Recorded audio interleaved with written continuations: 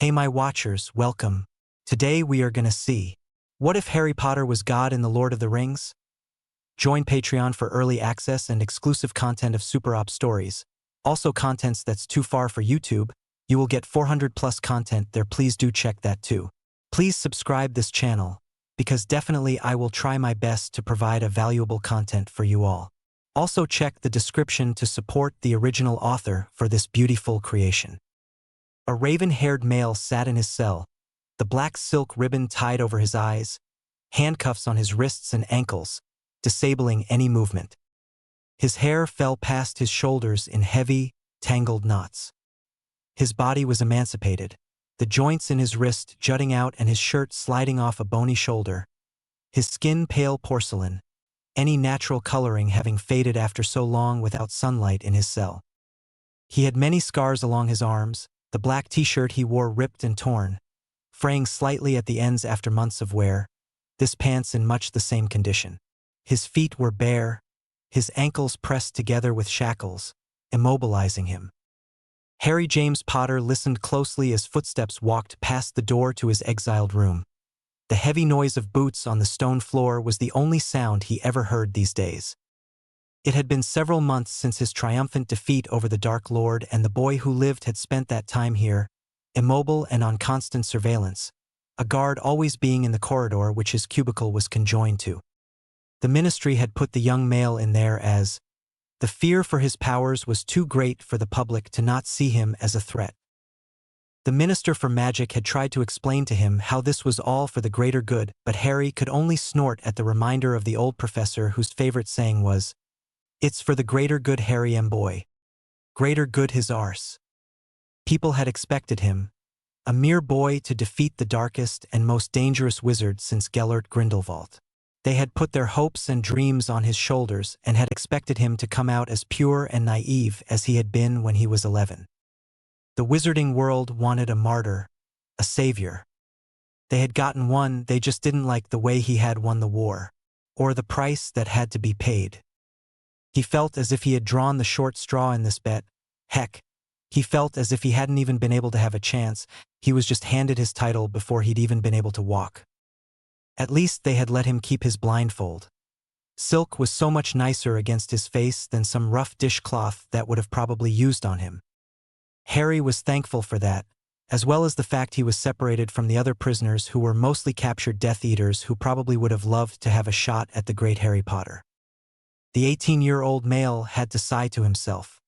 He had spent his birthday in his cell, and he was beginning to wonder if he'd still be here to see the next one come to pass, and the next one after that, and so on and so forth.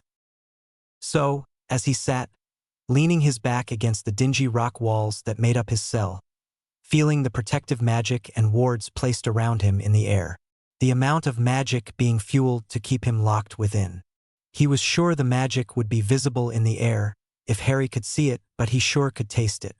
It licked against his skin and his cheeks, leaving behind a burning lash of aftershock. Yes, the magic was certainly fueled by anger and resentment. All of a sudden, the sickening feeling of falling came over him, his equilibrium tipping as he felt the bed beneath him disappear, wind whipping at his hair, blowing it away. As he fell, the echo of a voice rang out through the air. Ashnaz Derbachaluk, Ashnaz Jimbadal, Ashnaz Thrkachaluk, Ak Burzamishi Krimpidal. Suddenly his body connected with a hard round surface as he gasped out in pain, rolling off whatever it was to land in a heap on the ground. Harry could sense many people around him, the silence which reigned stilling everything as the raven-haired male had to sit up, sniffing the air as he did. He was glad his blindfold was still perfectly in place. He could smell various things. Clean fabrics which smelt as if they had been washed, metal, the aroma of flowers and trees and other scents he had never even smelt before. One thing for sure is that he couldn't sense the magic which had contained him to his cell as he destroyed the metal containing him with one thought, the silver fading away to nothing. Rubbing his wrists which were finally free, Harry stood up slowly, a little shaky after so long having been seated as he said, "Who are you and where the bloody heck am I?" Rewrite as of July 2022. Thank you everyone for reading, reviewing, liking and following this story. As stated previously, this story is based on the films, and as such, there will be dialogue taken from it as part of this story. I do not own and only take creative license to use the characters from Harry Potter and The Lord of the Rings. They are owned by their authors J.K. Rowling and J.R.R. Tolkien respectively. I hope you enjoy. Frodo sat in the circle of the various races of Middle-earth, from dwarves to elves, to the race of men and to the Astari Gandalf who sat in his pale grey robes. Lord Elrond sat upon an ornate-looking chair which was slightly raised on a platform, making the regal elf draw everyone's attention as he stood from his perch. Strangers from distant lands, friends of old, you have been summoned here to answer the threat of Mordor. Middle-earth stands upon the brink of destruction. None can escape it. You will unite or you will fall. Each race is bound to this fate, this one doom, Elrond stated, the standing elf sweeping his gaze over the council surrounding him. Bring forth the ring, Frodo, Elrond said, looking at the hobbit who was seated. Frodo had to gulp as he was called to bring the ring, placing it on the stone plinth within the center of the group. The gold, unassuming band drew everyone's attention. The golden ring seemed innocent, yet everyone there at the meeting knew the dangers which lurked within it, the power which was calling to them all. It was almost as if a dark shadow had fallen over the group, even with the sunshine above them. Dark magic. Frodo sat back down warily, his eyes looking around the circle at the various faces of those who had been called to Rivendell. One man across the circle, a man from Gondor whom was clothed in the traditional cloak of the White Castle Knights, his auburn hair falling in waves around his face. He seemed to whisper to himself, making Gandalf turn to him with crinkled, wise eyes, staring that Gondorian man down. In a dream I saw the eastern sky grow, the male said, standing from his seat. In the west a pale light lingered. A voice was crying, "Your doom is near at hand," the male said, drawing closer to the ring with each step he took. Isildur's bane is found. Isildur's bane. The man's hand reached out as if to grasp the ring, his eyes fastened on the golden band. Boromir. Gandalf stood, his staff raised as the world began to dark as he chanted, Ash-Nazg Durbachaluk, Ash-Nazg Jimbadal, Ash-Nazg Thurkachaluk, Ak Burzamishi Crimpidal. Boromir jumped back, backing down to his seat as all the elves seemed pained by the speech which poured from the wizard's lips, the black speech chilling them all to the bone. As Gandalf finished speaking, the world began to brighten up again as the Gondorian male sat back down, horrified by the voices which were whispering to him even after the whole fiasco was done. Never before has Elrond was cut short as a body suddenly dropped out of the sky, right on top of the stone table which held the ring, a groan echoing out into the stunned silence. Whatever seemed to have fallen out from seemingly nowhere was human, if his ears were anything to go by. He was in manacles and chains, blindfolded. Elrond felt a wave of familiarity wash over him as he was gifted with a vision from the Vala.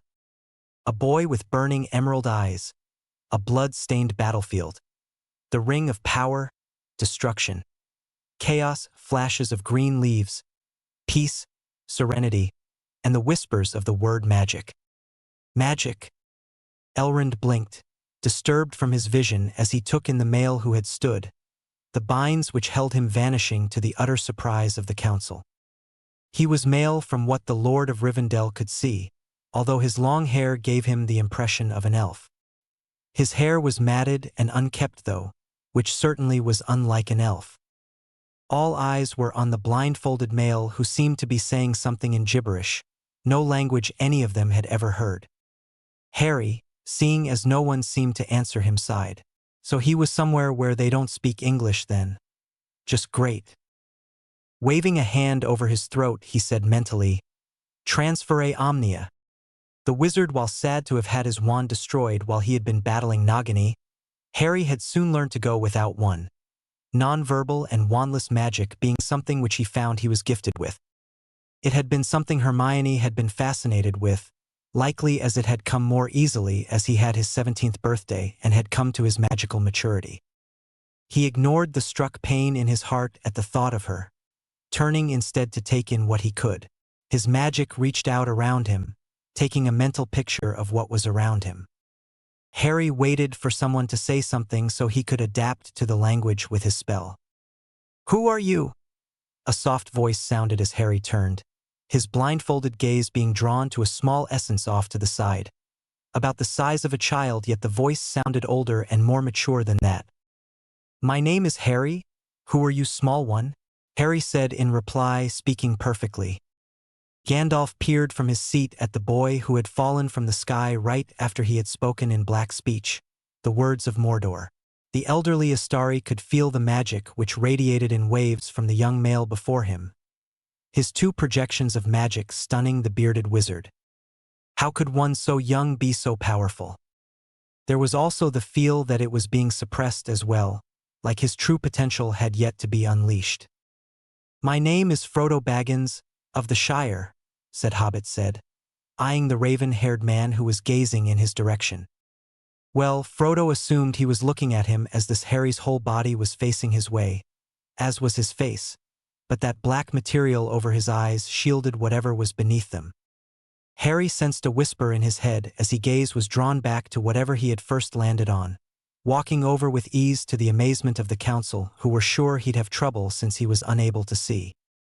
He placed his hand over the top of the ring, hovering over it as people all about him sprung up in defense, stepping forward, but a raised hand from Elrond made them all pause. Harry could sense the darkness beneath his hand, the pure rage and hate it emitted making his arm hair stand on end. "What is this object?" he asked, not daring to touch it. He may be a headstrong fool, but he was not stupid enough to mess with dark magic. He had been there and done that. "A ring," Elrond said, curious as to what this Harry was doing. Harry retracted his hand, rubbing it against his shirt in an attempt to remove the sickening feeling which had crept over his skin. "It is altogether evil." Boromir stood in awe of this man. He quickly shook himself from his stricken state, stating, "Aye, it is a gift from the skies to help us defeat the enemies of Mordor. This man fell from the sky after the tongue of the black speech was spoken. The odds are in our favor. They have sent us aid." Boromir walked around the stone as he spoke, carefully avoiding the raven-haired male. Despite his awe, his fear was great. "Long has my father, the steward of Gondor, kept the forces of Mordor at bay. By the blood of our people are your lands kept safe. Give Gondor the weapon of the enemy, and let us use this man against him." "You cannot wield it?" a new voice sounded, making Harry turn to the source. "None of us can. The ring answers to Sauron alone. It has no other master." A man, his voice deep, a presence which Harry felt conflicting auras from. One of security and sensibility, one who was older than they looked. The other side of that was one of danger, of a fighter, someone who would and could kill. Harry took a chance to sniff the air and could smell the scent of leather and metal and what also seemed to be the faint smell of spice, almost reminding him of fire whiskey. That was another memory he quickly slammed the door on. Long, drunken nights in the Gryffindor common room were a distant memory now. And what would a ranger know of this matter? Harry could hear the scorning tone in the other male's voice as he snorted to himself, drawing looks from both Gandalf and Frodo, both of whom kept their gazes on the new stranger. "This is no mere ranger. This is Aragorn, son of Arathorn." A melodic voice sounded, Harry's eyes flicking over to where he could sense him. "You owe him your allegiance." This other voice that spoke in defense of this newly known Aragorn was soft, peaceful, yet held the power which was buried inside, ingrained within him. Harry could sense the quiet which came with this man. His aura was surprisingly green and silver. Everyone seemed to be gazing at Aragorn, who did not back down, merely standing there before them all. This is Isildur's heir?" Boromir said in disbelief. Harry could just imagine the sneer which was probably on the man's face, but never having seen his features had Harry imagining what this Boromir fellow looked like, and the results were entertaining. Chuckling to himself, he was lost to the fact that the entire council had stopped when he had laughed, all thinking he was some maniac for starting to laugh in such a serious conversation. Legolas stared at the male, wonder and curiosity burning in his eyes. This man. Something was special about him, although he could not put his finger on what. Elrond glanced over at the blonde elf from Mirkwood, seeing him staring at their new arrival. If only you knew, my child, what Harry Potter will do to change this world. He must to himself, a smile on his face. There was hope. And the heir to the throne of Gondor, Gandalf added, just for the pure fact that it was the truth. Harry identified this voice to a tall man, his presence of wisdom and knowledge reminding him of a man he had once known. Gondor has no king, Boromir spat angrily. Gondor needs no king. Legolas seemed to open his mouth to say something, but Aragorn quickly stepped in, saying in Elvish, "Have-o dad, Legolas." Elrond sighed to himself. The humans were so petty sometimes he wondered how he had ever fought alongside them so long ago. Speaking up again, Elrond addressed the council, saying, "You only have one choice. The ring must be destroyed." "Then what are we waiting for?" Another voice sounded. This one was like gravel, grumbling and gruff. Whoever spoke was short but sturdy, pride emitting from him like a beacon. The sound of something smashing to bits had Harry's reflexes kick in as he did a small sidestep from the stone table which he was still standing next to, avoiding the flying debris. "Next time, give a bloke fair warning when you send bits of metal everywhere, would you?" Harry said with a small growl, annoyed that he was nearly hit with a chunk of metal from what he had smelt when it had flown past his ear. Legolas chuckled at the raven's words, satisfied with the grumbling which came from the dwarf at being addressed so rudely. "The ring cannot be destroyed, Gimli, son of Gloin, by any craft that we here possess," Elrond said, his eyes on Harry, impressed by his fast reaction time. He was slight and of a wiry frame, but he was fast, even without his sight. "The ring was made in the fires of Mount Doom. Only there can it be unmade. It must be taken deep into Mordor and cast back into the fiery chasm from whence it came." Elrond looked about the group, pausing for effect as he said, "One of you must take this journey." The silence which reigned seemed suffocating. "One does not simply walk into Mordor. Its black gates are guarded by more than just orcs. There is evil there that does not sleep, and the great eye is ever watchful. 'Tis a barren wasteland, riddled with fire and ash and dust. The very air you breathe is a poisonous fume. Not with 10,000 men could you do this," Boromir said defiantly. "It is folly." Harry just listened about this Mordor and this eye. He shivered. The same feeling as the ring washed over him as underneath his blindfold on the inside of his eyelids an orange, flaming eye flashed brightly. Harry winced almost unnoticeably. A small shudder ran through him as he shook himself from the feeling. There was definitely something wrong with that ring that they all spoke about, and Harry had to doubt that many knew just how evil and tainted it seemed to be. The melodic voice of Legolas sounded out, "Have you heard nothing Lord Elrond has said? The ring must be destroyed." All of a sudden everyone was up and arguing, much to the annoyance of Harry, who had to listen to understand what was happening. "Did everyone forget I'm here?" Harry mused to himself. Seeing that everyone was distracted, he began to slowly back away. He had a pretty good chance at getting away from here if he could at least leave behind this large group. He wasn't that good at operating, having not had a lot of practice since being locked up, but he was sure he could at least try. Trying to gather up the magic around him, he tried to focus his mind on somewhere familiar and turned on his heel. Harry still stood where he was, unmoved except turned around and facing the group of people arguing again. So that was an epic fail. It seems I won't be able to leave via apparition, Harry thought to himself, instead still slowly backing away from the group. He could feel eyes on him, but no one was moving to stop him. Gandalf had felt the stranger named Harry try to gather his magic around himself and had braced for an attack of some kind, but the magic dissipated as quickly as it had formed. Whatever he had tried hadn't worked. Gandalf still kept a tight grip on his staff though and exchanged a look with Elrond. They weren't going to let him escape just yet, especially with suspicions around his arrival still unsolved.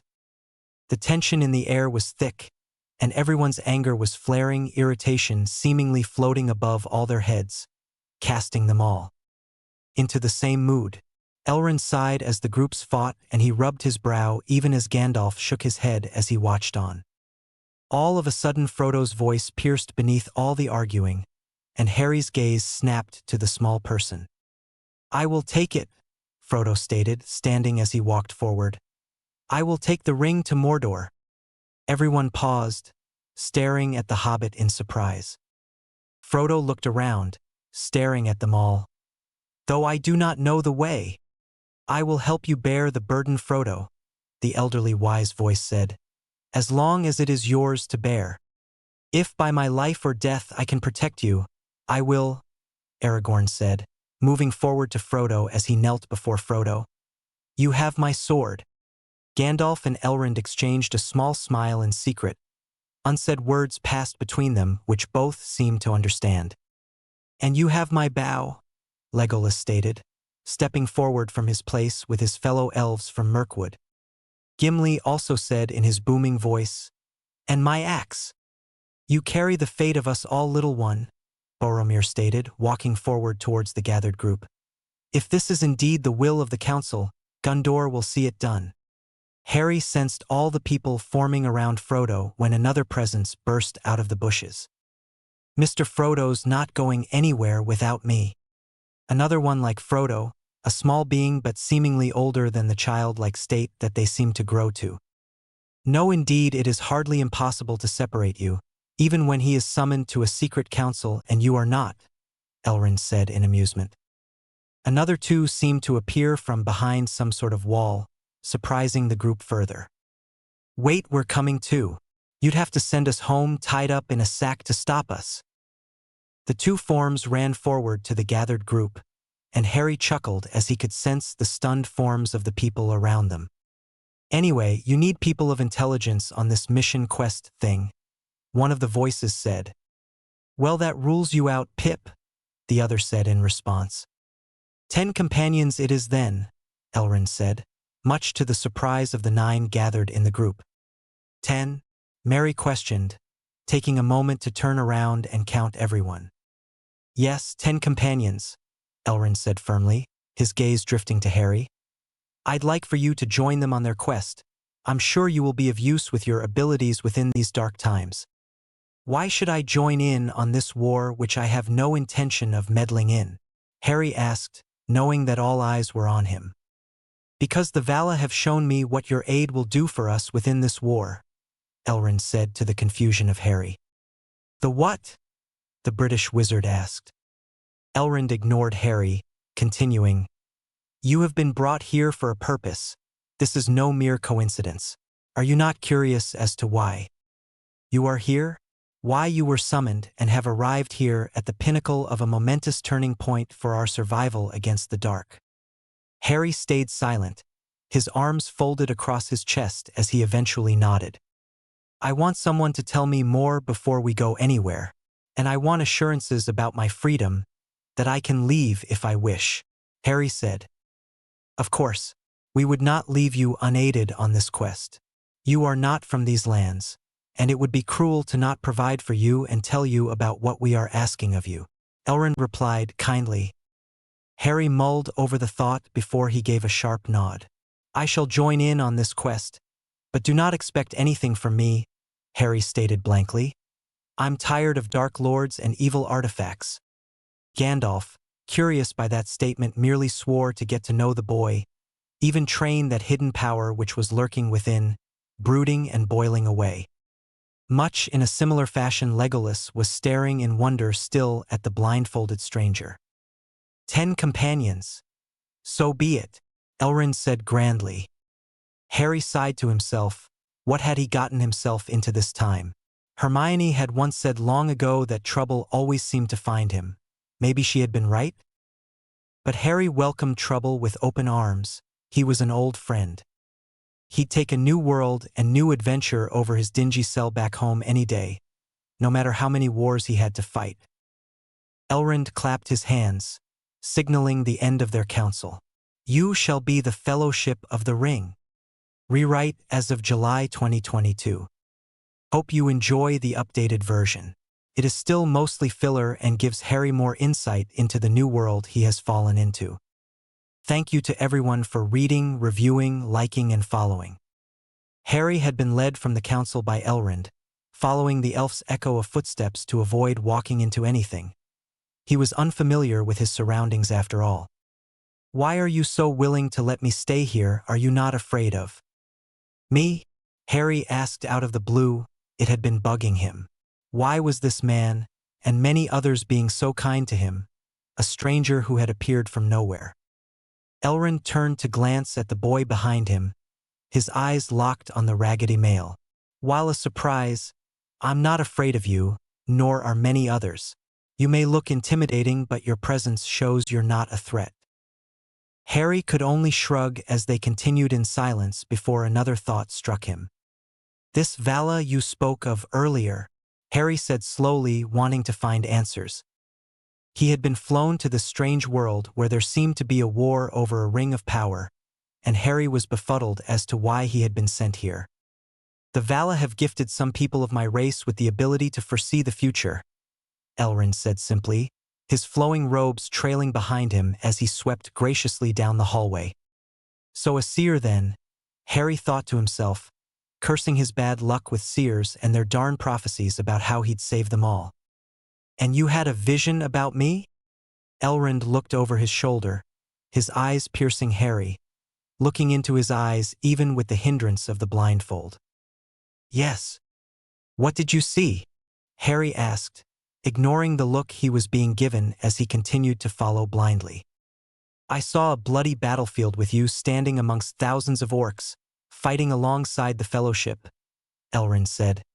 Your presence will save many. So I have to fight? Harry asked, sidestepping a tree which had grown inside the building, the elven structure having been based about the scattered trees which dotted the landscape. It is your choice, but I will tell you this, the elven male stated.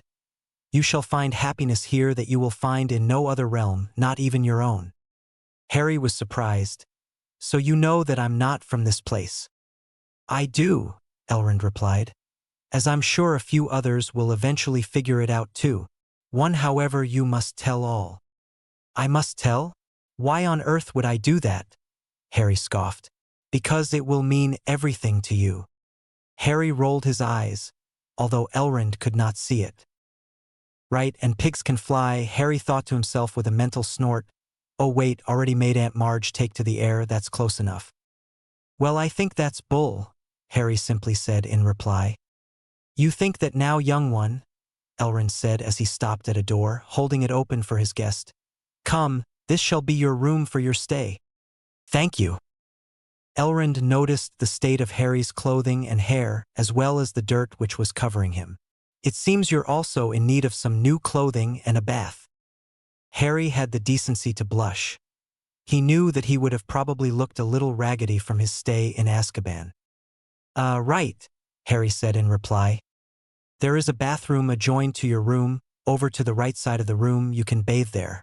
I will send someone here to take you to get some clothing, Elrond said as he turned to leave the room. I hope your stay in Rivendell will be pleasant. Thank you, Harry replied as he felt the man leave the room, the click of the door behind him to let the wizard know he was alone. Slowly, he turned around the room, taking in all the various objects which he could sense so he could create a sort of mental picture to guide him. Harry began to make his way across the large room, walking around the large bed which was in his way. Running his hand along the wall of the room, he finally reached wood, assuming it was the bathroom door. Feeling for the knob, he turned it, pushing it inwards as he began the same process. Once he found the bath, he proceeded to turn on the taps, keeping a hand under the flow of water as he adjusted it to the right temperature. Beginning to strip down, he took off everything except his blindfold. Turning off the taps once he felt the water was deep enough, he stepped in, sinking in till he was seated in the bath, letting out a sigh of content as the warm water washed over him. How long had it been since he had a proper bath? Since his days at Hogwarts, most likely, maybe even that time during the Tri-Wizard tournament?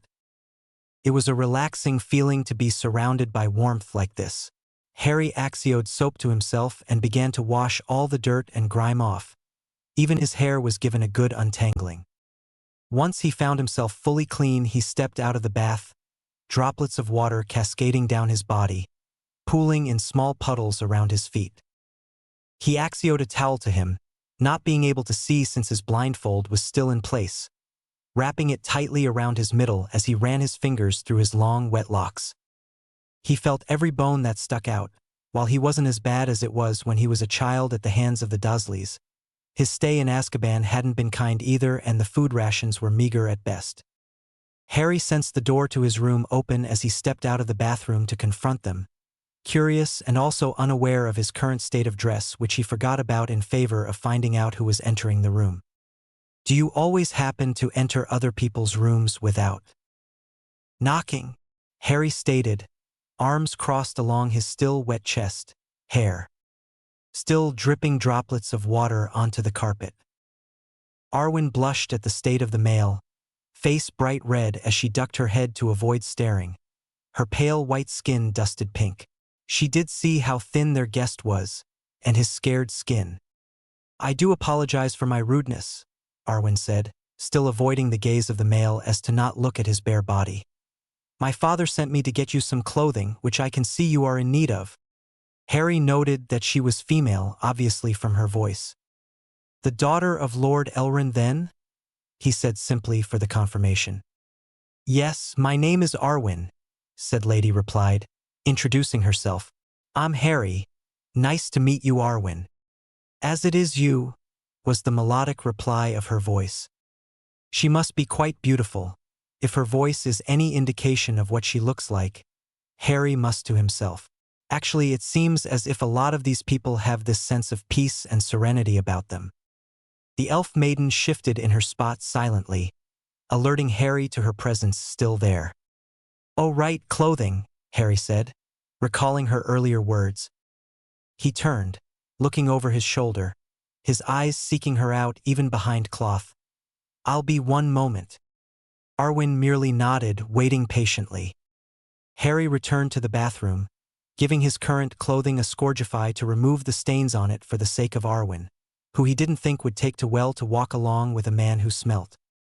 Exiting, Harry was still barefoot as he walked back to Arwen. Lead the way, fair lady, Harry said with a small bow in her direction. The elven female walked through the doors, back down the corridor with Harry trailing behind her. I have heard from Father that Mithrandir is curious about your powers, Arwen said softly, striking up conversation to fill the silence which hung between them as they walked. Harry kept quiet, having no idea who this Mithrandir is. They say you are one of the Astari, she continued, her eyes glancing over her shoulder to him before they turned back to looking where she was going. So they say, Harry commented nonchalantly. You are young. Even amongst the fellowship you are the youngest, Arwen stated. What? Those little people are really that old? Harry asked. Hobbits are small creatures, but their age is deceiving from their stature, Arwen stated. Peaceful and relaxed is the life of a hobbit, or so Mithrandir told me anyway from his stories. Harry merely nodded, not knowing what else to say. This world was strange and new, with all sorts of magical creatures which he had never heard of, or was totally unheard of, were beginning to intrigue Harry, who had always been the curious type. Arwen led Harry into a large room, holding open the door for him to step through. Smiling, he did so, smelling the fabrics within the room easily. The smells of satin was familiar after all. Lord Elrond asked of me to bring you our guest. He is in some need of clothing for his stay as well as his journey, Arwen said to the elven tailor, speaking in soft Elvish. Understood, milady, the woman said in soft reply as well. I'm Harry, nice to meet you, Male said in Elvish, the earlier spell he had cast automatically making him adjust to his surrounding language, which just happened to be Elvish. Both women in the room were surprised by this, evident on their faces, although Harry couldn't see, he could tell by the terse silence which filled the room. Arwen shook herself from her surprise, clearing her throat as she asked in Westron again. "So you can speak Elvish, more Dúlan. Black bird." "Really?" Harry must to himself, the words she spoke being translated in his head to make sense. "It's a, spell which I used on myself which lets me speak any language I hear," Harry replied, still turning his head to take in his surrounds. He had heard the language earlier today too, when Aragorn had spoken it too, but it had only been those few words. Arwen just cocked a brow at that. It was certainly like no magic she had heard that an Astari could use. From what she had heard from Estelle and her father who had been present at the meeting was that Harry had fallen from the sky, seemingly from nowhere. "Well, Harry, I leave you here with Hanan. She will see that you are dressed and have clothing for your travels," Arwen said, smiling to the said male who smiled back. "Thank you, Arwen, for your time," Harry said with a small bow. "I will come back in an hour or so, you should be done by then." Arwen then left, her long dress trailing out behind her as she left the raven-haired male to get his clothing made. "Well, I guess I'm in you care then, Hanan," Harry said politely, smiling. It was then that he had been measured with a tape, from his shoulder to his fingertips and his feet to his chest and his collar to his waist. It was all written out from the scratching on parchment that he could hear. In no time at all Harry was clothed in perfectly fit robe made of a pale silver material which felt like nothing he had ever felt before, much softer than satin. It seemed to have a split up the sides, letting it flow easily as he was handed a pair of black leggings to wear beneath that, and a pair of what seemed to be black leather boots. He had also been given a tunic which he had been told was dyed black, with a pair of light brown leather pants which seemed a little big when he had tried them on. Hanan had also made him another tunic shirt which was a button-up white shirt made of a sturdy material, although it was soothing to the touch and not coarse or rough. Overall, Hanan had clapped in delight at his new appearance, having insisted on doing his hair as well, much to his disapproval, but he really couldn't resist considering he was the one who was being treated to all this, having no form of money to pay them for it at all. So there he was now, dressed in silver with black boots, the material falling to the floor as the side split of the robe which started at the waist exposed the black of his leggings. His hair was done in a braid, falling down his back, and the ribbon was secure around his face. Hanan did not question his blindfold. No one had so far, and he was surprised yet thankful for this. He'd rather people not know about why he kept his blindfold. The last time people had found out, they had locked him away in a jail cell to rot for the rest of eternity. As promised, Arwen had returned just in time, as Hanan had been trying to convince Harry to put flowers into his braid, and he had been adamantly refusing. "Ah, Harry, I see you have finished?" Arwen asked, noting with a smile of his clothing. "You did well, Hanan." "Thank you, milady," Hanan said with a curtsy of her own flowing gown, her head bowed. "Come now, Harry.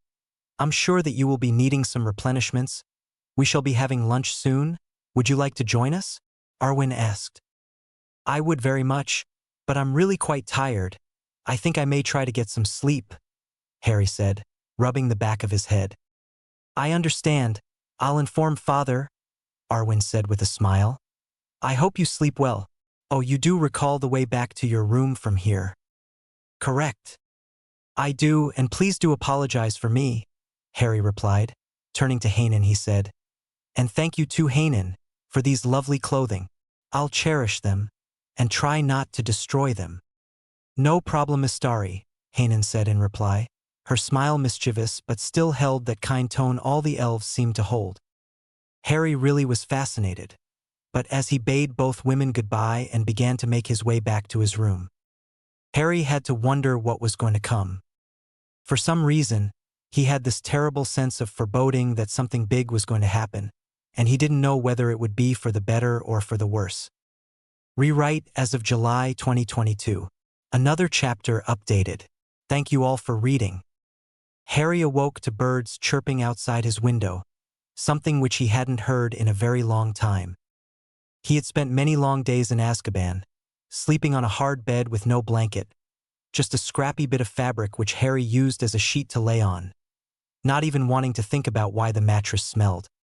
With a yawn, Harry sat up, the silk sheets pooling around his chest as he stretched his arms above his head, his hair falling down his back like a dark waterfall. He was quite tired. After his nap yesterday, Elrond had sought him out and had given him a rundown on Middle-earth and the history of the Rings of Power. He had even been kind enough to let Harry's hand hover over the ring the elven ancient had carried himself. Harry had been able to ask his questions about the various races and what exactly this Sauron fellow was all about. It had been a summary, he was sure, but it gave him some better insight into what exactly this whole fellowship and journey was to be about. Harry had gone to sleep again straight after his talk, tired from an absolutely long day and seemingly having traveled to a whole new world. He made sure his blindfold was still in place, a small reassurance despite the fact he had made sure to tie it properly with a sticky charm before he had fallen asleep. Flipping over the covers, the male swung his legs over the side of the bed, placing his feet on the floor as he stood carefully, his shirtless body being warmed by the sunlight which streamed in through the large open bay window. As he padded over to the window, the way being lit by warmth on his torso, Harry ended up facing the morning sun, his eyes shielded but his body heated by the blinding light. He sensed someone watching him from below, a place which he could only assume was a garden as the smell of flowers drifted up to the window. "Why, good morning, Legolas? Or I take it that is your name. Do you make a habit of peeping on those around you?" Harry said, recalling the presence and name from the day before. Said elf was startled that the young male had been able to sense him, what with his blindfold shielding his vision. "Forgive me for my rudeness, I did not mean to pry," Legolas said, lowering his gaze from the window above, embarrassed to have been caught staring. Legolas had just been relaxing within the garden, the familiarity of nature a warm welcome, a reminder of his own home up north. He had felt the pull for green leaves and serenity, and his feet had led him to this garden. He had been bending down to smell a bunch of purple lilac which had sprouted from the garden bed, his nimble fingers petting the petals as the aroma of the flower immersed him in their sweet scents. "What are you doing down there anyway? Oh wait, let me guess, you're just keeping an eye on the flowers?" Harry asked, sarcastically, leaning his arm against the windowsill. "I was actually," Legolas replied, leaning against the large oak tree nearby as he spoke with the mysterious male who had fallen from the sky yesterday. It had been a curious event to have occurred in the meeting, and all of the patrons staying within Rivendell, elves, dwarves and humans alike questioning the arrival of the suspicious blindfolded male. Gandalf had assured them, along with Elrond, that the male meant them no harm, and Legolas trusted the wise men's words, both of whom the Sylvan elf knew he could believe. Harry just shook his head. "Well, whatever eases that guilty conscience of yours." The blindfolded male turned, walking back into his room without as much as a second glance back to the male below. The blonde-haired elf continued to stare up at the windowsill where the half-naked human male had just been standing, and he couldn't ignore that feeling in his chest. What was that? Legolas stood there for a few more moments, taking in the sights of the garden before he gracefully turned on his heel to head to the dining hall for breakfast. Harry took his time changing, pulling on one of the tunics which he had been made the day before, feeling the smooth material against his skin.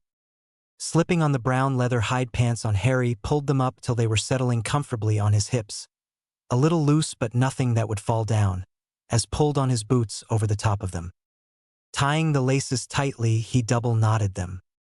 Gathering his long hair into a high ponytail, Harry tied it up with ribbon he'd been given by Hanan to keep it out of his face. Checking his blindfold once again out of paranoia, Harry turned to the door as he heard footsteps approach. "Come in," Harry said before the person could even knock.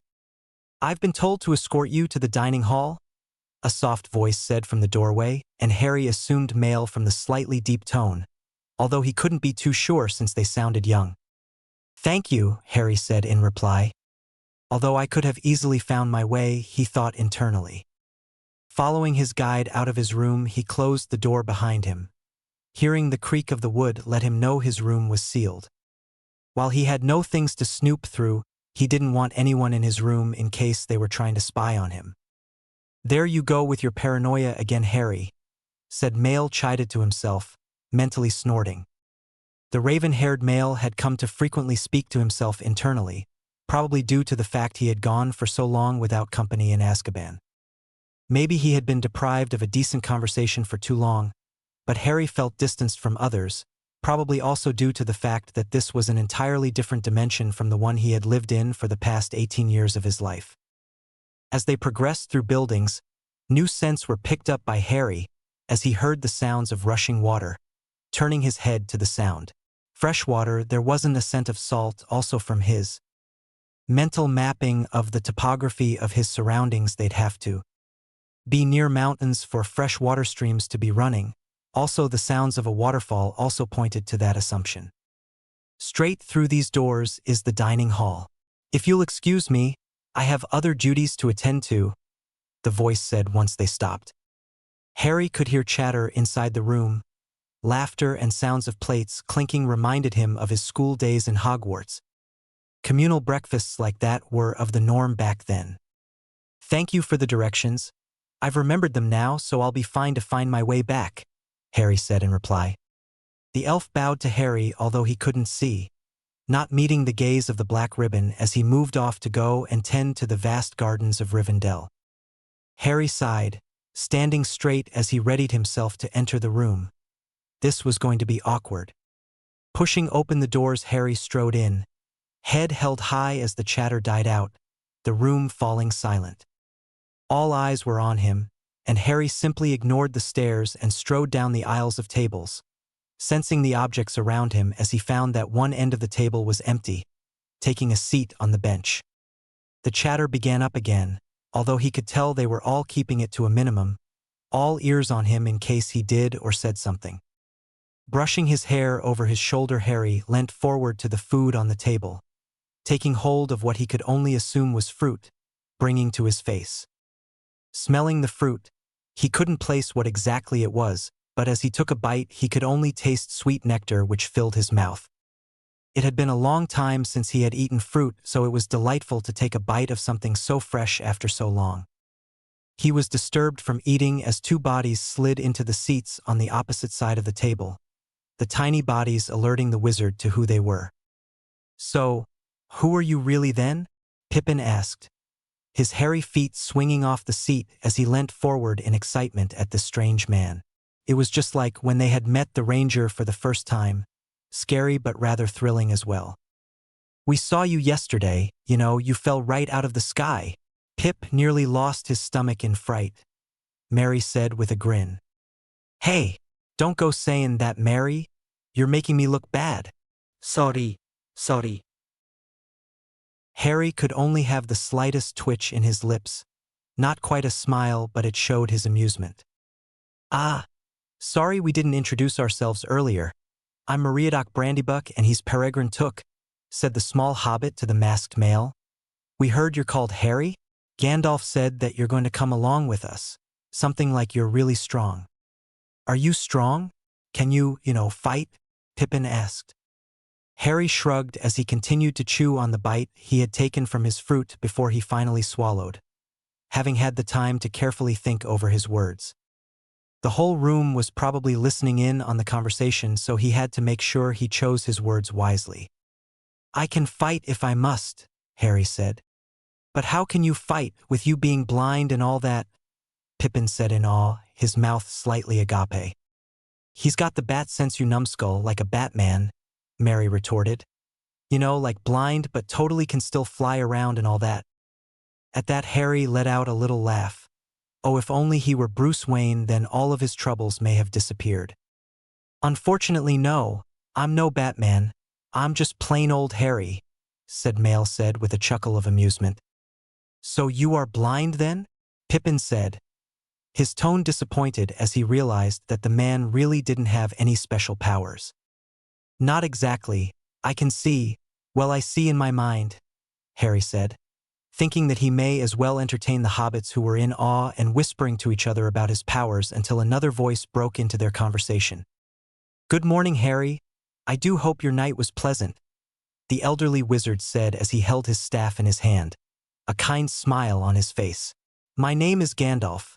It is my absolute pleasure to meet another of my kind, especially one so young." Harry raised a brow in confusion. "One of your kind, sir?" "Please call me Gandalf," said Man replied with a chuckle. "And you are magical, are you not? I can sense it within you, that essence." "Magic is a large part of me," Harry replied curtly. He wasn't entirely sure what this man wanted, but he could only assume it was for the benefit of this fellowship. Gandalf could only smile. "Yes, I can sense as much. Magic is as much as part of our beings, and those gifted, the Astari, are able to use it, although I am curious as to how you can perform magic without the use of a staff." Harry recalled what people had called him yesterday, and he finally knew what it meant. Astari, wizard. "I once had to use a staff, but I've learned to control magic without having to use one," Harry replied. "I see, quite astounding." Gandalf trailed off, lost in thought. "Are you all right, Gandalf?" Pippin asked as he looked up at the wizard who stood behind him. "Oh, perfectly fine. I just remembered why I first came over," Gandalf said with a smile. "We're planning to leave soon. You might wish to gather your belongings." "Okay," came a twin chorus as the two hobbits scurried off, leaving Harry and Gandalf alone. "Well, I'll leave you to eat in peace. We'll be meeting in the courtyard in half an hour," Gandalf said politely before he too took his leave, leaving Harry to continue to eat. Once he had eaten his fill, the young British male stood, exiting the room without much fuss from others thankfully. No one else in the hall seemed to have the courage to speak to him, something which Harry was thankful for as he was able to go back to his room in peace. Packing his belongings into a bag which he had transfigured from the old clothing he had worn in Azkaban, the backpack filled now with his newly made clothing. Checking that his blindfold was still in place for the purpose of safety of the others he was going to travel with. Harry knew that he'd be questioned by others for sure. There was not much that was happening when you traveled, so the topic was for sure to pop up at some point. Hopefully he could have a few of his questions answered too. Leaving his room, the bed made impeccably and the whole area in pristine condition, he left for the courtyard, following the sounds of voices. Once he ended up there, surrounded with the other 9 men, elves, dwarves, hobbits, and wizard, Harry knew that there was going to be an adventure ahead. Leaving this haven of Rivendell seemed like such a waste, especially considering that he only just arrived yesterday. As they all gathered around, Elrond stood before them all, his eyes moving around the group, and he was glad to see that Harry was indeed there amongst the people before him.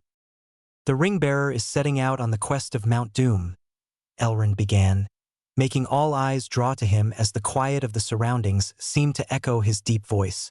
"No oath nor bond is laid to go further than you will." Pausing, he looked around the group once more, the elder elf silently praying for their safe journey. "Farewell. Hold to your purpose, and may the blessings of the elves, and men, and all free folk go with you." Lifting his arm in dismissal, Elrond watched as the group moved out, noticing clearly that Harry was sticking close to the front, especially away from the blonde elf at the back of the group. Silently chuckling at the irony of it all, he watched them leave with his heart full of prayers for the hobbit who held their future in his hands. Rewrite uploaded as of July 2022. Hope you all enjoy. "We've been walking for hours, aren't we nearly there?" Came a whine from the small hobbit known as Peregrine Took as he struggled to climb a large boulder which stood in his way. "I'm afraid there is still much ground to cover," Gandalf said as he stood at the head of the group, surveying the scenery about them. Offering his aid, Aragorn helped the hobbit over the rock, to which Pippin smiled in reply. "Thanks." The dark-haired male merely nodded and began to help the rest of the hobbits who were struggling with the rock, glancing to the back of the line to the blindfolded male who was accompanying the group. This hairy fellow was strange. He stayed quiet and stuck to himself. Aragorn knew he was an anomaly since he himself had seen him fall from the sky with his very own eyes. There was something familiar about him, like the way his face looked. Maybe Aragorn had met someone like him once in his travels. Gandalf seemed to trust him, so it gave the group some reassurance. although there was still much to be known about him. Aragorn could only place his faith in Mithrandir and hope for the best. After having left Rivendell, the Fellowship had begun to move through Hollin. The rugged terrain that the Fellowship was facing was taking its toll, with 4 of the group's legs being shorter than your average human. It took them twice as long to scale the hills which surrounded them. "We should rest up here," Gandalf instructed, a smile of amusement crinkling his aged face at the sounds of relief from the young hobbits. "Finally get some rest. My feet are killing me," Merry said dramatically, plopping himself down onto the nearest rock he could find, using his small hands to massage his hairy foot. "Now that's gross," Sam said as he looked on in disgust, earning him a pulled face from the other hobbit. Harry had no trouble keeping his pace up with the group, and being at the back meant that he had full view of all of the members. This was beneficial because there was only so much Harry's senses could take in, so knowing that everyone was before him, he only needed to focus in on their positions in his magically enforced field of vision. As everyone set about to organizing some food for the group, the young wizard moved away from the hustle and bustle of the Fellowship, hearing the clanging of swords as a few of them mock fought. They know nothing of real war. Teaching them fancy sword tricks will do nothing to save their arses if they're confronted with an enemy far more powerful than they are, Harry thought to himself with a bitter shake of his head. Why, even he had gone through the exact same thing. Being taught magic spells and fancy dueling. None of that had ever mattered, and looking back, Harry didn't see any point in it at all. All he needed was his instinct. His magic would always do the rest. Hearing the shuffle of footsteps approaching and the sweep of material against the loose rocks littering the ground, Harry knew that the elderly wizard was approaching. "Gandalf," Harry said as per instructed by the male, to call him by his name. "Good day, Harry. Enjoying the scenery?" Setastari asked, smiling happily as he too gazed out at the mountainous region laid out before them. Snorting, Harry rolled his eyes beneath the blindfold which obscured his vision. Yes, as well as any vision-impaired person surveys his surroundings. The shifting of someone over to his left had Harry turn his head in the direction, catching the familiar smell of a blonde-haired elf which had Harry's face contorting in dislike. He really couldn't stand Legolas, especially since Harry was more than aware of the constant glances which held for just a little too long. Heck, they felt like fire burning holes through him with the intensity that the elf was staring. "Where to next?" Harry asked, diverting the conversation back to the situation at hand. "We must hold this course west of the Misty Mountains for 40 days. If our luck holds, the Gap of Rohan will still be open to us, and there, our road turns east to Mordor," the elderly wizard continued, resting against his wooden staff. Harry just nodded, having no idea where the heck this Misty Mountain or Rohan was, but the old wizard seemed to know his way, and Harry wasn't about to go and doubt him, for he'd surely get lost on his own. Hearing the merry laughter of the group behind him had Harry's thoughts drifting back to times when he too was just as carefree, free of burden and guilt. "Come on, Harry, Ron, hurry!" Hermione called out as she rushed down the grand staircase of Hogwarts, her black robes billowing around her knees as her bushy hair bopped up and down with each descending step. "Bloody heck, why'd we have to be friends with a bookworm?" Ron groaned next to him, making the first-year Harry look to his newly found friend with a grin on her face. "Well, she is dedicated to finding out about this Nicholas Flamel," Harry suggested, trying to keep the mood light. "That or her goal's to try and read the entire library before Christmas comes round," Ron replied, eyeing the girl ahead of them who was literally racing to the library. "I'll give you a galleon if she does," Harry joked, making Ron laugh as they shook hands. "You're on, mate." Harry shook himself from his thoughts. His childhood memories were few and happy moments, but it was these everyday recollections that seemed to give Harry the most happiness. It was the little things, the smaller moments that reminded him of who he truly was, yet all the while made him detest himself for what he had become, what he had been made.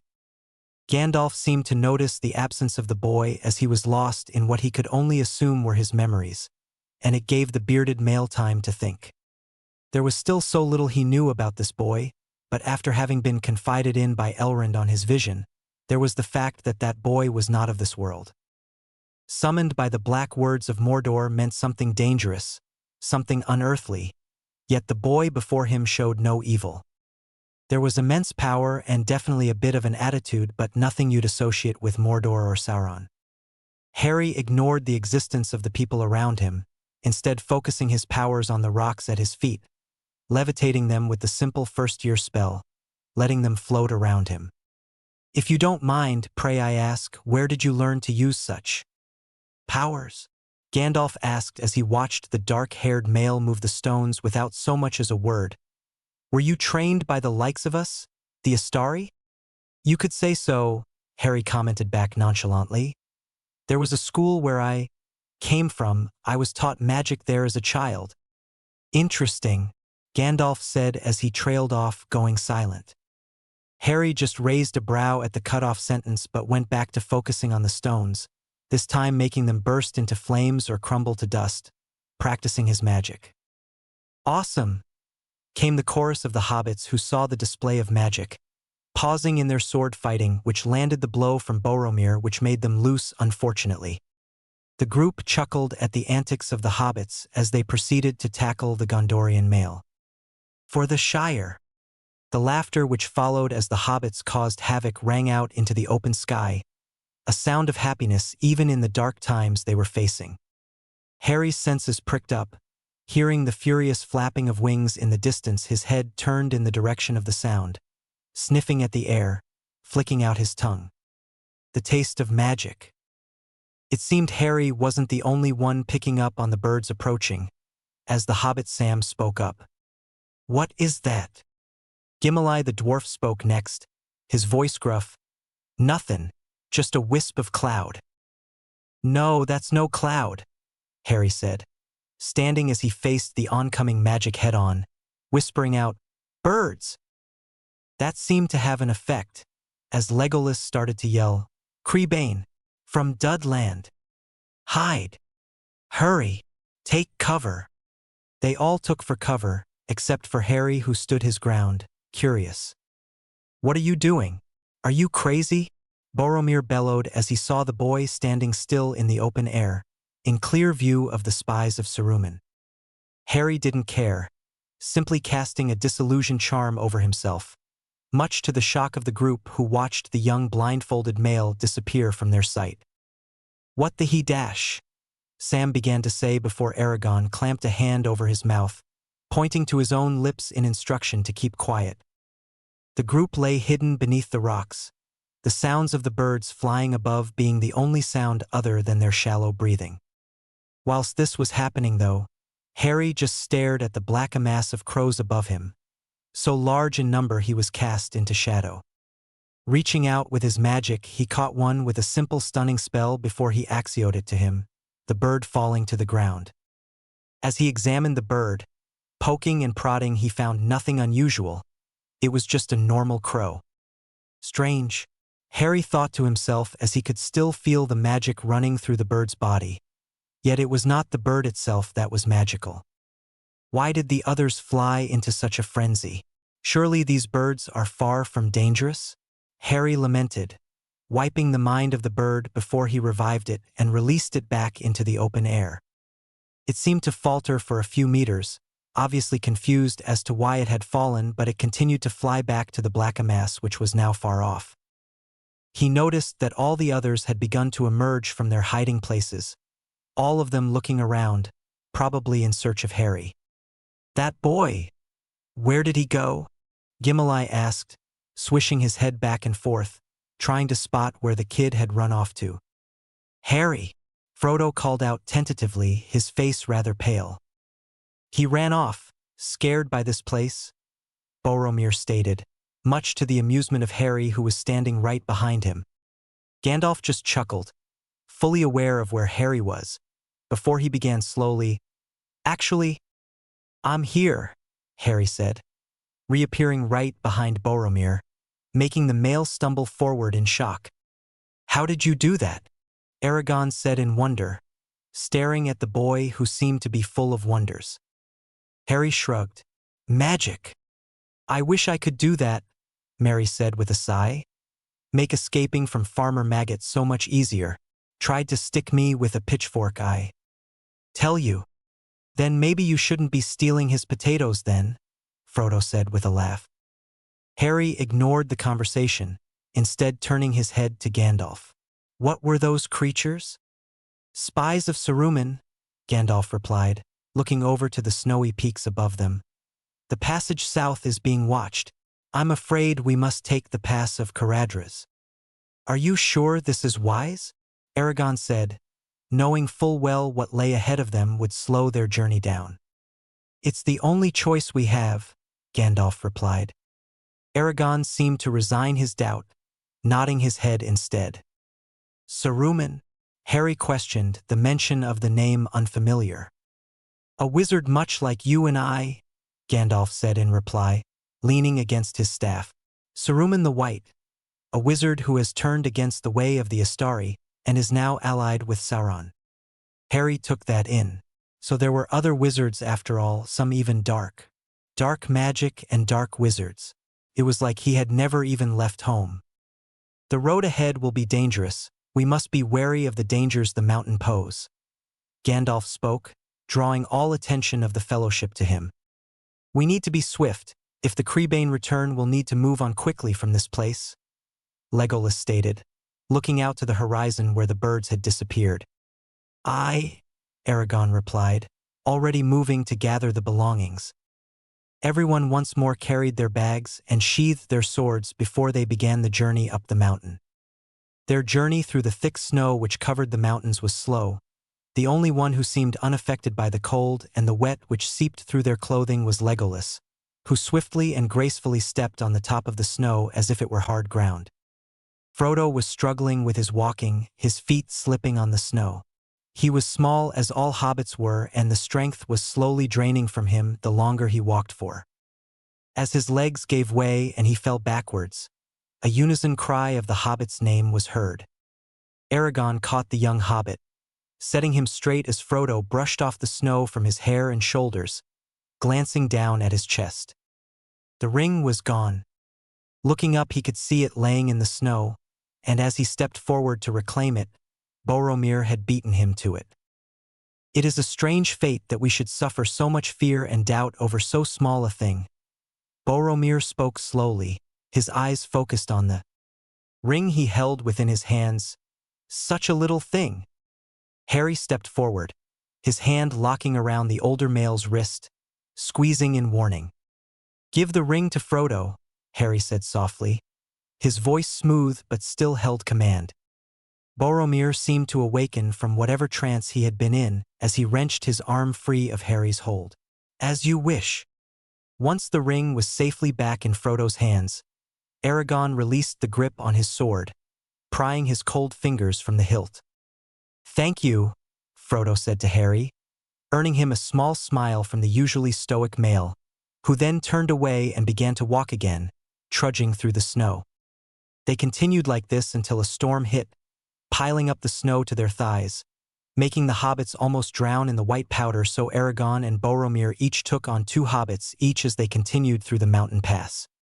There is a fell voice on the air, Legolas stated, shielding his face from the onslaught of snowflakes, the strong winds whipping his blonde locks awry. At the sound of Legolas's voice, Harry raised his head, hearing the faint echo of a deep voice before it was whisked away with the torrents of wind billowing against the mountains, threatening to throw them off. Even Harry was struggling with the weathers of this mountain pass. He could feel the blindfold against his eyes already freezing, his eyelashes beneath clumped with icicles. It's Saruman, Gandalf called, his hat still on his head, which was surprising to Harry, who would have thought it had blown away by now. Hearing loud crashes from above, the fellowship turned their gaze upwards, hearing the sounds of the mountain being broken. He's trying to bring down the mountain. Gandalf, we must turn back now, Aragorn hollered out over the whistling of the wind, barely even heard by the elderly wizard. No, Gandalf called out in alarm, a string of words booming from within the frosted beard of the magician, his mouth hidden beneath all the hair. The words washed over Harry, making his knees go weak at the sheer power as they seemed to influence the mountain. Feeling a hand lifting him up as he began to slouch, he looked up to see Frodo grasping for him from his position under Aragorn's arm. "We must get off the mountain," Boromir called. "Make for the Gap of Rohan and take the west road to my city." Aragorn shook his head, his hair splaying out in angry waves. "It takes us too close to Isengard. If we cannot pass over the mountain then let us pass under it," Gimli called out, struggling to remove the snow from around himself, the red-haired dwarf already sinking in the white which continued to pile up. Through the mines of Moria. It seemed Gandalf was in thought. Harry could sense the elderly male's attention being diverted to whatever was keeping him preoccupied. At the feeling of fear emitting from the hobbit who was still clutching his hand, Harry just gave Frodo a reassuring smile. "Everything will be okay. Just you wait and see." Gandalf seemed to leave whatever reverie he was in, as he said aloud to the group, "Let the ring-bearer decide." Harry was taken aback by that since it was obvious by the tone in his voice. Gandalf was hesitant about these mines. There was something about them which the elderly wizard off. "We cannot stay here, it'll be the death of us," Boromir yelled in desperation, wanting to be out of these cursed mountains as soon as possible. Frodo seemed to be at a loss, looking to his friends for guidance, but Sam couldn't say much in response, either because he was too cold or he just didn't know what to say. "This will be the death of the hobbits, Frodo," Gandalf asked calmly.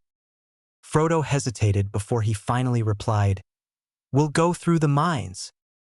Gandalf seemed to sigh, either in relief or desperation. Harry couldn't tell. So be it. It seemed their journey had taken yet another strange turn. Harry just hoped that whatever was making Gandalf on edge about this place wasn't going to be too dangerous. He wasn't sure the little hobbits could survive something too shocking or frightening.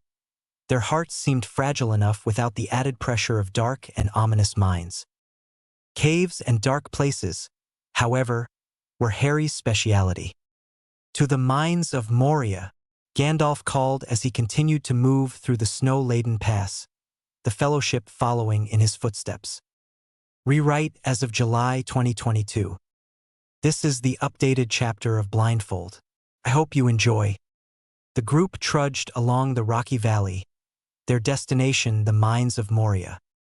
Harry had to wonder why Gandalf still seemed to be holding the air of uncertainty about him, although he hid it well from the rest of the group. The Fellowship was still scared though, the hobbits especially, as the dark looming walls shadowed them in the already dark night.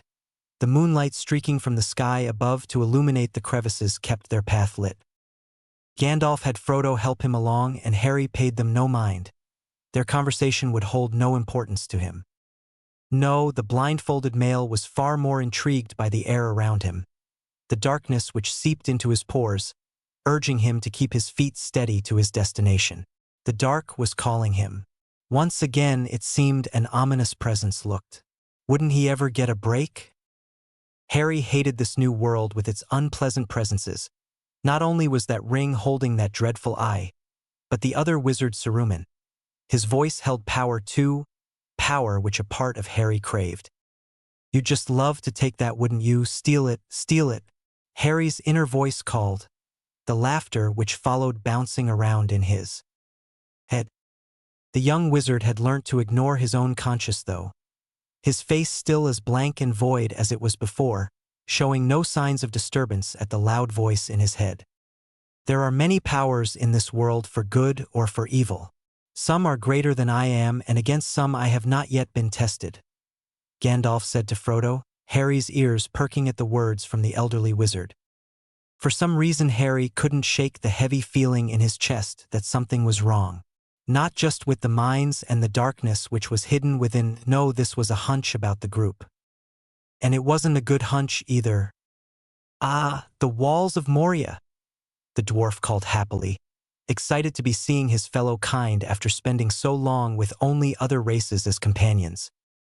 Merry and Pippin seemed to be utterly confused when they were faced with the blank cliff face which was before them. "Ain't nothing here," Merry exclaimed. "Yeah, You sure we're in the right place? Pippin added. Dwarf doors are invisible when closed, Gimli explained matter-of-factly, his axe tapping the wall of the mountain. Gandalf added quickly, Yes, Gimli, their own masters cannot find them, if their secrets are forgotten. Legolas snorted in derision. Why doesn't that surprise me? Gimli could only make noises of anger as Aragorn smiled in amusement at the back of the group. Harry didn't care much for this playful banter which always went on between the elf and the dwarf. It was like some ongoing rivalry. Reminded Harry of the relationship which was between the goblins and the wizards. They hated each other, but they still worked together despite it. Just so long as they didn't start bickering over gold, then he was fine. Frodo stumbled ahead of Harry, and the British wizard caught the hobbit by the back of his shirt, lifting him. A few stones rolled from the bank into the darkened lake. Harry had to pull back quickly to stop himself from reaching out to touch the chain around the hobbit's neck. His own body was craving the dark magic which it promised, the secrets it was willing to unveil. The sound of the ripples on the water from the dislodged pebbles sent deep unsettlement through Harry. It wasn't normal water. It was just like the Black Lake, the water so deep and dark you couldn't see the bottom at all. Harry, Ron, what are you doing down there? Come on, we've got to go to study. Hermione Granger called from the water's edge, her hands cupped around her mouth so it could reach the 2 fourth years swimming away from her. Lay off it, Mione, we got time to spare. Besides, we got one of the Hogwarts champions here, Ron said with a laugh, splashing water at his friend. Harry could only laugh awkwardly.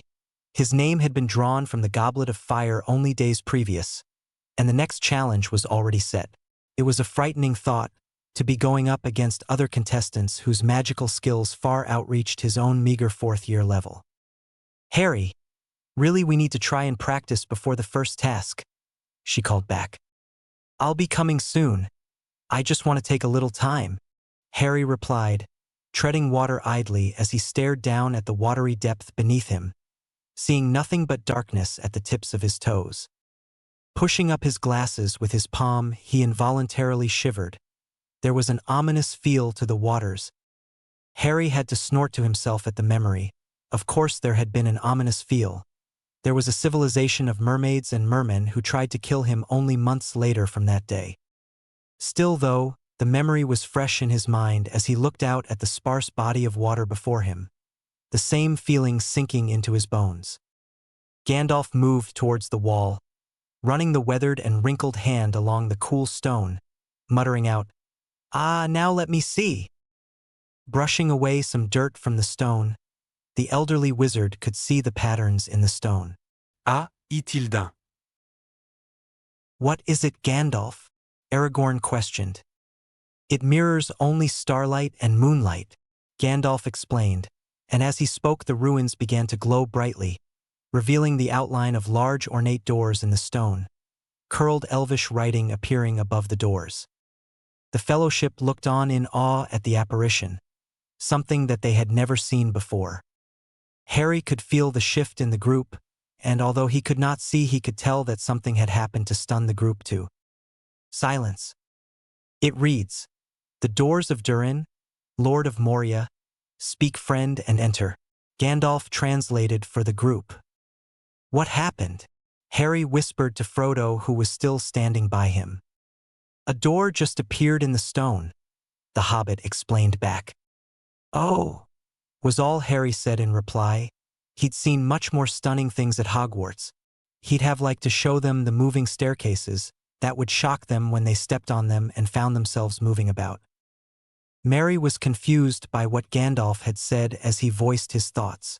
What do you suppose that means? Oh, it's quite simple, Gandalf said with a smile. He knew Durin well in his time.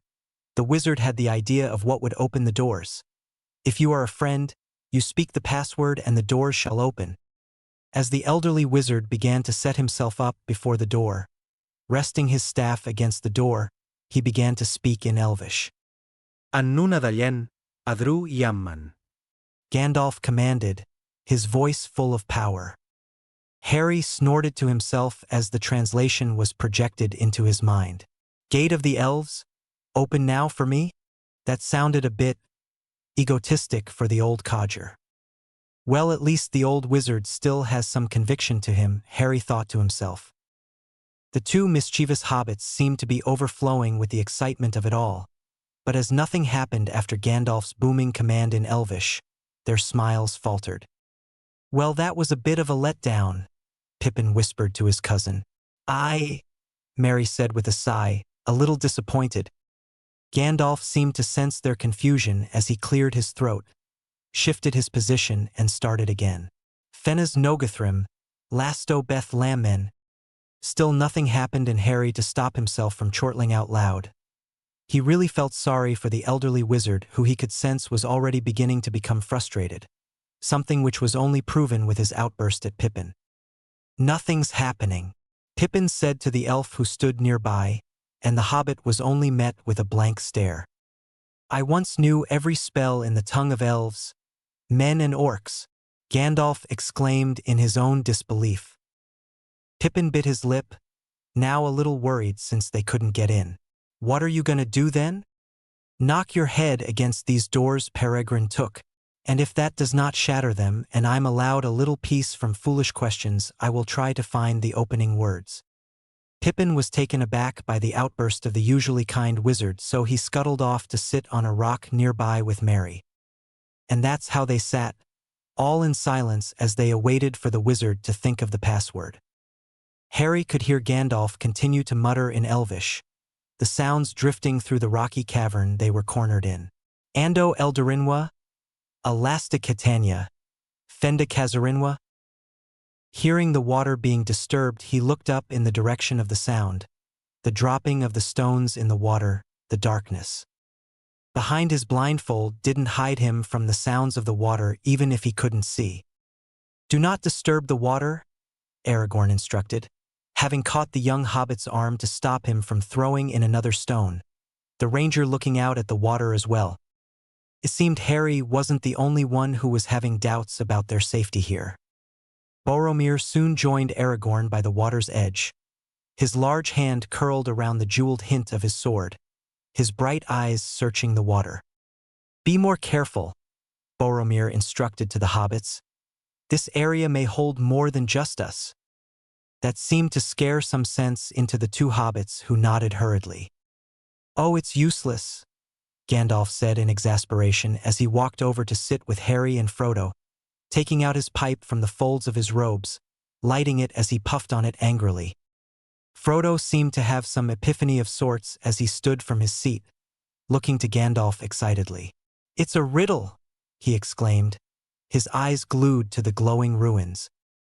Gandalf looked to Frodo, unaware that Pippin and Merry's eyes were glued on the water as the ripples they had caused began to grow in size and power, becoming waves which lapped at the stone shore, growing in ferocity. Speak, friend, and enter. What's the Elvish word for friend? Frodo said as he approached the door. Gandalf took a puff of his pipe, blowing out the smoke as he said slowly, Melon.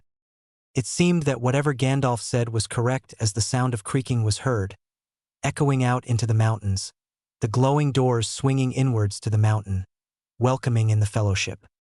Gandalf chuckled, standing as he snuffed out his pipe, stashing it into his robes.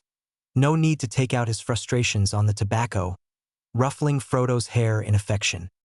Good job, you lil rascal, Gimli said as he clapped Frodo on the back, making the hobbit stumble forward from the force, the dwarf rushing into the darkness of the cave first. The fellowship all followed suit after, walking into the darkness as Gandalf set about to creating some light. Aragorn hesitated by the doors, looking back to the water which was still lapping at the shores. Harry too had to force himself to enter into the darkness. Each step he took he had to ignore his conscience yelling at him to turn back. This darkness held great evil and foreboding. He couldn't shake the feeling that something bad was going to happen. Soon, Mr. Elf, you will enjoy the fabled hospitality of the dwarves. Roaring fires, malt beer, red meat off the bone, Gimli exclaimed into the cavern. This, my friend, is the home of my cousin Balin, and they call it a mine. A mine! The light from Gandalf's staff lit up the cavern they stood in, exposing the littered skeletons around them. The bodies which were strewn around the room pierced with arrows and battered shields showed how brutally they were annihilated.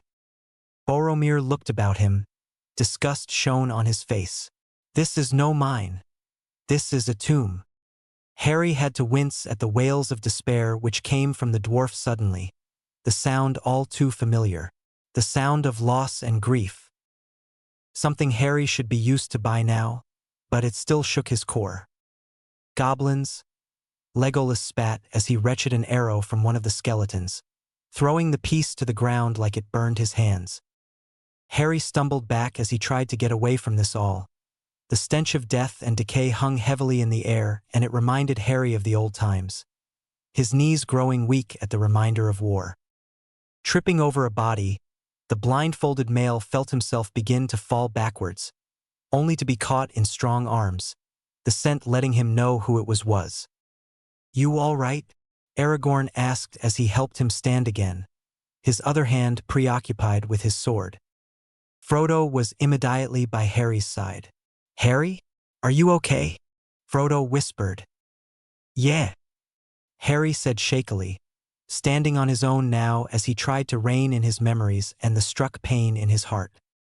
He never would have thought that being in a battlefield would have such a profound effect, maybe because he'd gone so long without death around him. Sure, Azkaban was rather dingy, but it wasn't as overpowering as this.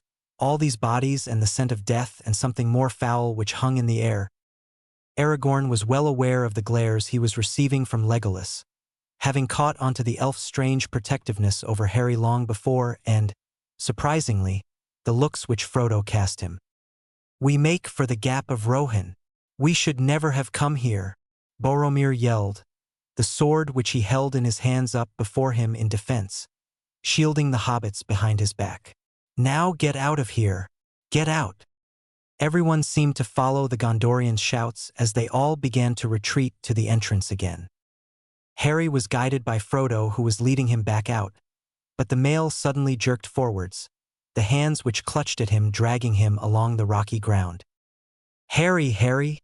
Frodo screamed in fright, the tiny hands which clutched at Harry's arm still holding tight as he was pulled back out of the cave, the thick tentacle which was wrapped around the hobbit's leg pulling them into the watery depths. "Frodo! Harry!" came a twin chorus from Merry and Pippin as they looked on in shock at the giant creature which was emerging from the depths of the water. Sam, in all his bravery, rushed forward with his tiny sword and began to hack at the tentacle which was still pulling them backwards. Strider! It seemed to work as the tentacle let go of Frodo, letting Merry and Pippin drag them backwards, forcing the ring-bearer to let go of Harry's arm as the blindfolded wizard was left to dust off the rocks from his shirt, all the while keeping his guard up. He knew what the creature was now, he could sense it oh so familiar. Another giant set of tentacles shot forward from the water, the young wizard easily evading their attack as he dodged from their slippery grasp, making his way back to where Frodo and the hobbits were, but he was too late. "Frodo! Aragorn! Help!" Frodo was already caught by the monster who dragged the poor hobbit into the air, his screams getting caught up with the whipping wind which was caused by the young wizard's anger. Boromir, Aragorn, and Legolas were by his side in moments, all attacking the creature in the water to try and save Frodo. The two men trudged into the water, struck at the tentacles. Legolas was firing arrows at the creature and he faltered as Harry laid a hand on his bow suddenly, making the wood glow bright green all of a sudden before it faded. "Is Frodo out of harm's way?" Harry said coldly, his hand which rested against the bow being the conductor for his magic. Legolas searched for Aragorn and Boromir, who were rushing back to shore, Frodo in the arms of the Gondorian male. "Yes," Legolas replied. "Good. Now aim for the head," Harry instructed as he stepped back, feeling the magic draining from his body cut off. Legolas pulled back the string of his bow and he could feel a tingling in his fingers, the arrow vibrating with what the elf could assume was only magic. Letting it go, the arrow spun and hit the creature dead in the gap between its eyes. A bright flash of green exploded into the air, blinding the fellowship as they all hurried their way back into the mines. A tentacle of the now dead creature hit the wall of the mountain. The vibrations which shook the floor itself had the fellowship knocked over by the force of it. A deep rumbling was heard overhead as the mountain came down on the other side of the door, burying the fellowship in rubble and shards of rock, a dust cloud being thrown up into the air. As the dust began to settle, the group all stood, coughing and spluttering as they tried to see what had happened. Seeing their only entrance was gone, blocked in with the large rocks, Merry let out a groan. "We're stuck." Frodo scuttled over to Harry, who was still down on the ground, helping the male up and throwing his arms around his neck. Harry could tell that the hobbit was still shaken up by what had just happened, so he just patted Frodo on the head. He felt a bit uncomfortable, but over the last week or so of travel, only the hobbits, and in particular, Frodo, had spoken to him in kindness rather than suspicion. Maybe he had, dare he even think it, a friend in his small companion. "Just what did you do?" Legolas asked Harry, who was sitting by him, the strange male having much more power than he'd have thought. "I transferred magic into the arrow so that it'd kill the creature, although I wasn't expecting it to bring down the mountain," Harry stated, throwing out his senses as he tried to feel anything about the cavern they were in. "Amazing," Pippin said in awe yet again of Harry. Gandalf looked about him, leaning on his staff, which emitted the only light in the cavern. "We cannot remove the boulders without the chance of the roof caving in. So, what do you suggest we do?" Aragorn asked, brushing off his pants as he stood. Gandalf sighed, looking to the group before him. "We now have but one choice. We must face the long dark of Moria. Be on your guard. There are older and fouler things than orcs in the deep places of the world." With that, the elderly wizard took the lead into the mines, the steps which ascended lit by his staff. "Quietly now," Gandalf instructed to the fellowship. "It's a 4-day journey to the other side." Gandalf looked ahead of him. The feeling of unsettlement lingered in his heart. This was not a journey he wished to take. There was great dangers here that he wasn't sure he could protect them all from. "Let us hope that our presence may go unnoticed." Rewrite as of July 2022. This is the updated chapter of my story. I hope you enjoy. Thank you for reading, reviewing, liking, and following. The fellowship delved further into the caves. Their long journey was tiring, and it was only just the beginning. Their way through the darkness was being lit by Gandalf's staff at the front. It was doing no good for their eyesight, and they took it slow so that Fey did not stumble off the path cut into the rock, as it was a long drop down into darkness. For the hobbit Frodo, however, he was walking with Harry at the back of the group, a ball of fire which was hovering in the young wizard's hand. "Harry, are you sure you're okay?" Frodo asked as he walked beside the blindfolded male, worried about him after what had transpired back at the entrance to the mines. "I should be asking you that," Harry said with a hidden roll of his eyes at the overprotective nature which Frodo was showing. Was he being mothered? Coddled?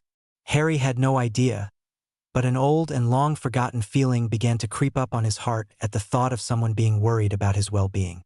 He quickly squashed that emotion before it could even take root. Harry would have none of that. He didn't need to be reminded of all the times before everything had wrong. Aragorn glanced back to the small ring-bearer and the wizard who was the most intriguing of all in the group. It was strange, this familiar feeling which crept up on him. Maybe it was just his days as Strider that he met someone like Harry once before and he was drawing similarities. That was what he kept telling himself. Still, he couldn't help but feel like he should know this man. Something silver flashed along the rock as they walked through the dark caverns of Moria, and Gandalf moved a weathered hand run over the river through the rock. "What is that, Gandalf?" Sam asked, spotting the glowing silver which was embedded in the rocks surrounding them. "The wealth of Moria is not in gold or jewels," the gray wizard started, his thumb rubbing the precious metal, "but mithril." Turning to the drop off the stairs they were on, Gandalf shone his staff down and the group all leaned over to peer down at the vast mines below. "Mithril," Sam echoed back, his confusion written on his face. "A metal mined for its astounding quality of being virtually Indestructible, Gandalf offered in explanation. Bilbo had a shirt of mithril rings that Thorin gave him. That was a kingly gift, Gimli announced, as tough as dragon scales. Yes, Gandalf replied, continued to walk along the hard stone pathways cut through the caves. I never told him, but its worth was greater than the value of the Shire. All the hobbits looked astounded at this. This silver they could see hidden in the rock was worth more than their precious home altogether? This tiny hunk of metal was that desirable?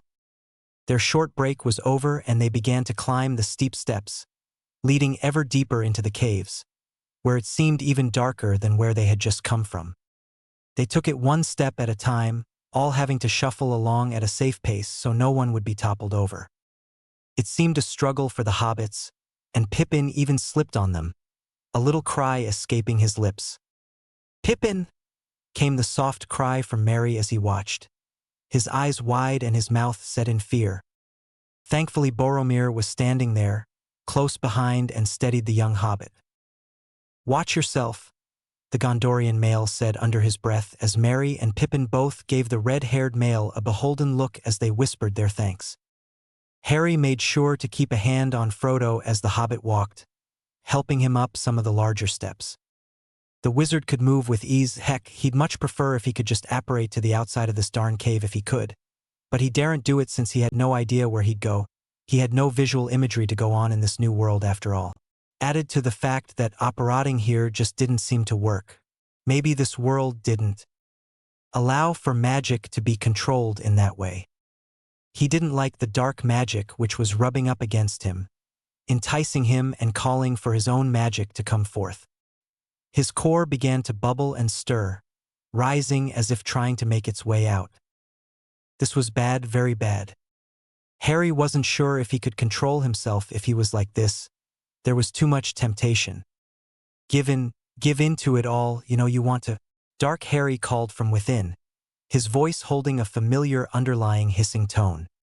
It was hard, having that side of him still there, a part of him which had lived on even after the final battle.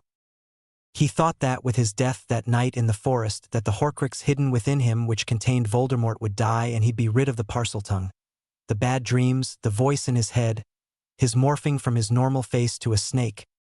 But that wasn't the case, far from it. No, with 17 years to live and fester inside of him, Voldemort's soul twisted and deformed a part of Harry's soul into what it was now. This voice who called for evil and cynical comments was a real part of him, whether he wanted to believe it or not. Harry knew that if he ever were to lose to power as Tom Riddle did, this was what he would be like. This sick and vile creature who wanted nothing more than to hurt and maim others.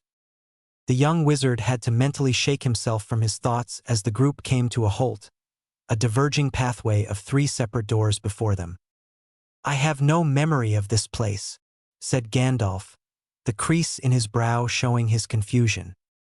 The group all halted, waiting for the usually sure wizard to pick a path, but he just stood there, finally pulling out his pipe yet again as he lit it, puffing away. It was a good way to keep calm about the whole situation, and the elderly wizard was trying to recall if he had ever stumbled upon these paths in the past before. "Are we lost?" Pippin asked, sitting on a nearby rock.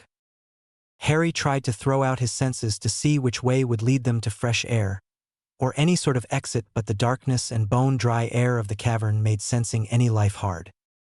All he could sense was some crawling presence behind them, and a mass of buzzing life before them in the far distance, although they seemed like no threat at the moment as they just milled about some cavern. Then there was the deep, sleeping presence at the depth of the mountain, hiding. It was the same presence that was calling to him, taunting his other half to come forth. Harry hoped they'd stay as far away from that distant presence as possible. He wasn't entirely sure he wouldn't throw himself down into its depths otherwise. Merry replied to Pippin, "No." "Oh, I think we are," Pippin said as he looked about the dark cave, his little hairy feet sore from all the walking they had been doing ever since they had first left the Shire. Sam just scowled at the 2 hobbits, shushing them. "Gandalf's thinking." Pippin just ignored Sam with an exclamation of his friend's name. "What?" Merry replied as Pippin called out his name.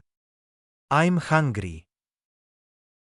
Aragorn and Boromir chuckled at the dejected voice of the hobbit, who seemingly was always in the mood for food. Frodo just shook his head with a laugh. "Oh, Pip, you're always hungry." "What? I like my food," Pippin let out a sigh. "I miss my second breakfast and morning tea and luncheon and supper and dessert. I just miss food." Merry seemed to sympathize as he patted his fellow conspirator on the back. "Me too, Pip. Me too." Harry turned his head as the crawling presence from before continued to approach the group. The vile and menacing aura which came with the creature had Harry's skin crawling.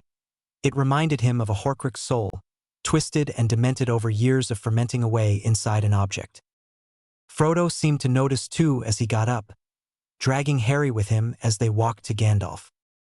"There's something down there," the ring-bearer whispered to the elderly wizard, his small hand still clenching Harry's shirt sleeve, unconsciously keeping close to the male who he found himself most at ease around. Gandalf looked down at the small hobbit and the wizard whose expression even behind the blindfold seemed to hold only disinterest. "It's Gollum." Frodo shook his head. That wasn't possible.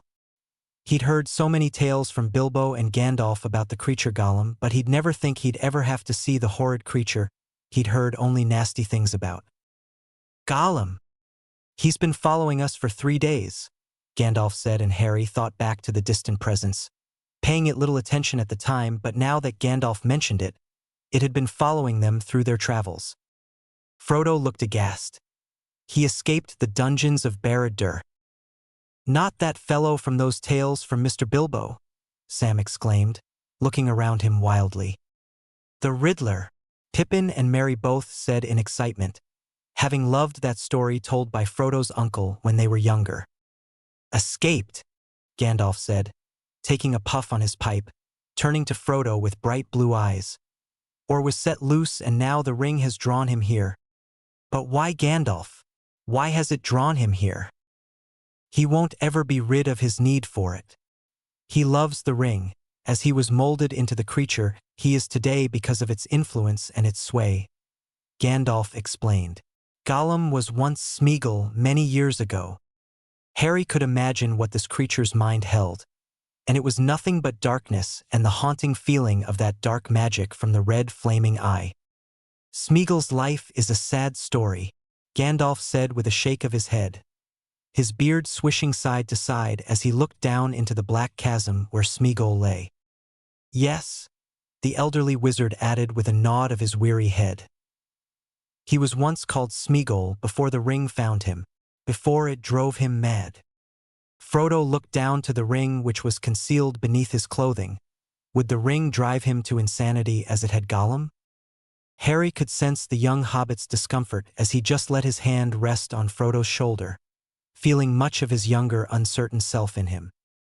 The boy with the pressure of an entire nation, the weight of an object or, in Harry's case, his scar shoving him into the limelight and holding the hopes and dreams off the people. Frodo needed to destroy this ring to be free, just like Harry had thought if he defeated Voldemort he'd be free. But that wasn't to be. Look where Harry had ended up, locked up in a cell on his own, doomed for the rest of eternity, well, before he was called to this world. He preferred it here, it was nicer, cleaner, and Harry was free of his burdens. No one knew who he was here, no one cared that he was the boy who lived thrice, no one minded that he didn't fight, no one asked him to be a martyr. So many dead, so many bodies, so much blood. Harry walked on staggering feet, his hands covered in blood, his hair matted with soot and his clothes coated in crimson, a statement to the people. They were dead, all dead.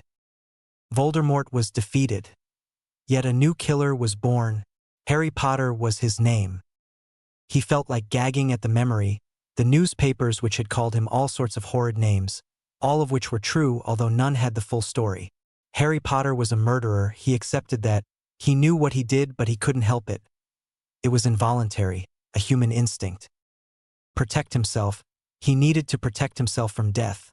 His basic instinct of survival had cost him the lives of those he cared most for. "It's a pity Mr. Bilbo didn't kill him when he had the chance," Pippin commented. looking down at the movement in the shadows and causing Harry to be shaken from the thoughts of his past. Pity, Gandalf echoed, looking to the hobbits around him now, all listening in on the story. It was pity that stayed Bilbo's hand. Many that live deserve death, and many that die deserve life. Frodo looked at Gandalf in unease. Do not be too eager to deal out death and judgment. Even the very wise cannot see all ends. My heart tells me that Gollum has some part to play, the elderly wizard added. Yet for good or ill, before this is over, the pity of Bilbo may rule the fate of many. What should I do, Harry? Frodo whispered, his hand moving to the ring around his neck. He didn't want to be like Gollum. He didn't want the ring to manipulate him into that thing. Harry sensed the presence slip away, creeping back into the depths of the caves where it lurked.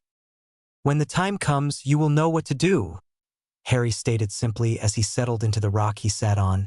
It would be a long time, he felt, before they'd be moving on. I wish the ring had never come to me. I wish this had never happened, the young ring-bearer replied back. What can you do to change that? Nothing. The past is the past, Frodo.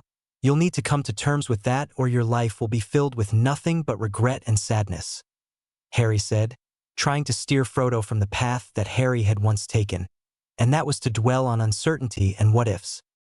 It had taken a long time of sitting in that cell for Harry to finally come to terms with the past, but he had, even though his heart still ached at the thought. His eyes stung with unshed tears, and he quickly kept them back. He didn't want to cry, not before all these people. Gandalf added in thought, so do all who live to see such times, but that is not for them to decide. All we have to decide is what to do with the time that is given to us. There are other forces at work in this world, Frodo, besides the will of evil. He paused to take another drag on his pipe. Bilbo was meant to find the ring, in which case you also were meant to have it, and that is an encouraging thought. Legolas was worried. The newcomer Harry seemed to be distracted and upset. The elf could feel it. Even if he didn't ask the raven-haired male what he felt, he just knew. It was weird, this sensation which was running through him for Harry. He didn't know what this was. In all his hundreds of years of living, Legolas was still considered only a young man, and he had never experienced a whole mind-encasing sensation as this. There was something about Harry which was just so enthralling. Legolas was enchanted. Aragorn could only watch with amusement as Legolas watched Harry interact with Frodo, a smirk on his handsome features as he knew exactly what was running through the woodland elf's head. The writer knew what was happening. He had heard of this from Lord Elrond, and it amused him greatly to know that his friend Legolas had become ensnared by the mysterious male known as Harry. Aragorn himself was curious as to where Harry came from, to his talents, to his skills, and to why on earth he still insisted on wearing that blindfold. He'd find out sooner or later, he was sure of it, and Aragorn knew that all of the Fellowship were still quizzical to Harry and his origins, and to that black ribbon he wore over his eyes. Ah, it is this way, Gandalf said suddenly, standing after what had felt like forever. He remembered. Merry cried in happiness, jumping up. His backside was beginning to get sore sitting on such uncomfortable rocks, and the hobbit wished for the Shire more and more each day. Gandalf moved to one of the entrances, holding his staff down the passage to illuminate the way for the group, who all began to shoulder their packs again. No, Gandalf said with a smile, confident. But the air doesn't smell foul down here. If in doubt, Meriadoc, always follow your nose. Aye, that I do, Gandalf. How else you think I find the good potatoes? Merry said with a grin as he stood before the wizard. Merry, you steal those potatoes, Sam added. Still don't mean I don't have a good nose for finding them. Frodo could only laugh. His friends could always cheer him up no matter the situation. They all followed the path that Gandalf took, watching their step and keeping their wits about them. All the while Harry kept his senses out. He still had a bad feeling about this place. It was too familiar a feeling to his past that he couldn't shake the dread which he associated with it. And so, the Fellowship moved on. Drum roll. Ladies and gentlemen, may I present the long-await Chapter 7. Applause. Okay, so in all seriousness, thank you everyone who has reviewed and shown such interest in my story. It really is heartwarming to see such positive messages about this. I am utterly glad you are all enjoying it as well. I wasn't sure how this story would go down with people when I first started to write, but I am glad that this is going well. Now this chapter is the long-awaited fight, and I hope you all like my twist on things here, as well as some new additions, of course, with our dearest Harry in the mix. I know that I have been slack with the update, and I do apologize for this as I have been busy with study and work, but hopefully this chapter makes up for this by being the longest I have written for the story. 12 pages. 5,400 words. I was quite proud. Anyway, thanks again everyone, and please do read and review since I'd love to hear your feedback and opinions on the story. Lots of love as always. It was a long walk through the mines, and the fellowship was beginning to tire if their exhausted faces and heavy breathing were anything to go by. It was a hard trek through the abandoned underground tunnels. The skulls which were littered here and there had the hobbits looking rather queasy.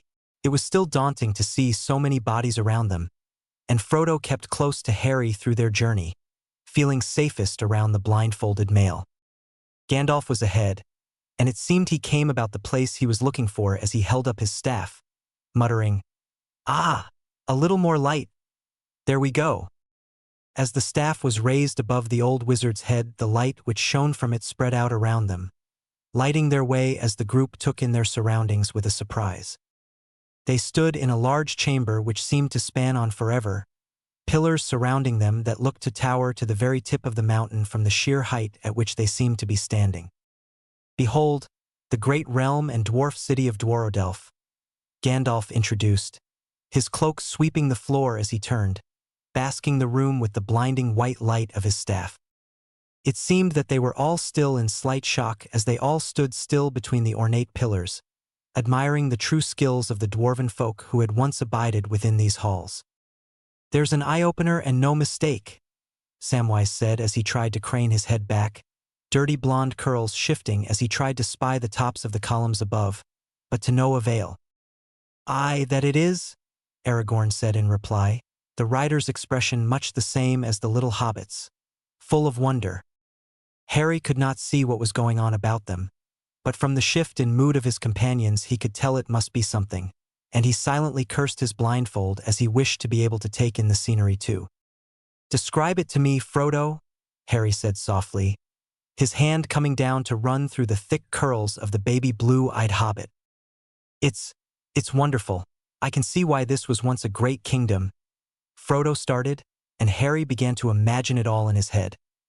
"There are pillars holding up a high ceiling, so high you can barely see the stone roof, and the hall stretches out forever, as far as the eye can see. There are these patterns carved into the pillars, winding up, and had this place once been as it had, it would look just as grand as any hall fit for a king." Harry's hand stilled, his memories taking him back to Hogwarts and all its grandeur, and his first expression and awe when he had laid eyes upon the Scottish castle, and it was the same feeling that was radiating from the hobbit beneath his hand. "Ah!" was all Harry said as he breathed out, his memories weighing heavily on his mind. The further they ventured in, the more the voice called to him, and the thicker the air became. He could barely even inhale anymore as it was thick with such bloodlust and magic. Harry dared to speak out, calling softly, "Gandalf!" It seemed the wizard knew what he was already going to say as Harry felt a weathered hand come to his shoulder, Gandalf having made his way over from the front of their pack. "It is something foul, and I hope to not encounter it lest we end up in grave and terrible danger," Gandalf said in all seriousness, and Harry could only sigh. He had no idea what was down here, but from the tone of the elderly man's voice it was far from good. Frodo pulled himself tighter to Harry. He could tell that the man was feeling uncomfortable. "Are you all right?" Frodo whispered. "Fine, just fine," Harry mumbled back. It was always amusing to remember that while Frodo's actions might seem childish in others' eyes, and Harry interpreted it that way as well, Frodo was actually a good 30-odd years older than him. Funny to think that Frodo was 50 when Harry himself was still only 18 yet. For a human he was considered an adult, as was Frodo even though he looked the part of a child. The young wizard was startled from his thoughts as the strangled cry of their dwarven companion Gimli rang out into the air. The red-haired dwarf ran forward, ahead of a group into a chamber and disappeared from sight. "Gimli!" Gandalf called after him, sighing soon after as he realized what this place was. It was Chamber of Mizarble, and from what he could tell from the faded dried wood of the doors, as well as the state of the rest of the mines, that whatever Gimli had seen it probably had to do with his brethren. As the fellowship all piled into the chamber, they took in the sight. There was a sliver of light which came down from the ceiling and lit up the tombstone which centered the room, seemingly the only clean object. There was skeletons littered everywhere, dust and grime coating the walls and floor, forgotten weapons and papers strewn around. All in all, it was an unsightly scene, and they all had to listen with pain at the cries of Gimli as he knelt by the tomb. "Nu, nu, nu," was heard, whispered words which echoed around the tomb eerily. It was not a good omen. Legolas felt himself shiver. This room gave off terrible vibes, and his soul seemingly retreated from the foulness on the air. This was why elves lived in nature outside. It was too much to be trapped forever within a mountain, especially with such death and rot. Gandalf walked towards the tomb, reading the carved dwarfish. "Here lies Balin, son of Fundin, Lord of Moria." Gimli let out another heartfelt cry. Harry winced. It was a sound he had heard many times, even more so when the sound had been ripped from his own lips as he had struggled against his bonds after the final attack. Restraints had been clasped on, magic binding him as he tried to evade the barriers to get back to his comrades, his friends, his family, the only family he had in the world. Harry never saw the funeral. He had already been condemned to rot within his cell by that stage, and he had heard no word of anything, nor had he had visitors. Everyone had forgotten Harry Potter that day, casting him aside as the murderer. He could have never cleaned himself of that name. The blood of the innocents was on his hands, forever. "He is dead, as I feared." Gandalf removed his hat solemnly, seemingly lost in his memories of times when Moria had prospered. Then, out of the corner of his eye, he spotted the old tomb of a book clasped between yellow-boned fingers. Thrusting his staff and hat at whoever was closest, he walked over and picked it up, blowing off the dust. Pippin, who had been burdened with the staff and hat which towered over his small 4-foot frame, struggled with it as Merry seemingly laughed at his misfortune. It was the bugging feeling again, that small niggle at the back of his mind, and Harry scrunched his nose at it, his insides instinct telling him to take flight. Staying here would do no good. Harry trusted his instincts well enough, especially since it was all he had to rely on for his sight anymore. But he daren't voice his suspicions since Gandalf was already averting his questions. Something was afoot. Moving slightly to his left, Harry pulled Frodo with him till they were slightly hidden from the group, distanced from the fellowship so they could converse quietly without being overheard. Kneeling slightly before the hobbit, Harry gave him a reassuring smile as he sensed Frodo's unease, squeezing the smaller hands within his own. "Frodo, I want you to listen carefully, and listen well. You must promise to keep this secret from the others. This is just between us." Frodo nodded fervently. "Good. There is something evil within these walls, something that is foul and tempting me. I won't explain since I don't have time, but I need your help just in case something happens. Can I trust you?" "Yes, but what is this all about, Harry? I don't understand," Frodo whispered back, his fingers curling within his new-found friend's palms. He didn't like the tone in Harry's voice. It was dire and somewhat sad. "I know, and you shall know one day. I promise to explain it all when we're not in such danger," Harry said softly, knowing how frustrating it was to be in the position where you were kept in the dark. He had once been in there with Dumbledore too, always being lied to and kept in silence. "Promise?" Frodo asked. "I promise," Harry replied, pausing before continuing. "Now this is what I need to ask of you." Aragorn kept his eye on Harry, seeing him speaking with Frodo quietly. The ranger was startled as Harry suddenly pulled out Sting from the hobbit's belt and sliced the pad of his thumb on his right hand. No one else seemed to notice this going on, all too busy exploring the tomb, so Aragorn just watched silently from the distance. Harry seemed to brush his hurt finger along their ring-bearer's hand, and Aragorn inhaled sharply as he watched the blood glow bright green, fading just as quickly as it came. Frodo seemed to wince slightly, but his face soon relaxed as his hairy toes unfurled from their position of pain. Aragorn had to wonder what that was. It reminded him of elven healing or the old magic. Whatever it was, though, he would not find out for many days. Harry and Frodo embraced quickly before the blindfolded male stood from his kneeling position, and they ventured back to the group. Unbeknown to them was that their whole little meeting had gone witnessed by Aragorn, who quickly turned away and pretended to be busy looking at some skeletons. "We must move on, we cannot linger," Legolas said, his hand already twitching to grab his bow, his blonde hair tucked behind pointed ears, listening carefully to their surroundings. This was not a place to rest, they needed to move on. Gandalf ignored the elf, instead reading from the large book, papers shifting out as he flicked through the pages. Reading aloud, "They have taken the bridge and the second hall. We bared the gates but cannot hold them for long. The ground shakes. Drums, drums in the deep. We cannot get out." Pippin moved backwards, shuffling his disproportionately large feet as he still clenched at Gandalf's hat and staff, his bright eyes taking in the tomb. For a hobbit, this was a big adventure. Even for a young gentle hobbit like himself, this was something new altogether, far from their usual voyages down the river or going to the old forest to play without the watchful eye of other hobbits to judge them. Then again, though, the Took family had always been known for being strange. A shadow moves in the dark. He was faintly aware of Gandalf still talking, even as the curly-haired hobbit saw the skeleton behind him in chains. Fascinated and slightly afraid, he let his hand rise, reaching out. "We cannot get out. They are coming."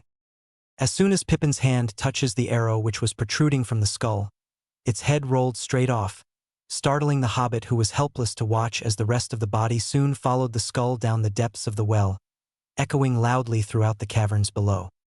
Gandalf whipped around to glare at Pippin, saying harshly as he took back his staff and hat, "Fool of a Took! Throw yourself in next time, and rid us of your stupidity." Pippin was shocked by the harshness from the wizard. It seemed he always did something to anger Gandalf, unfortunately. He soon understood the meaning of his actions, as the consequences were heard with the sound of drums. The group began to regroup towards the center of the room, all of them looking around. Sam, with all his pots and pans still on his back, looked to Frodo's sword, the glowing shining out from the scabbard. "Frodo!" Sam called out sharply. Frodo glanced down and unsheathed his sword, the blade bright blue, and he knew what it meant. His uncle Bilbo had explained it to him when he was first gifted with Sting, but Legolas beat him to it. "Orcs!" the elf yelled out. The fellowship set to action, Boromir running to the door as he pushes it closed, arrows already being fired as two shoot past, narrowly missing the Gondorian. The screeching was louder, the pounding of feet on the floors and the drums approaching seemingly appeared to predict hundreds of them, something which the fellowship hoped to be false. They'd be doomed otherwise.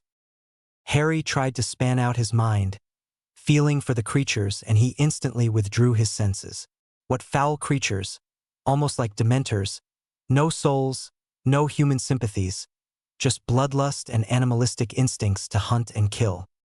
"Stay back and stay close to Gandalf and Harry," Aragorn yelled as he pushed back the hobbits into the arms of Gandalf, who placed them behind him and Harry. The old wizard looked to the blindfolded male next to him, seeing only calm, and he let a hand come to rest on the young man's shoulder. "I am glad you are here. I fear that I will be putting more hope in you than I had first expected," Gandalf said softly, startling Harry, who turned to the older man. "Gandalf!" Harry's words were cut off as the sounds grew closer, and he felt Frodo's hand in his clench and unclench wildly, fear radiating from him. "They have a cave troll," Boromir yelled, alarming the group. Harry felt himself think back to his second year. Trolls. Troll in the dungeons. I thought you ought to know. And subsequently Professor Quirrell fainted in the middle of the great hall. The Halloween feast around them turned silent. The room went up in screams and shouts as Dumbledore soon calmed them. The students were all afraid, especially for the first-year Harry, who had never even known trolls had existed until this year. Silence! Dumbledore spoke above the noise, issuing instructions as the professors soon set about to ushering students out behind prefects. Harry remembered halting mid-step, grabbing Ron by the arm. It had been their fault after all, being so cruel to their fellow Gryffindor, resulting in her crying alone in the bathroom. Even missing the Halloween feast, this had all been the two boys' fault. Hermione! Harry shook himself from those memories. Defeating trolls as an 11-year-old should not be what he was thinking of. This wouldn't do anything to help them, as he wasn't about to go stick another wand up the creature's nose. Stupid thing.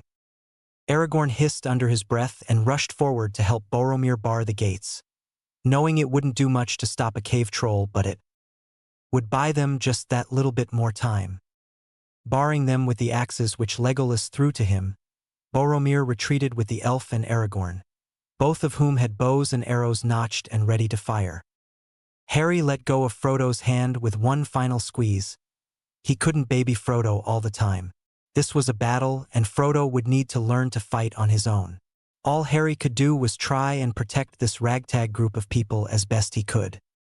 With no weapon of his own but his magic, Harry already went about to silently and wordlessly wrapping each member in simple charms for protection.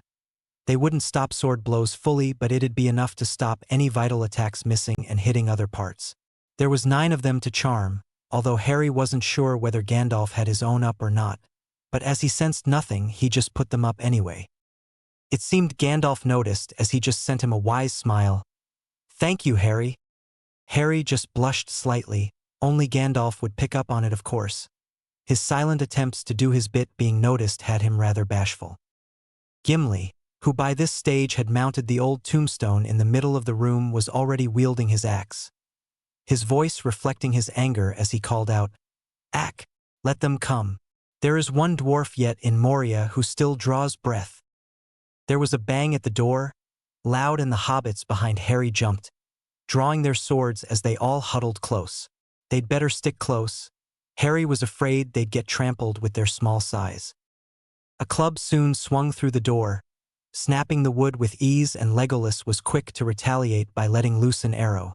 The cry from the other side of the door let him know his aim had been true. Aragorn soon lets his own bombard of arrows loose as the door was soon smashed to smithereens and the flood of orcs rushed into the room. Harry couldn't tell what was going on. There was so much going on, and so he had to use all his focus to tell who was what and what was who apart. So many heartbeats and so many people around him. It was just like the battle all over again. Clashing of swords and the soft but still audible slice of metal through flesh, blood painting to the floor in gallons, adrenaline, fear, power. His mind was foggy, confused, and he battled through it, knowing he had to fight to protect those he, dare he say it, cared for? So he just ran forward, shooting of simple spells, pushing them back, stunning them. He dared not risk killing spells in such a small environment. He wasn't sure who he might hit, and Harry didn't want to risk it. The hobbits all let out a cry as they rushed forward, slicing at Orc's legs and stomach as it seemed to be the most easily accessible height for them. Yet they were still just out of reach of the large clawed hands. The ground seemed to shake as the cave troll was led into the room, a chain around his neck. Even the orcs seemed to have trouble controlling the troll as they began to pull on the restraints. The foul creature let out a deafening roar, and Harry winced at the sound, cold and brutal to his ears, as he felt it shake every bone in his body. The troll soon came barging through, having broken free of his chains as he began to clobber through the group, orcs and fellowship alike having to dodge its ferocious attacks. Legolas had already begun to let arrows fly, seeing them stick from the leather like skin as it made no effect in halting its movement. It instead seemed to take an interest in Sam, who had to duck quickly and dive through its legs as it tried to club him. The troll grunted as his prey evaded it, and tried to turn to follow his creature who had disappeared from sight. With his back to the fellowship, Aragorn quickly sprang to action, grabbing the broken end of the chain as he was soon helped by Boromir. "Pull!" the Dúnedain called as they yanked on the chain harshly. The troll stumbled backwards, confused as to why his attack was being halt, as he swung round to see what was causing his halt. Boromir, who was still clasping the chain, was soon caught up in large hands, flung hard against the wall as he felt his head hit the stone, dazing him as he slid to the floor, although he was surprised when he barely felt any pain minus the initial shock of being thrown and winded. He could see an oncoming orc, and was helpless to grab his sword. All of a sudden he watched it fall to its knees, slumping forward with a knife-buried hilt deep in its neck, and the Gondorian male looked up to see Aragorn. They exchanged a nod. While they were at their differences at times, this was a war, and they were a group and they had to watch each other's backs. It was paramount that they get out of this darn mine alive. Even if they had to battle an army of orcs and a cave troll, they'd get there. The troll, however, seemed unfazed as it continued the attack, smashing the tomb much to the anger of Gimli, who set about to trying to slice the creature with his axe, shouting dwarvish loudly, most likely profanities. A quick swipe, though, had Gimli on the ground amongst other fallen orcs who had gone down by the troll. Even Harry had to duck once or twice at the last second to evade the wild swinging of the troll club. Legolas lets off another 2 rounds, which seems to make it stumble. Good. Finally, they were getting somewhere. Harry had to roll out the way of an oncoming sword. Kicking the orc in the insides, he picked up a fallen sword, his senses blurring as all he could smell was blood and metal. He began to hack away anyway, making sure to keep the feel of the barriers he had set up in his mind so he knew who to steer clear of. Harry could feel that the protections already having taken a battering, especially those members of the Fellowship being tossed like rag dolls across the room by the troll. Thank God he had put them up. He was glad that Harry had gone under Dumbledore's radar in his 6th year to learn some actual fighting skills, both from the small amount of TV he could watch when at home with the Dursleys and what he could ask pointers on from Mad Eye. It had done his body a good deal, giving his lean seeker frame a more toned look as he had begun to train in secret. It had all come to good use, though, especially in his 7th year with Hermione and Ron on the run, now that had taken a toll on his body. It had been their ritual to actually learn to fight and to cast magic, and in Hermione's case, alter magic through creating new spells. Harry had changed a lot in that year, and everyone knew it. He was no longer that carefree and happy boy who they all had come to know and love. No, Harry had grown, had seen the truth to reality and had adapted to survive it, and ultimately had sacrificed his childhood innocence for the sake of others. Never again would Harry Potter be so naive. Never again would he be caught up with some old man's trickery and deceit. Never again. And so Harry struck and shot off spells, well aware of his other magical companion fighting off the monstrous creatures just a little ways off, staff and sword smashing through the orcs like a hot knife in butter. Frodo was afraid, so afraid, and his bright blue eyes kept dancing about him, sting cutting through the foes who attacked, although clumsily, but it did the job. The hobbit watched as Legolas soon ensnared the troll, tricking the dumb creature into wrapping itself around pillars in typical elf style as the blonde ducked and weaved through the room. He could only watch on in awe as Legolas jumped onto the chain, running easily up it, so he stood on the troll's shoulders as he drove an arrow into its thick skull, the roar which sounded pain-filled. The troll didn't like that at all, and it showed as he tried to grasp at the elf, who was quick to evade his grasp, nimble as he continued to slice down orc after orc, not even fazed when the troll snapped free of his chained binds yet again. Looking to his left, Frodo wasn't sure if it was amusing or terrifying to see Sam smacking orcs over the head with a fry pan which had once hung from his bag. "Think I'm getting the hang of this," Sam said as he proceeded to whack another orc over the head, knocking the ghastly monster out cold. Merry and Pippin fought alongside Frodo, exchanging smiles at Sam's words. "Oh, if only Hamfast could see you now, Sam," Frodo called out, his happy mood broken the moment the troll began his descent, his earlier call to his fellow hobbit having caught the troll's attention. Frodo knew he shouldn't have let himself loose his fighting face, and soon he, Merry and Pippin were being backed up against the wall, only their needle-like swords being the barriers between them and a giant troll. They watch as the club came swinging down, and the hobbits split, darting off to a side, each leaving Frodo stranded and alone. Aragorn had a moment to pause as he stuck an orc through the chest just to see Frodo alone and facing off with the troll. "Frodo!" he called, his voice echoing his concern. Harry instantly picked up on the call, as he blasted away 3 oncoming orcs who proceeded to catch fire as their cries were heard loudly throughout the cavern. He singled out Frodo, and his feet were soon running as he felt the other enclosing presence of the troll. He had to make it, he had to. Frodo hid behind the pillar, his breath catching in his throat as he had to shuffle around to stop the troll from sniffing him, and ultimately taking a bite. He'd heard the stories from Uncle Bilbo about how trolls like to eat hobbits. Sidling around to the other side, Frodo breathes a sigh of relief as the troll is nowhere in sight. He was safe. Wrong. The troll soon appeared before his face, letting out a terrifying roar as globs of spit flew into Frodo's hair as he tried to press back, shying away from the creature only for his back to still be pressed against the cold stone pillar. He was trapped. As a hand snatched up Frodo's leg, the hobbit was helpless as he tried desperately to cling to the pillar. "Harry! Harry!" Frodo screamed, the first name on his lips.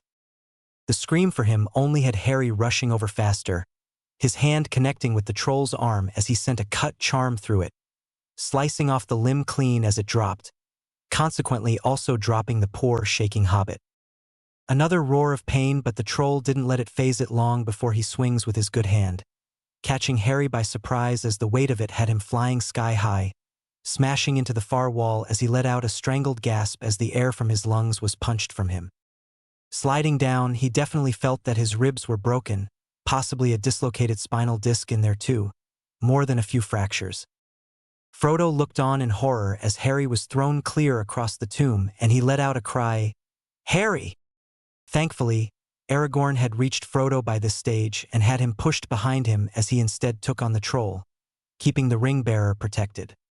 He had to hold Frodo back with one arm as the hobbit tried to get to Harry, and as much as Aragorn wished to help the young man as well, keeping Frodo out of harm's way was his main priority right now. The young British wizard tried to stand, feeling however a clammy hand on him as he was yanked to the group, a wet body soon atop of him as a stinky breath breathed over him. "I'm gonna eat you up, pretty thing," the orc said as he bared his teeth, yellowed with rot and gums filled with meat from past meals. The creature was missing one leg, the other one only being slightly cut through, but enough so that the creature was left to drag himself along the floor rather than walk. It was how Harry found himself laying there with the creature above him, his hands grasping for the coats as he cried out in pain as his broken ribs were compressed. Even though his magic was beginning to heal him, it wasn't enough to stop the pain from the weight on his chest. Legolas watched on as Harry was being attacked, and he soon ran forward, notching an arrow to help out the raven-haired male. But he was soon caught up as another flood of orcs blocked his path as he cursed under his breath in Elvish. Gandalf couldn't do much to help Harry either, being caught up in battling his own group of orcs with Gimli, the hobbits off a little more to the side, and Boromir still struck away like the true solitaire he was. The orc wasted no time though to cause Harry more pain as the creature sunk its fangs into Harry's shoulder, pulling free a chunk as the wizard let out another howl of pain as his started bleeding over the floor and fall in a wash of crimson. "Harry! Harry!" Frodo screamed yet again as he watched the orc eat away at his friend. Oh, his poor dear friend. Aragorn still kept him pinned behind him, and he had to squirm, eventually slipping free as he raced for Harry, who was still screaming as the orc pulled away another chunk of flesh. That had been the wrong move. The troll seized its chance, sidestepping Aragorn as he loomed into Frodo's path, causing the hobbit to step back suddenly as the troll reappeared. That was all it took. That moment hesitation, and the fellowship all had to watch on in horror as Frodo was struck with a pike which had been picked from the floor, straight through the stomach as he was restrained to the wall. Merry and Pippin, bless their souls, gathered their courage and with their swords to the ready charged and attacked the troll from behind, cutting and swiping as they avenged their friend. "Frodo!" Sam cried, watching in horror as he watched those familiar blue eyes go wide in shock, a haggard breath being heard even over the battle noise. Sam shook his head, "No, no, no. Frodo!" Harry turned his head to the sound. The heart-wrenched cries of Sam alerted the male as he struggled despite his fading consciousness. He was losing a large amount of blood, and he knew that his magic wasn't catching up quick enough to the wounds he was sustaining. He needed to get this creature off him. Harry gathered what remaining strength he had left, kicking up to the orc as he took that split-second moment to roll out from underneath the creature, bearing with the pain of the open wounds on his shoulders. The orc wasn't having any of it though, as it grabbed onto Harry's hair which was still in reach, his nails digging into his scalp, but the young wizard wasn't having any of it. Oh no, he wasn't giving in that easy. He kept moving away anyway, and the fingers in his hair pulled down and back, the claws catching in his ribbon as he felt the knot loosen. Crap, crap, crap. Too late. Harry felt his stomach twist and tighten, the familiar sensation washing over him as the room suddenly grew dead silent, the air itself stilling. Then the wind picked up and a gale was amongst them, pushing back the creatures from Harry, who still lay on the floor, eyes clenched tight. This would only last him so long. He should have known this would happen. He should have made precautions, but he hadn't expected this, hadn't anticipated it would ever happen again. His blindfold was gone. Apologies for the Cliffy, but it makes it all the more worth the wait. A chapter should be up hopefully within a few weeks depending on my exam revision and actually sitting of exams. Reviews if you please, winky face. So the long-awaited Chapter 8. First off, I'd like to give a hearty thanks to every reader that favorite, followed, and reviewed this story. It gives me great pleasure as an author to receive such a positive reaction to my story. I thank you all, and look at the review count.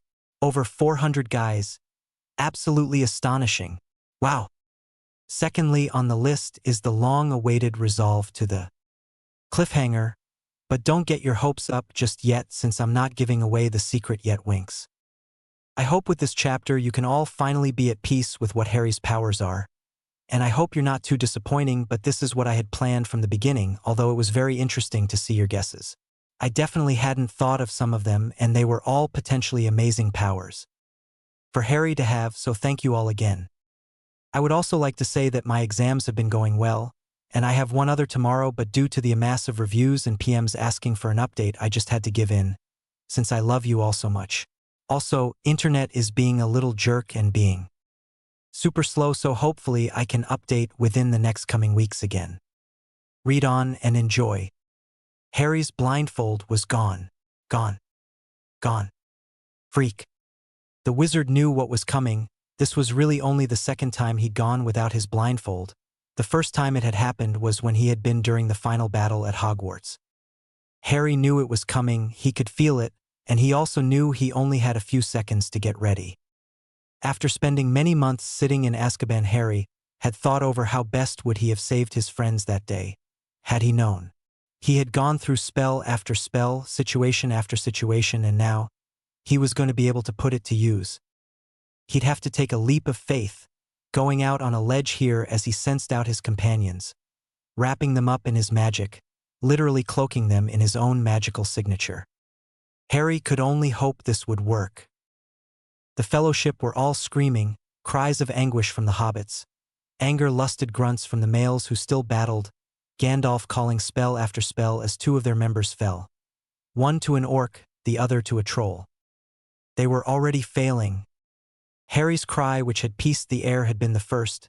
Frodo had jumped to action to save his friend who he had unlikely bonded with, and in doing so he was pierced with a pike, struck to the wall of the dwarven chamber. Harry was unsure how he was feeling.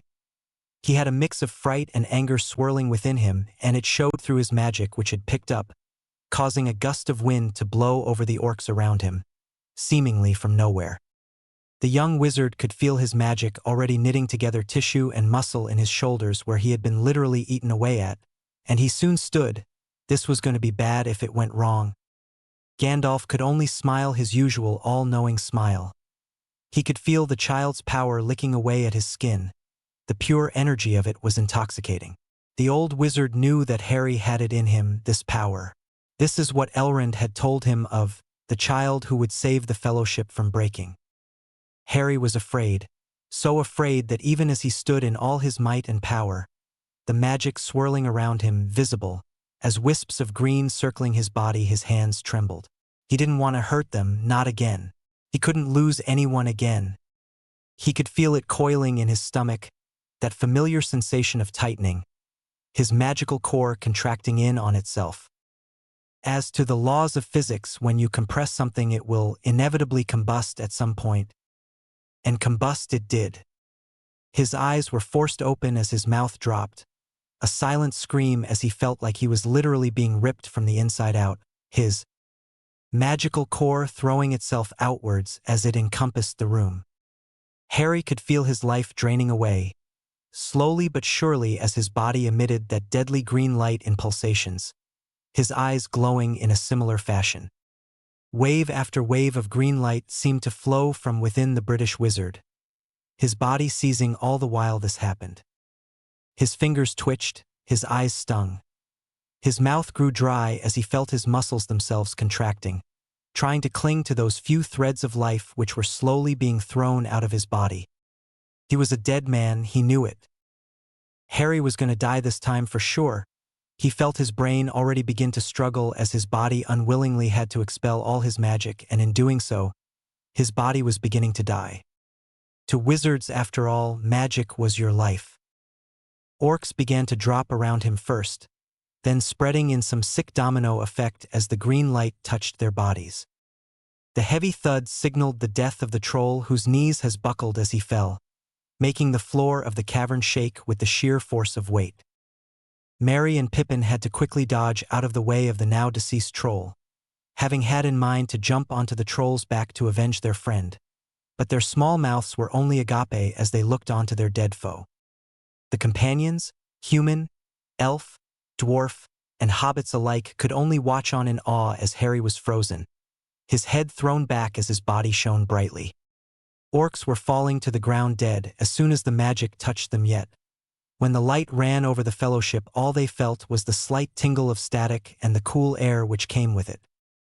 Harry's jaw was still slack, but he slowly felt that eerie feeling of cold wash over him as his magic and life drained from him, his shoulders sagging. This was the part which was going to get him. The magic which he sensed earlier was mingling with his own, and as he felt it seep into his bones, he seized up at the pure ferocity of malice behind the wisps of pure energy. The sickening feeling of the magic and life force was disgusting, dark and twisted beyond repair. It was like sucking in another part of Voldemort all over again. It made his skin come up in goosebumps and he felt his hair stand on end. It was tainting his very soul, and Dark Harry loved every moment of it, enjoying the death and decay Harry was currently absorbing into his very being. Dark Harry cackled in delight at the scene. Oh, how he loved it. He was born from this darkness. Harry had to push back other Harry to focus fully on the retraction process. And so it began. It came up through the soles of his feet, sucking up all the life it had just killed in the same wavelength of pulsations, rumbling through the floor as warmth rugged him up as he felt the movement come back to his limbs, albeit slowly. His eyes still glowed in all their emerald glory, drawing the shocked gazes of the Fellowship, whom were all utterly confused as to what was actually happening. The young wizard felt the new life and magic begin to vibrate through him, adjusting itself to its new home and owner and mingling with the old returned magic which settled back into Harry's core happily. He swore it almost purred at him. Almost. Harry hated this part. It was only the second time, but it was just as worse as the first time. He didn't know why this happened. Ever since he had died, he just... Shaking himself from his thoughts, he felt his magic come back to him, feeling his life force return, and his wounds were all gone. No traces of there even being a battle, just like that. Gandalf could only chuckle. Oh, the wonders of magic. What was that? Aragorn whispered out in awe, standing amongst the already rotting bodies of orcs at his feet. Gandalf just raised a graying brow. While he had no clue what it was, he had an idea and he could only guess. Harry felt the back of his eyes jerk. No longer seeing white light, he quickly clenched them shut. No longer glowing. He stumbled, weak at the knees, and he felt a hand catch his arm, holding him steady. He knew who it was instantly, feeling the warmth of the hand through his blood-stained tunic, breathing out through his nose heavily. "Thanks, elf. Think you could pick up my blindfold? I don't think my knees can take me bending just yet." Legolas complied, reaching down at their feet and wrenching the silken cloth from the dirty claws of the now still orc, placing it gently in the raven-haired boy's hands. As Harry tried to lift his arms to tie it, he found them heavy, like lead, and he disgruntledly kept on trying until Legolas pulled the material from his struggling arms. Pivoting till he was behind Harry, he easily tied it over his companion's eyes, running his fingers through his hair unconsciously as he did so, unaware of the shiver it elicited from the human male beneath his hands. Harry felt the soft material once more covering his eyes, glad for the magical suppression spells he had woven into the material, although he should think of some sort of sticky charm he could put on it so next time in battle it wouldn't be taken from him so easily. He felt the nimble fingers run through his long hair, and he shivered involuntarily at the touch, leaning back into the touch as his body instinctively responded to the comfort the elf seemingly promised with just his touch. A cry soon broke through their little reverie, making Harry jerk forward in shock again, pulling away from Legolas who, unbeknown to the blindfolded male, looked longingly at him for the physical contact. Gandalf had been the first to move to their fallen ring-bearer, as Sam rushed to Frodo's side, flanked by Merry and Pippin. Aragorn soon crawled over as well, a few cuts here from the scuffle with the troll but otherwise unharmed. Harry soon made his way through the bodies, his senses still out of whack, but he tripped and stumbled his way to his small friend, dropping down on his knees alongside Aragorn, throwing out his magic to sense for life signs. He let out a sigh of relief as he felt a heartbeat, as did the rest of the fellowship as Aragorn turned over Frodo, who in response let out a gasp and groaned loudly in pain. "He's alive!" came a unison cry of happiness, Gandalf letting out a sigh of relief. He wouldn't be able to look Bilbo in the face if any harm came to his nephew. The young hobbit sat up, looking around, wincing at the sudden movement. "I'm alright. I'm not hurt. Much." Harry felt his hands grasp Frodo's face tightly, his voice raspy but still stern. "Don't you ever do that again. Do you hear me? You scared me to death."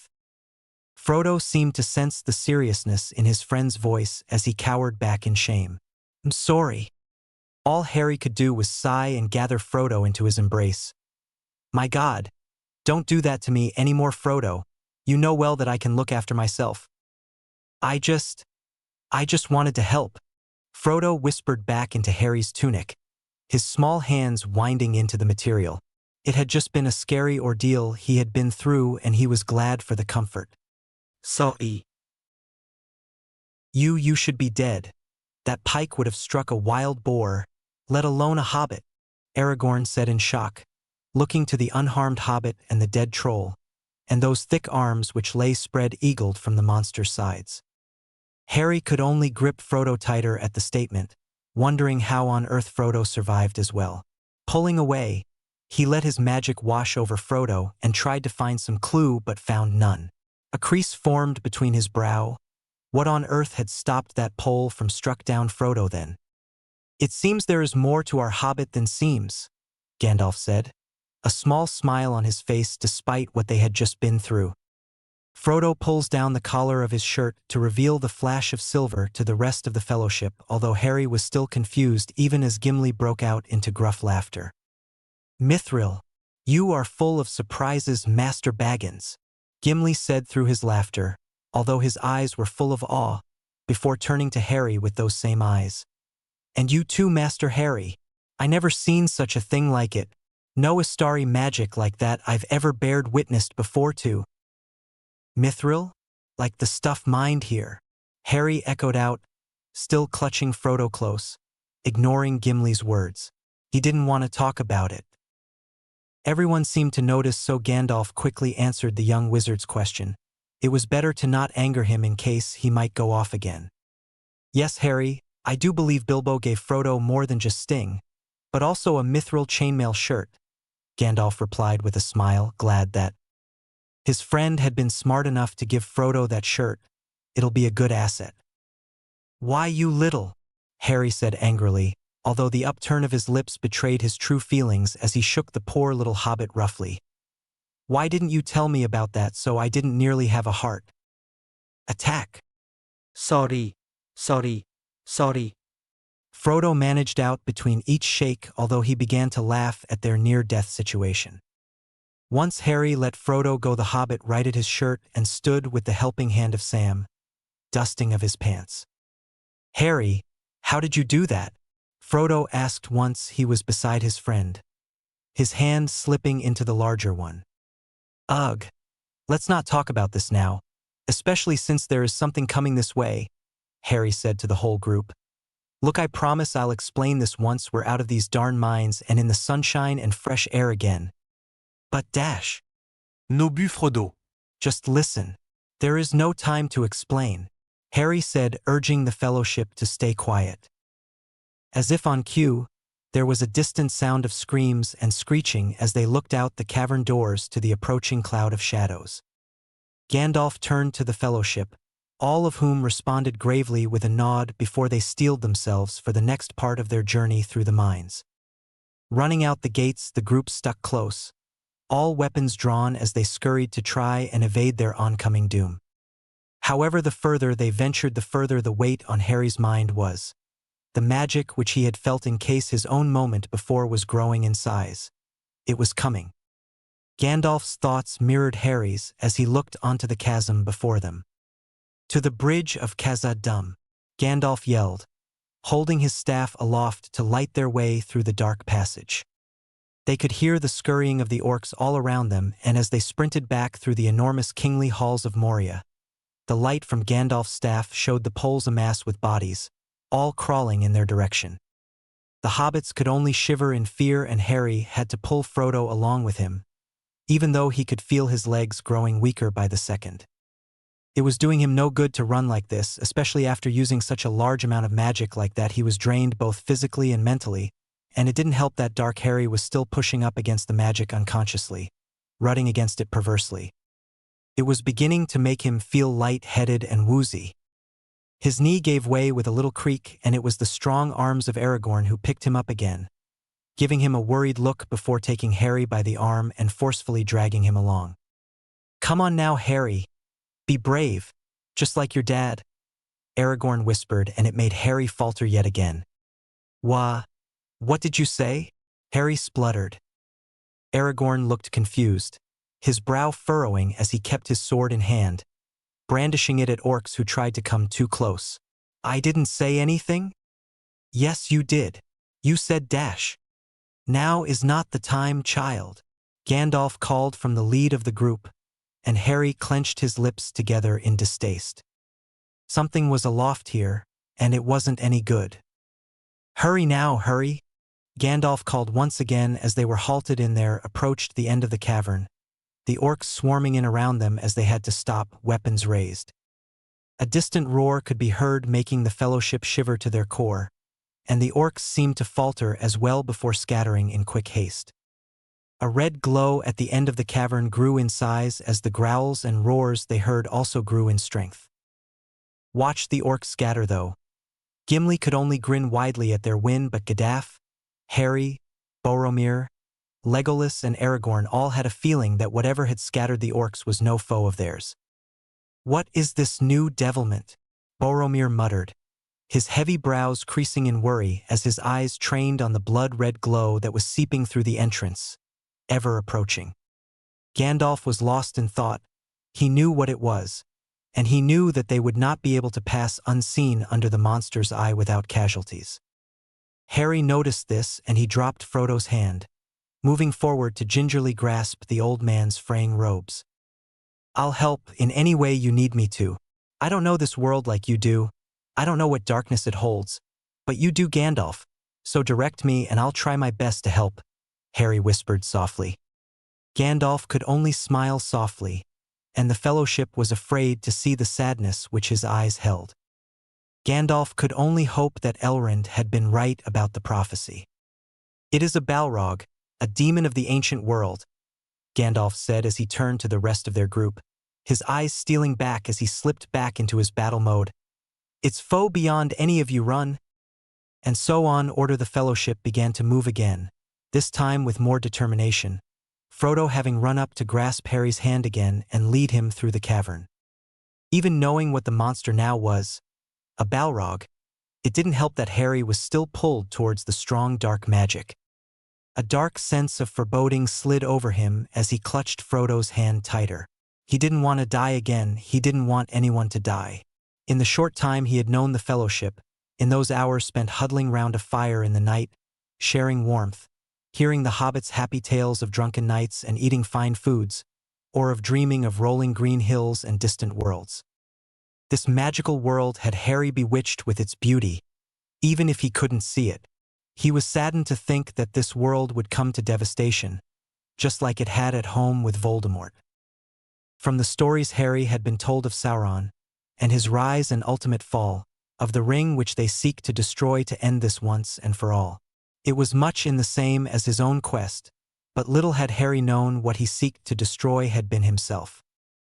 He just hoped that Frodo did not fall to the same darkness as he had. "Come on, Harry, faster," Frodo called as they stumbling ever further into the red light, Harry's magic rippling with every step further he took. So on to fighting the Balrog.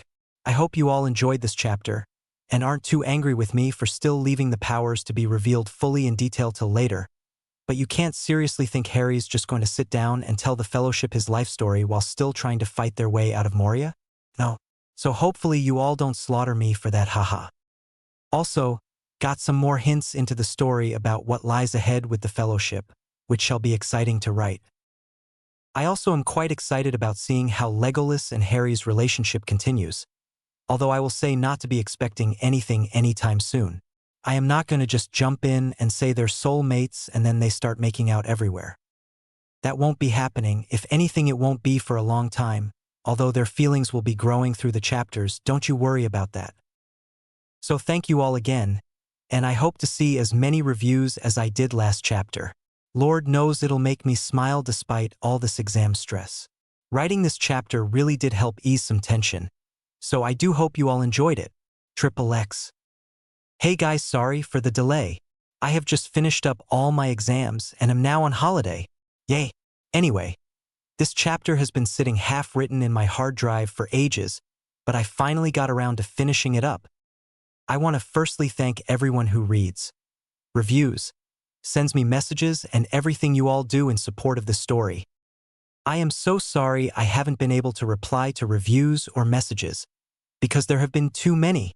I have read them all, and I will try to get around to them at some point, but I know it will take me hours just to reply.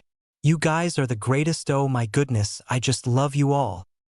Seriously guys, thanks so much for everything you guys do because it really does make me want to keep writing and to keep giving you all the sick pleasure of reading about the pure torture and pain our poor little Fellowship goes through.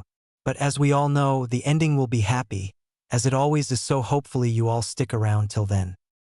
Here is the new chapter, and I hope you all enjoy. Stumbling through the caverns deep below the surface, the mountainous terrain was obvious as the group stumbled up roughly cut stairs, all the while still trying to avoid the nasty sting of the orcs' arrows being sent their way. "Hurry now," Gandalf called from the behind. Harry had his hand still clenched around Frodo's, helping the smaller hobbit to keep up with the long strides of men, as well as being led through the darkness himself. The Fellowship was racing now, moving down steps further and further into the endless chasms of the mountain.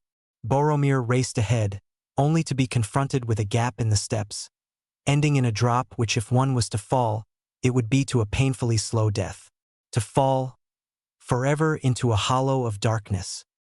Legolas, quick as always, was there to hold the Gondorian male from teetering over the edge. "Gandalf," Aragorn calls in concern, seeing as their escape was halted by this gap.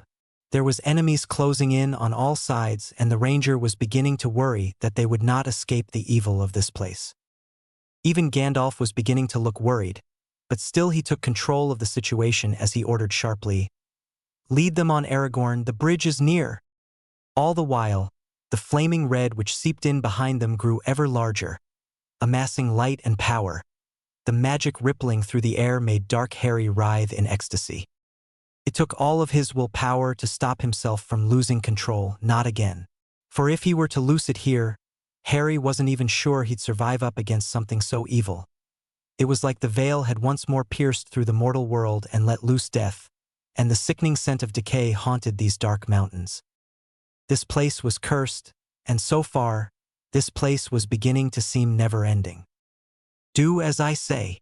Gandalf seemed to be frustrated with the stalling as he shoved Aragorn aside, striding forward. "Swords are of no more use here."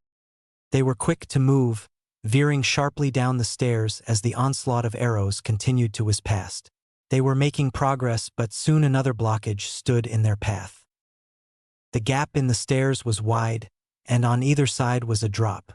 Legolas was first, almost floating over to the other side with a grace only elves could execute. The blonde elf called out, "Gandalf!" The wizard soon joined the elf on the other side, leaving the others to face the same fate. If only they could complete it as effortlessly as the two had just done. The hobbits all visibly gulped. That gap looked far too wide for their small legs to propel them across. "Marry, Pippin!" Boromir calls out as Legolas stood guard, protecting them with his own onslaught of elvish arrows. Boromir stood with the two hobbits tucked under each arm as he then flung himself over the gap, landing safely but not before another piece of rock crumbled away, falling to the abyss below. The gap was now even wider. Aragorn moved next, picking up Sam as he threw the hobbit across to land safely in the arms of Boromir. Gimli looked visibly appalled as Aragorn turned his gaze to the dwarf. "Nobody tosses a dwarf," Gimli stated proudly as he then took a running leap, barely touching the other edge before he fell backwards. Legolas was quick to reach out, grabbing Gimli by the ashen ends of his long beard. "Mind the beard, Harry," Frodo whispered, looking up to his friend. "I don't think I can make it across there. It's too wide." Harry turned to Aragorn, removing his hand from Frodo's as the pushed the small hobbit towards the ranger. "Take him and go." But Aragorn began to protest. "You cannot take us both. Just go protect Frodo. I will get across on my own," Harry ordered, every fiber of his being mustering up that old military attitude Moody had once taught him, his voice laced with authority. Aragorn faltered but nodded, although stiffly. He did not like this situation at all. The two made it safely across, but with all the commotion another section of the steps dropped and Harry stumbled backwards blindly, falling backwards to sit on the stairs. This was the end, and the Fellowship knew it. Harry could sense it even if he could not see. The gap was too wide now, and his magic was depleted. He wasn't gonna make it across. His journey was over already. His magic was holding up the barrier around him, bouncing off the arrows aimed his way, but that was soon fading as his magic drained. He was tired, so tired. "Harry! Harry!" Frodo called from the other side. Harry just sat there, arms limp as a piece of rock falls from above, smashing the stairs behind Harry, isolating him in the middle of the open space. The soft touch on his shoulder had Harry lifting his head, finding himself being swept off his feet in one smooth movement. "Wah dash!" Harry let out, clinging on tightly as that familiar smell encased him. "Legolas, what the bloody heck do you think you're doing?" Legolas merely let out a chuckle before he propelled himself over the gap, easily done with his eternal years to train and hone his skills. The remaining stone crumbled away, falling to the abyss below. Harry sulked internally. He was starting to owe Legolas a lot from all the times the elf came along to help him, and it was annoying him greatly. As soon as he was set back on his feet, Frodo was attached to him once more, the other hobbits all clinging together, for some semblance of safety that provided them. It was natural instinct. "Move!" Gandalf bellowed, and the Fellowship was quick to follow his orders, as they continued to move along, like a long snake slithering through the darkness. They emerged into a long cavern, alight with red as the flames licked at the walls, scorching heat stinging even through the thickness of their clothing. The bridge was visible up ahead, and the Fellowship all ran towards it, bar one. Gandalf stood, standing guard as they all passed by him. Over the bridge, he called, "Fly!" The flames grew ever higher, and Harry's body locked up, his steps faltering as he felt his breath come out in a slow hiss. Dark Harry was trying to be released. "Harry, you must go," Gandalf said as he retreated, now facing the ever-growing flames, pushing the small wizard who stumbled, blindly and was practically dragged by Frodo towards the bridge.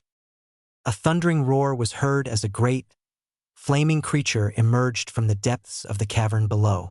Dark, leathery wings stretched out, beating great gusts to feed the fire engulfing the creature, long horns framing the sinister face. The Balrog strode after the Fellowship who were making their way over the bridge, the smell of fear practically permeating the air from the Fellowship who could all witness the approaching creature. Harry may not have been able to see, but he could feel and was felt by the old magic, the evil of the creature rolling over his skin, Dark Harry clawing at his insides to get out. Gandalf drew his sword, stopping halfway across the bridge, facing the evil head-on. "You shall not pass," Gandalf ordered, the weaving of his magic already forming, swirling up in a gust of wind, just as Harry's had in the room before. The creature roared, practically a laugh at Gandalf's statement. They all knew, even Gandalf, in all his years and power, was not a rivaled match to this creature which dwelled beneath the mountain. "Gandalf!" Frodo called, his hand tightening around Harry's, who was in just as much fright. Even when he faced Voldemort that fateful day in the Forbidden Forest, having come to deal with his impending death, he had not been this frightened. This was truly a creature to cower before. Never before had the wizard witnessed such powerful old magic. Not even Dumbledore could have rivaled this creature, let alone the Dark Lord. The Balrog rose to his full height, leaning back on his legs, cloven feet scraping the stone bridge below, tail swinging wildly. "I am the servant of the secret fire, wielder of the flame of Aenir," spoke the Astari, just as the Balrog reached down to draw a sword made from the flames. "The dark will not avail you." The wooden staff glowed bright white as Gandalf yelled, magic coursing through his staff, his channeling force, flame of Uden.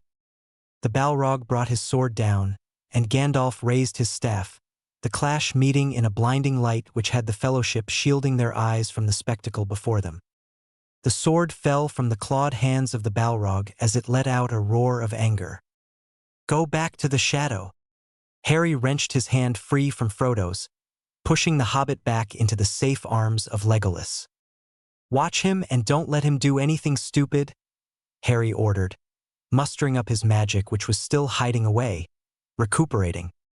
This was a stupid idea, but still, Harry had made a promise to protect Frodo, and in doing so the Fellowship as well. Plus, Harry was not the type to leave his companions behind. Moving to Gandalf's side, Harry navigated his way blinded, following the evil magic which was swirling within him as well, having absorbed it when he expelled his own magic. The magic recognized its owner as it rose up within him, and Harry felt his alter ego cackle as it latched onto the dark magic, eating it.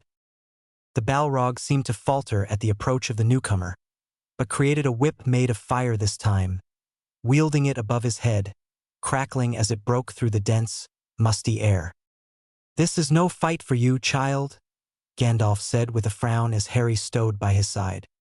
"This is no fight for you to stand alone in either," Harry replied gravely, his hands balled at his sides. Gandalf could sense his internal struggle, still staring ahead at the creature merely said, "Do not let your evils rule your heart, Harry." The British wizard could not reply, for he could not deny the evils he felt when he remembered his past. The hate and the pain he felt was still very real even now, and he would never forgive himself for what happened.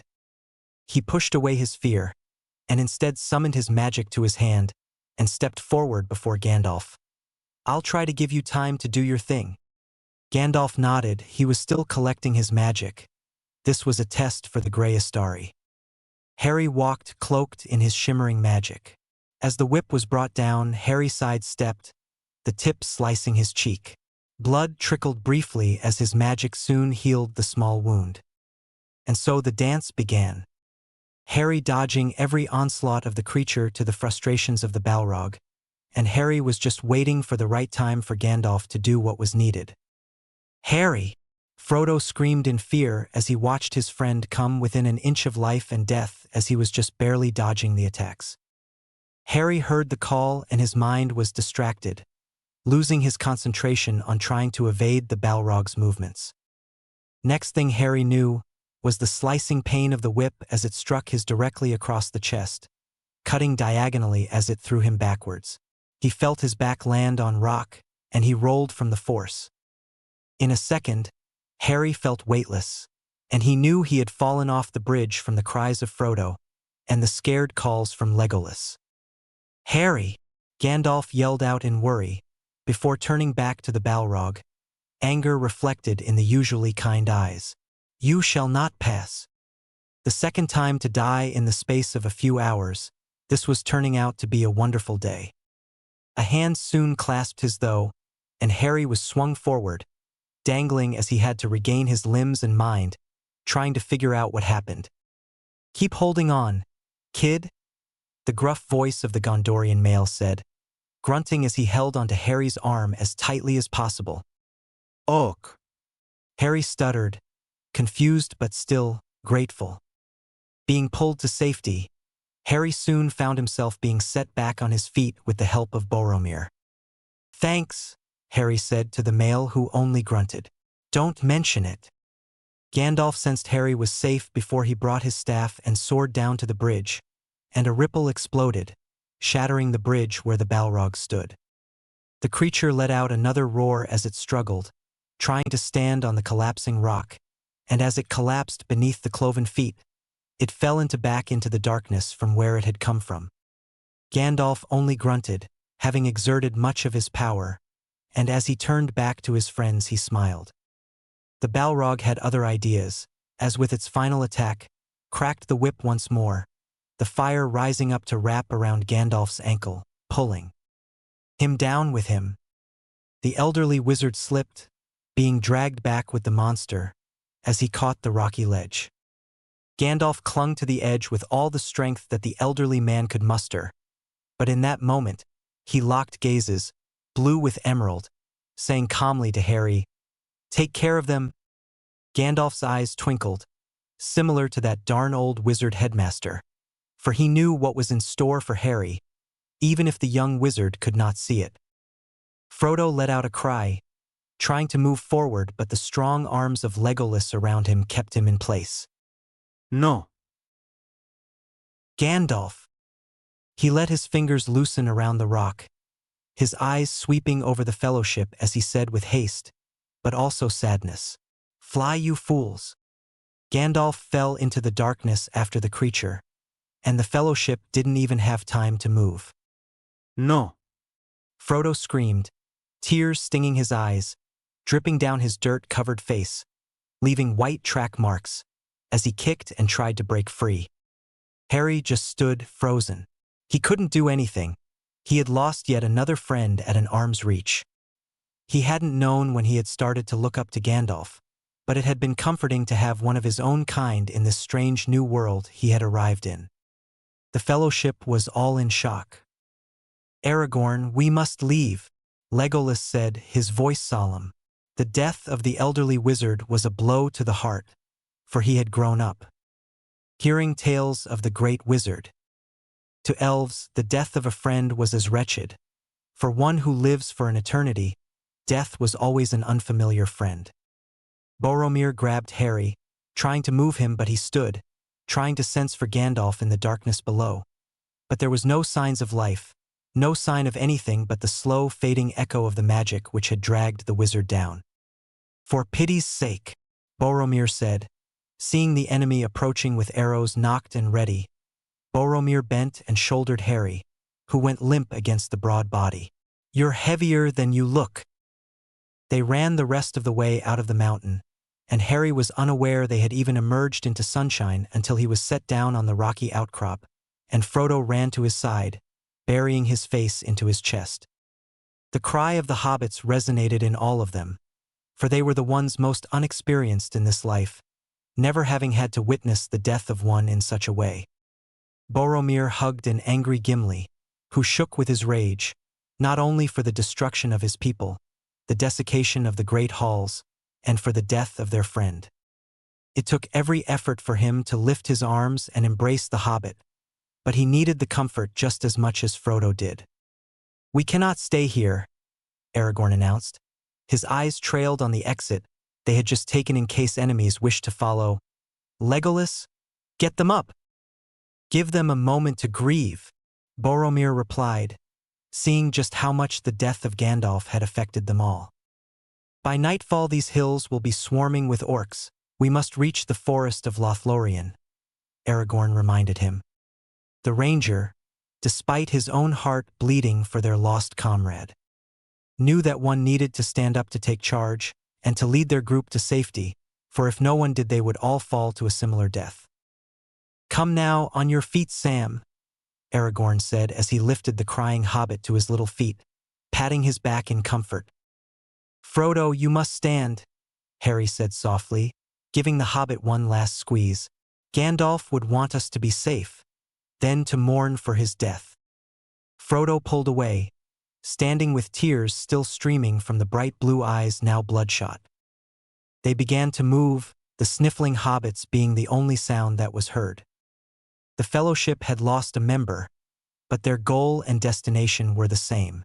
They had to continue, for if they did not, the destruction of this world was sure to ensue. A new chapter will be coming as soon as I can write it. Thanks, everyone. I apologize for the very long wait. Nearly 1 year later, I have written another chapter, for which I apologize for the long-awaited Chapter 10. Life has been very hectic and has changed drastically for me over the past year or so, and I find that writing has become hard for me, despite my passion for it. It was very much an escapism thing for me to write about these fantastical worlds because I found the world I lived in was just too dull and boring for me. Then I met someone who changed my entire life, and I started to enjoy the world and the fun things again, so everything went a little crazy after that. But I am back. I cannot promise weekly updates, let alone monthly, but I am trying to fit this in between study, working, a social life, and genuinely getting out and seeing the world and all its wonders. Please review. I also apologize if it's a little rusty. I wrote this up for all the fans and the people who have been reviewing and telling me how much they are enjoying this story. Honestly, you guys are the only reason I wrote this. Lots of love, XXX. The mood of the group was disheartened, solemn. Gandalf was gone. Harry couldn't shake the feeling of blame he felt. It was like a piercing dagger which ran through his chest, the searing pain a reminder that he had been unable to help a friend. Again. The images of the desecration of Hogwarts flashed through his mind. Bodies littered around him, trees fallen with the forest, creating a blast center around him. It was carnage, blood everywhere. Lifeless eyes with mouths open were the dying expressions of his friends and family. Harry shook the thought from his head. He didn't need such haunting memories being brought up, for he surely would cry, and the wizard decided he had done enough crying. He had to be strong for Frodo. "Oh, little Potty is sad," said Dark Harry. The familiar sneer of a Slytherin seemed to lace the voice now. So they just kept walking. The great forest of Lothlórien. It was a place of eternal wonder, for within the deep halls, something was calling to Harry. It was faint, like an echo from the distance, but as the Fellowship trod on across the plains, his gaze was lifted. The small hand which he held was loose in his hand, no energy left in the small hobbit. "We will be all right, Frodo," Harry said softly, giving the small hand a squeeze. "I promised you I'd protect you." "Yeah, and so did Gandalf, but he's gone," Frodo mumbled, a tinge of anger in his voice. Harry pulled up, stopping as he kneeled down, feeling for the small hobbit's arms as he grasped them within his own too. He could not see the hurt which was probably etched into Frodo's face, but Harry could certainly see it. He may have been blind, but it made his senses all the more keen. Listen to me, Frodo. Gandalf saved us all through his sacrifice, and he would not want you sulking like this. He was a brave, brilliant man who had lived his whole life exploring this world, and seeing the destruction of this beautiful place was eating him alive. We have a mission, something which he tasked you with. Do not forget that Gandalf trusted you, Frodo, you of all the people in the world he has ever met. Gandalf entrusted you with this task. Frodo bit his lip, staying silent. He could not meet the blindfolded eyes of Harry because he knew his friend was speaking the truth. Do not even think of giving up, for our journey has only just begun, Harry said softly, his hands reaching up to push back a curl of hair. Hurry up, slowpokes, called Merry from somewhere far away. It seemed like they were holding the group up. Come on now, Harry said, turning around as he offered his back to the hobbit. I am older than you remember. I don't need to be piggybacked, Frodo said, a smile to his words. Suit yourself, shorty, Harry poked back, standing as he began to run to where he sensed the rest of the fellowship. Frodo stood aghast. Then he called out with a laugh, Hey, no fair. As they caught up the group, silence fell again. The small brief spurt of happiness was soon sucked away with the rest of the somber group. Everyone was still grieving. Harry, Sam asked quietly from somewhere near the said wizard's right, making him turn to look at the quieter hobbit. Yes, Sam?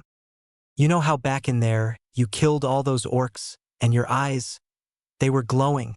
Sam started and Harry could have smacked himself in the head. Darn. He had already forgotten about that. It had seemed like ages ago, but in reality it had merely been a few hours before. Yeah, what was that? Asked Pippin, sounding a little too excited. The rest of the group was silent, although he could sense their curiosity. Well, if you really want to know, I guess it'll be a good distraction from all the rest of the crap that's happened, Harry said as he realized everyone was waiting for him to speak. You all know I'm not from this world, Harry started, walking still with the group. The only sound was their heavy breathing and the crunching of grass beneath their boots. I was born in a world far away from here, in a world where there are only humans, no elves or dwarves or even little hobbits. No dwarves. What a rubbish world. Hush, Gimli, Aragorn said, wanting to listen closely. I was only a child when I learned of my powers. I am a wizard, and where I came from there was a special school just for people like me where we learnt magic and how to control it. It was only when I was older did I learn about a man who had killed my family. And he had tried to kill me when I was an infant, but he couldn't. The spell rebounded and hit him, splitting his soul in the room, which a part of attached to me. Frodo gasped at this. Who'd want to kill a baby? And Harry had a killer's soul in him? Harry continued. Anyway, fast forward a few years and I learn of a prophecy, which is that this man and I would eventually have to fight each other if we wanted the war which was plaguing our world to stop. Either must die at the hands of the other, for neither shall live while the other survives. Harry took a breath, hesitating.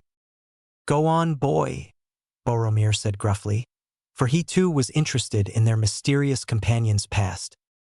Well, essentially, my entire life had been a test of trials to see if I'd be strong enough to fight this man. His name was Voldemort.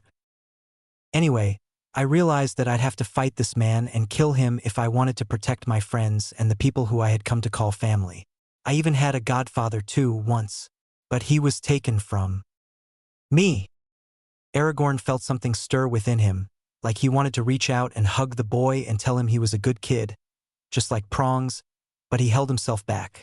Where had such an uncharacteristic thing come from? And who in Middle-earth was Prongs?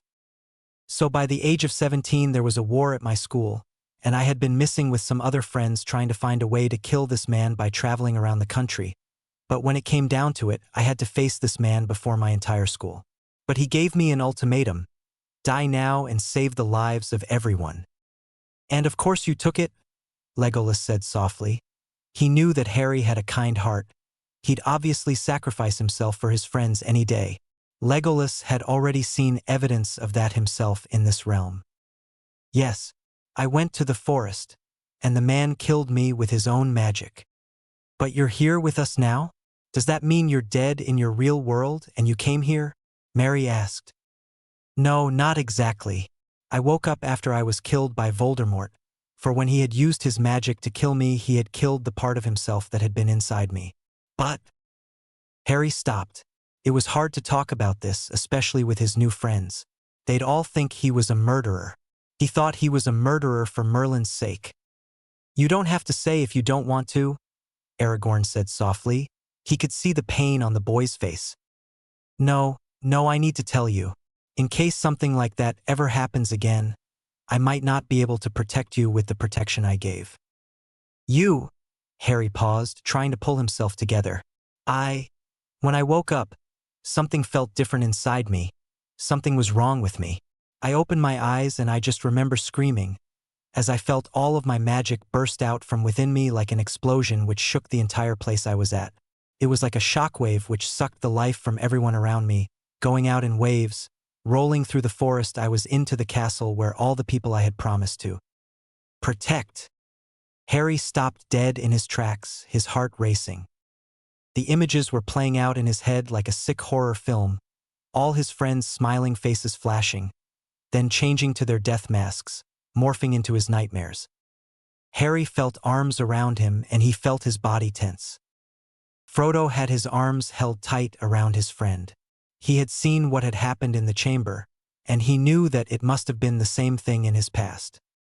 You didn't mean to do it, Harry? Frodo reassured, his own heart breaking for his friend. I killed them all with my own power. It was like something broke within me, Harry whispered. And created me, came a cackle from Dark Harry. Harry hated Dark Harry, the birth of such a creature within him, surviving off death and destruction. Or maybe it had been him all along, just hidden beneath the innocence of childhood and loving memories. This has only happened twice now, Harry continued, ignoring the dark inside himself. The second time was just in there. That's why I keep my blindfold with me. After that incident, the government, the people in power in my country seized me and declared me a war criminal and a mass murderer. Even though they had been the ones wishing for me to kill this monster, I had instead become the next monster to be feared and hated. They sealed my power to my eyes and locked me away in a cell, which is where I was before I came here, hence the chains I was in. It seemed like the whole fellowship somehow could relate to Harry, for they all soon walked towards the boy, realizing that even though he looked strong and powerful, he was still just as haunted by his past as the rest of them. The hobbits just were on the verge of tears from the sheer terror and pain they knew Harry would feel from telling his story.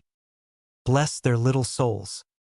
A group huddle soon assumed, as everyone comforted each other once again for the loss of their friend, but also for their new-found companion Harry. Legolas soon came to Harry's side, as Frodo stepped back as he let the elf hug Harry, the tall blonde brushing back the raven-black hair from Harry's shoulder. Isten I Anva NFGN, Avosto. Harry heard the words whispered into his ear and shivered, his mind translating the Elvish for him. I know your real face, do not be afraid. What was that supposed to mean? Harry was definitely confused, but before he could ask, Legolas had stepped away. Come now, over with the loving stuff, let's get moving, it'll be dark soon, Boromir said, even though he too had given Harry a clap on the back. Yes, Lothlórien is near, but it is a whole other story for if we will be welcomed, Aragorn replied, looking to Gimli who held his axe in hand. What? Oh, Gimli, said Legolas, patting his hairy friend. Just you wait and see. And so they moved on, soon breaching the tree line of the magnificent forest. The trees which grew tall sheltered them from the setting sun. Stay close, young hobbits. They say there's a great sorcerer who lives in these woods, Gimli said eerily, his beady eyes keeping a watchful eye on the trees around them. An elf witch of terrible power. All who look upon her fall under her spell. Frodo is startled by a voice in his head. Frodo, your coming to us is as the footsteps of doom. You bring great evil here, Ringbearer. Are never seen again. Gimli finished, drawing out the sentence as if to scare them all. Harry snorted. Sounded like a really strong love potion mixed with a bit of Bellatrix Lestrange's insanity. He hoped to God this which wouldn't be like that. Mr. Frodo?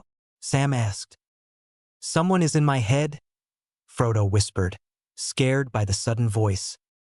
And welcome to you, stranger from the distant land of London. The one who holds the key, Harry heard within his own head. Kindly get out of my head now, Harry responded with a roll of his eyes, and he could hear the tinkle of her laughter. As if out of nowhere, arrows were now pointed at them from all angles, pointed ears at the ends of said bows, long blonde hair which seemed to sway in the cooling evening breeze. The dwarf breathed so loud, we could have shot him in the dark, said one elf, although Harry could not see. He knew he was elf from the voice, like rainfall on a summer's day. Come now, Lady Galadriel awaits you all. Hey guys, so I know it has been a few months since an update, but with finishing up another year of uni, holidays, Xmas, and then New Year's, I've been a busy little body. But here is another chapter, just another little stop, but hopefully you all enjoy it all. I'm absolutely astounded by the amount of reviews that this has amounted to now. I am so grateful to you all who review. It's a big motivator for me to get my butt into gear and to actually write out chapters. But again, thank you to all you wonderful readers, and I'm blessed for all the praise that you heap onto this story. I actually teared up a bit at reading them all. And I'm so sorry that I haven't replied to them since there is just too many for me to even begin. So bless you all, you lovely, fantastic readers, smiley face. Please enjoy this chapter, and hopefully you have all had a wonderful 2014, and I wish you all the best for the upcoming 2015. If Harry could see, he was sure his eyes would have been filled with delight. Trees which rose high above were filled with light of all shades of green, gold, silver, and bronze, casting the slivers of colors across the forest. The leaves themselves seemed to glow, the whole place filled with life and magic. The floor was littered with leaves and moss, all kinds of life buzzing around them, creatures rustling and making their own merry way through the forest. These woods are beyond words, Sam whispered as they walked, following Halder, the guardsman who had met them within the forest rather ungraciously, being greeted by cocking and aiming arrowheads between their supposed guests' eyes, had Harry wondering how gracious their host really was. Lady Galadriel. The wizard could only assume it was the voice he had heard invade his thoughts, and he had in turn told to rightly shove off. No one had the right to his mind but his own.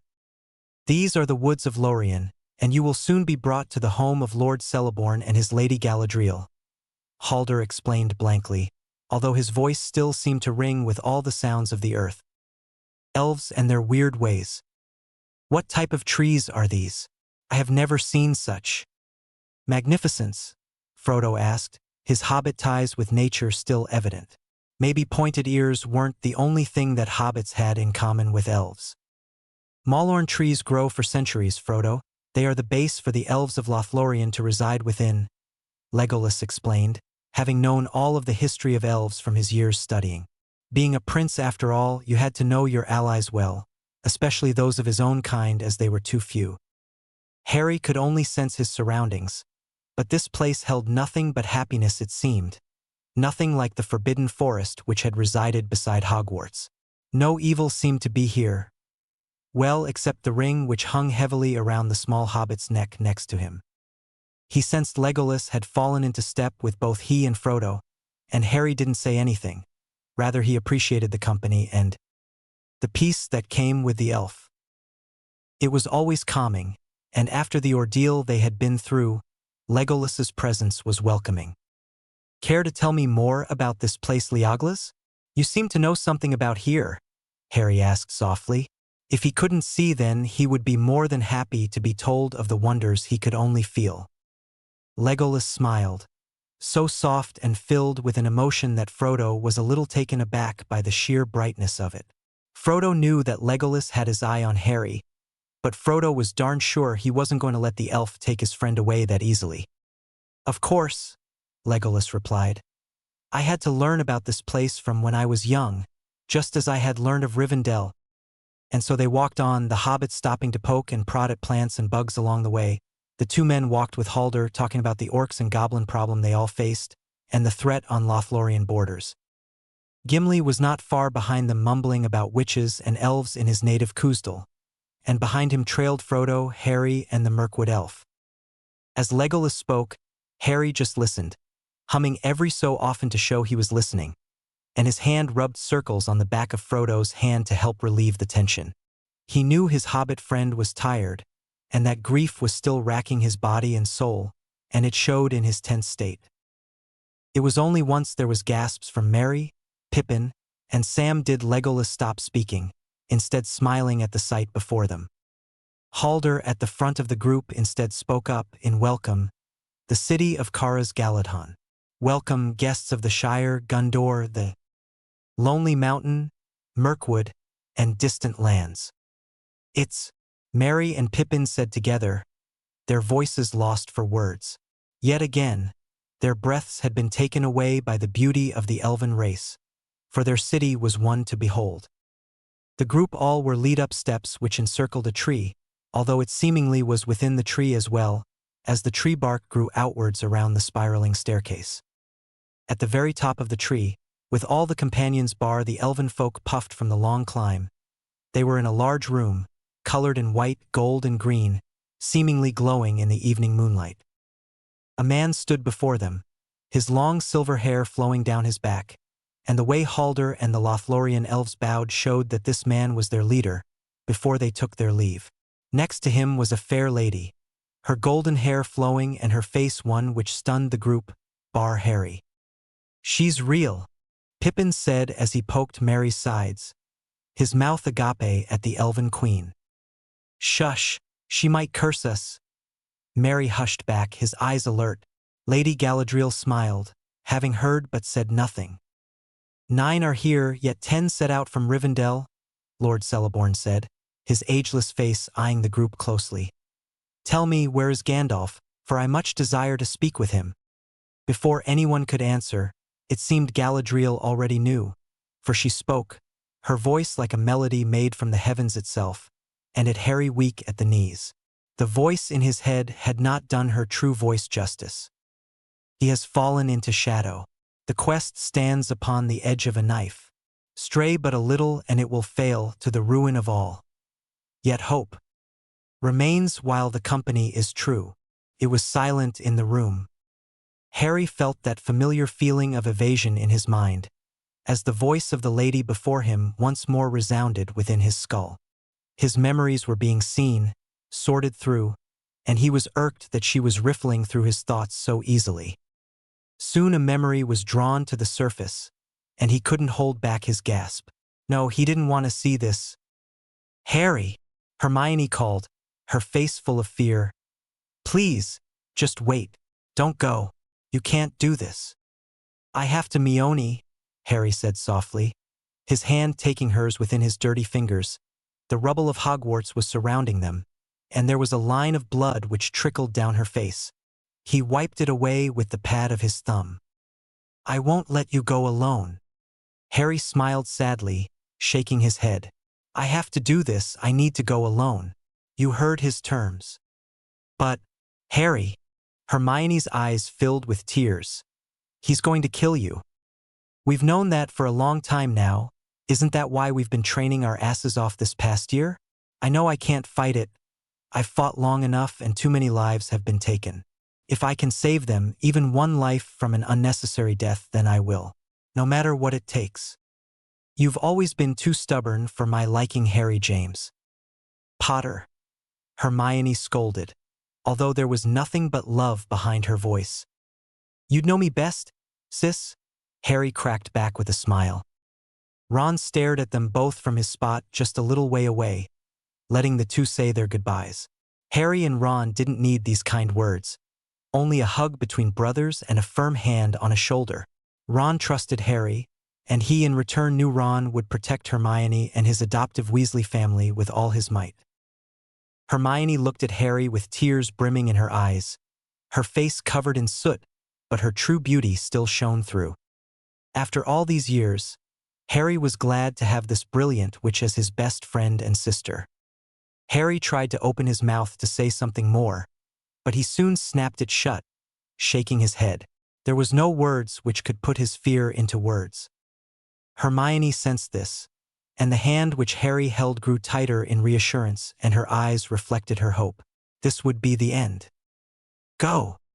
As soon as Hermione's face faded, Harry's anger reared up, dark Harry giggling manically within as his magic surged back through their mental connection. He felt a rush of emotion and memories flood his system. Thousands of years of memories rushed before his eyes, and he could not turn away. Flashes of a long time before of green, peace, smiles passed fleetingly. A love that would last through the ages, children, grandchildren power. A bright burning eye. Harry wrenched his mind free, and Lady Galadriel fell backwards in shock, stumbling as her partner was soon to her side, helping her back on her feet. Harry was in a right state as well, sweat on his brow, panting hard, but he held his stance, not one to ever give into a mental fight. Not after years of practice and enduring under Snape's stupid tutorage. Harry? What happened? Are you okay? Frodo asked tentatively from his side, his hand coming up to rest of his shaking arm. Yeah, all good. Right, Miss Busybody? Harry said darkly, his gaze directed at Galadriel, his tone none too happy at having his mind being raped.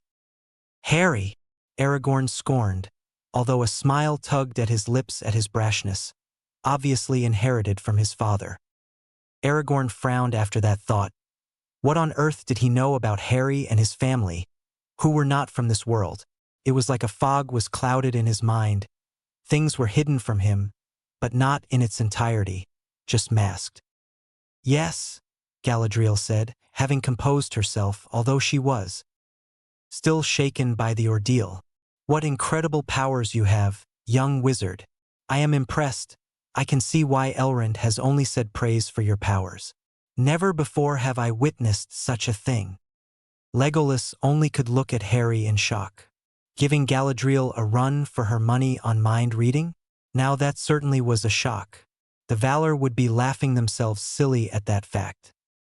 It would do them no good, however, to be so rude to their host. Next time, just ask first, Harry said, the hand on his arm calming him from his memories, his voice softening to his usual state. He was amongst friends now. He knew that Galadriel had no ill intent towards any of their company. She was as gracious as she was good. I shall do well to remember that, Galadriel smiled softly, looking over the tired company. Do not let your hearts be troubled, my friends. Go now and rest, for you are weary with toil and much sorrow. Tonight you will sleep in peace, for you are under the protection of the elves of Lothlórien now. Frodo tensed up next to Harry, that voice now resounding in his head even as her lips didn't move. Welcome, Frodo of the Shire, one who has seen the eye. Frodo's hand clenches and Harry puts an arm around his friend's shoulders. Oi, lady, stop it, Harry said in defense of Frodo. You're hurting him. It was obvious to Harry, and he was going to help his little friend no matter if his foe was the queen of the elves here, who could try to slice him up with just a lift of her finger.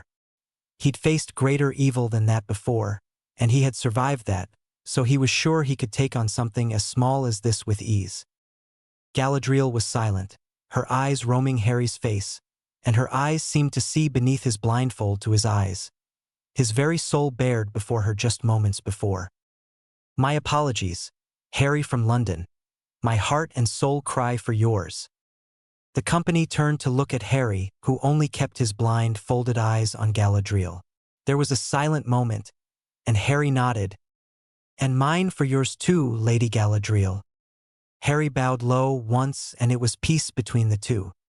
You truly have your mother's eyes and spirit, Galadriel said softly, and a smile graced Harry's lips in amusement, but he knew the phrase was said with endearment. So I have been told many times before. He had seen her mind, and knew she had experienced the same fear and loss as he had, although she held herself together better than he did, although she did have a few thousand years on him. Go and rest, sleep with hearts free of fear, for we will all grieve for the loss of a dear friend. But there is always hope even in the darkest of hours, and I do believe that Gandalf would despair to see you all so downhearted. Galadriel stepped forward towards the fellowship. For now you are within our halls, and these trees are home to you as well, for as long as you shall walk this realm. The smile that Galadriel graced them all with brought a new light to the hearts of the groups, and they all left the building high above the trees with a new spring in their step, for now at least. They would rest well tonight. As Harry was nearing the floor, being led again by an elf to their resting spot for the night, he heard the soft voice in his head again. I shall come find you later tonight, Harry, for there is much for you to see, as the key, and as the last hope for our realm. Harry didn't reply, for he knew that she'd come no matter what he did. So he just held his head high, and hoped his heart did not burst soon with the thought of old memories. Another chapter done.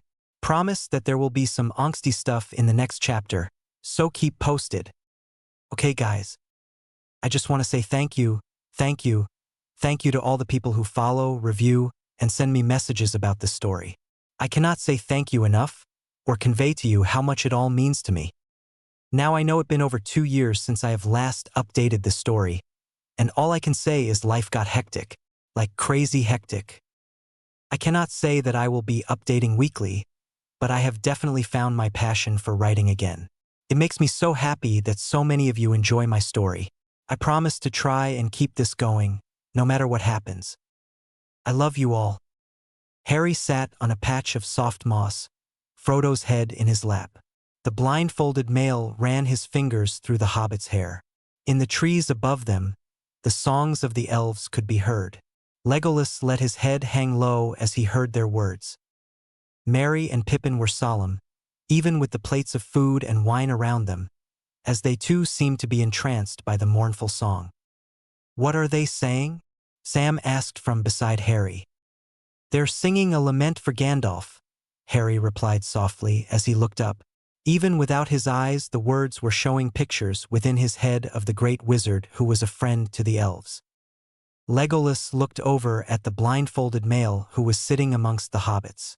He could not help but feel that the loss of their friend was lessened by Harry's presence. He knew that it was a terrible thought to have, but for some reason, even with their impending journey ahead, it didn't seem as bad with the blindfolded boy amongst their group. Away from the group, Aragorn and Boromir are talking, but they are too far away for Harry to hear. Gimli is guzzling a bottle of wine, tears rolling down his face for the loss of his people in the halls of Moria, and for their fallen comrade. Aragorn walks over to the group, laying a hand on Harry's head. You all should get some rest. We have all had a long journey. We will sleep safe within these woods. Merry and Pippin nodded, moving to find a place beneath a tree. Sam lay down next to Bilbo, always keeping close. Harry moved Frodo down next to Sam, the hobbit already asleep long ago. Harry quietly stood, walking over the hobbits as he moved over to where Aragorn was. Can I talk to you? Aragorn looked up, putting some pipeweed into his long pipe. Of course, Harry. Harry sits down next to him on the bench. You said something to me in the mines, Harry started slowly. You said I need to be brave, like my dad. Aragorn was silent. He continued to pack his pipe. Harry, sensing what he was doing, merely lit a light on his index finger, holding his finger out. Aragorn let Harry light the inside of the pipe. As he took a puff, letting the smoke furl out from his mouth, he looked at the young man sitting next to him. Yes, I do not know why I said that. I have been having these images shown in my mind. Pictures of a time before this. Harry was quiet for a moment. Do you trust me? Of course, Harry. I want to look into your mind, if you'll let me. Harry asked. Like what Lady Galadriel can do? Aragorn replied tentatively, knowing the powers of the great elvish queen. Yes, quite similar, but I will have access to all your memories and thoughts, not just being able to show you something and talk to you. I trust you, Aragorn replied. Harry nods, focusing his magic to reach into Aragorn's mind. Shifting through his memories, he tried to not delve too deep, although he did hear a familiar voice and saw the memory of a dark-haired elf with delicate features. Arwen. Harry thought to himself, moving past the memories, going further back. Much further. Soon there were familiar faces, the dark walls of Grimmauld Place immersing Harry's mind. He stands in the hallway, turning to see his younger self standing next to a long-haired man. The man throws his arm around his shoulders. The image changes. It's a younger man on an enormous motorbike, and two familiar faces gawking at the purchase. He couldn't hear what they were saying, but the expression on the red-haired female's face showed her berating the young man for buying the dangerous bike. Soon, he was standing by a familiar lake, and Harry felt his heart swell. Hogwarts. He never thought he'd be able to ever see it again, in its full glory and magnificence. The memories Harry would see whenever he thought of his home was hurt floors and broken walls. This was the Hogwarts of his childhood before him. For boys walked past, towards the lake, laughing and pushing each other. Come on, Prongs, don't get so hung up on Evans. You can always go for Lestrange. James Potter screwed up his face. EW, don't even joke about that. Evans is the only one for me. You need to stop pestering her. She'll only hate you more, Remus said nonchalantly as he hitched the textbook under his arm higher. Peter nodded along with Remus. Oh, come now. Don't gang up on the love-struck fella, Sirius said with a laugh as he threw his arm around James, much the same as the earlier memory. Harry watched them walk further and further away, and he pulled out of Aragorn's mind. Aragorn's shoulders slumped as he had felt all the memories being pulled to the surface. What world was this? Who were these people? And like a dam that breaks, it all came back in a flood of emotions and memories. Aragorn looked over to Harry, tears in his eyes. How could he have forgotten? How could he even be here? He didn't let his thoughts confuse him for too long as he pulled Harry into his arms. Harry couldn't believe it. Aragorn was serious. Harry felt tears drip down, soaking his blindfold as he brought his arms up to hug Aragorn back. I don't understand how this can even be possible, Aragorn whispered. This cannot be. And yet, I don't want it to be false either. If that was my life before this, if that was me, then you are the Harry that I never got to care for, to look after, to show you that everything would be okay because I was going to always have your back. Harry could only shake his head. He didn't understand this all either. He had watched Sirius fall through the veil. He had seen his soul disperse into the cloudy mist on the other side. A familiar melodic voice filled their minds as they pulled away from the hug in surprise. Aragorn, son of Arathorn, you were known by another name many millennia ago. Your soul was wandering the void between the worlds, lost without purpose, without a destination to head towards. You were given a choice by the Valor, to rest and sail to the next lands, or to come back and help Harry once again. You chose without hesitation to help the one you love. You were reborn into this world with no memories of your past life, but with the purpose of helping you find Harry once more. Your soul was given a destination, a focal point in the future for you to head towards. You never knew why you traveled. The ranger who roams the hills. You were searching all this time. Galadriel appeared from behind a tree, almost gliding along the grass, her gown trailing behind her like white wings from her back. I was searching for Harry? In this realm? Aragorn asked softly, to not wake the others around them. Yes, your soul was given the purpose of finding and helping Harry. It is your destiny to be here, on this journey of the Fellowship. Harry let his hands hang in his lap. So Aragorn was waiting for me here all along? So I was meant to come here all along? Yes, Harry Potter, I am here to show you what is to come. Galadriel held out her hand. Even though Harry could not see, he raised his hand to take hers. Sleep, Aragorn, for your journey ahead will be weary, and your mind and body will need its strength. Come, Harry. Galadriel lead Harry away from the group, their steps light. Harry seemed to float along with her. She stops before the silver basin, letting Harry take the few steps up. Look into the mirror, and you shall see your purpose in this world. Harry can feel the magic swirling before him in the basin. He reached his hand out, touching the water with the pads of his fingers, hovering above the surface. What if I don't want to know my fate? Harry said as he looked over to where he could feel Galadriel watching him. Only bad things have happened when I learn the truth of what is expected of me. What if I don't want this amazing big adventure? What if I want to just live a normal life for once? If you wanted a normal life, you wouldn't have even agreed to come on this journey, Galadriel said sadly. You know as well as I that in your heart, you know your journey is yet to be over. Harry turned back to the water and let his hand drop beneath the surface of the water. In his mind, he can see. There is a battlefield with creatures. Ugly, twisted-looking creatures all lunging towards him, encircling him with swords and spears. Harry opens his eyes and the creatures all die around him. As the creatures fall, he sees familiar faces also fall, their eyes lifeless as they drop to the scorched ground. Harry looks down and his hands are hurt. At his feet, the crumpled body of a small hobbit. He looks up. Towering over them is a great shadow, burning bright at the top a great eye. The eye burns through him, and Harry can hear himself start to laugh, cackling into the open air. He can smell the burnt flesh of his enemies and his friends filling him. Harry holds up his hands to his face, the blood smearing across his eyes and cheeks as he feels the coolness against his hot skin. He sees his reflection in a shield nearby, a shining shield with a white tree melded into the metal plating. His eyes are red and his pupils slit. His nose is gone and it is replaced by two flat nostrils, his tongue darting out. Voldemort. No, it is him. Dark Harry. Harry pulls his hand out of the basin as he is brought back to the forest of Lothlórien. This is what is to come if you fail, Galadriel said softly, looking at the sweating boy who was leaning against the basin for support. Harry felt sick to his stomach.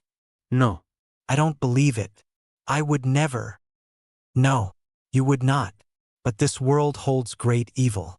Evil that must be destroyed at all costs. Do you know now why you were called here? I need to help Frodo destroy the ring. The ring will also drive me to insanity. Yes, you will never know peace until all evil, in all forms, are gone. You are one of a kind, for you shall never die. Your soul was picked by the valor to come here, to help, but for your help you will be rewarded. Galadriel walks forward, taking Harry's hands in her own. She leans down and rests her forehead against his. Harry can see himself, standing on the balcony, overlooking treetops. He feels hands on his hips and he turns to see Legolas smiling down on him. He is not wearing his blindfold, as green eyes meet gray. Harry smiles back. As Galadriel pulls away from Harry, she brushes back a stray hair from his face, tucking it behind his ear. You have known great pain and loss. You were brought to our world to give you another chance at a life you should have always had. Just as Aragorn was given a second chance, so have you. Take this chance, Harry Potter, for you are young and have so many years ahead of yourself to live. You, the master of death, shall live for all eternity. In our realm, we have a race that can live alongside you, forever. Harry cannot reply, as he lets Galadriel lead him back to the group. Harry does not notice Galadriel walk over to Frodo and wake him, leading him away to the same place he had been only moments before. He lay down on a patch of moss, away from the group as he lets Galadriel's soft voice in his head singing lull him to sleep. It was the first time in many years that Harry slept peacefully. Thanks to all the lovelies who reviewed. This is for you guys. Saruman the white paced before Lurtz, his creation. They were horrid creatures, and he despised their stench, but they were a necessity for his plans. If he were to please Sauron, he would have to offer only the best of his services. The army of Uruk-hai were being clothed and armed to the teeth, the white hand of Saruman being painted on helmets and smeared across their cheeks. The great wizard stood before them, knowing what his orders were after having spoken with the Great Eye himself. "Hunt them down," Saruman started, as the creatures before him grunted and snuffled. "Do not stop until they are found. You will taste man-flesh."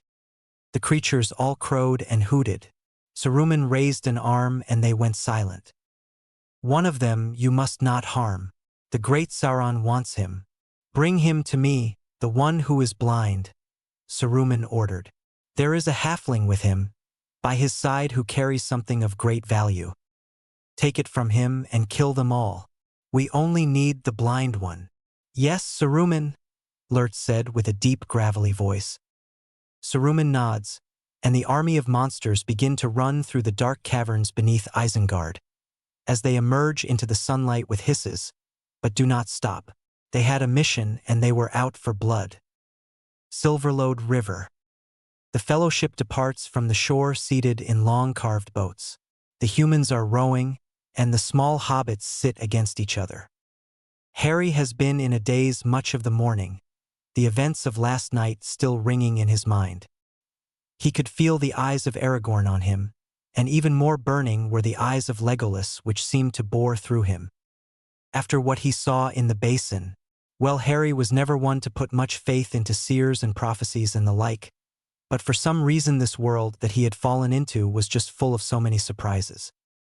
The fact that his beloved godfather, Sirius Black, had somehow been given the chance to come back to life to help him in a whole other universe meant that there were greater powers at play here. It was the work of the gods or fate herself that brought Harry Potter to the realm of elves and evil eyes. Harry and Aragorn had a long time to talk the past few weeks spent in Lothlórien, catching up on memories lost and the time after death. They had spent many days together, with the hobbits all listening in on the tales of another world, rekindling their past relationship. It was a strange moment to tell the group of their past life together, and how Sirius, now Aragorn, had once been his father figure and who had cared for him. The hobbits seemed to not believe it, but it made Legolas calmer knowing that there was no feelings of attraction. Not that he voiced this aloud, however, merely just a thought. Gimli just kept telling everyone that this world was turning on its head, and there was no telling what was going to happen next, such as maybe he'd find out he was actually an elf all along. Aragorn offered a strange sense of familiarity of the old world left behind in England. Harry felt some comfort knowing that there was someone who would be able to know of the past and that place of what happened there.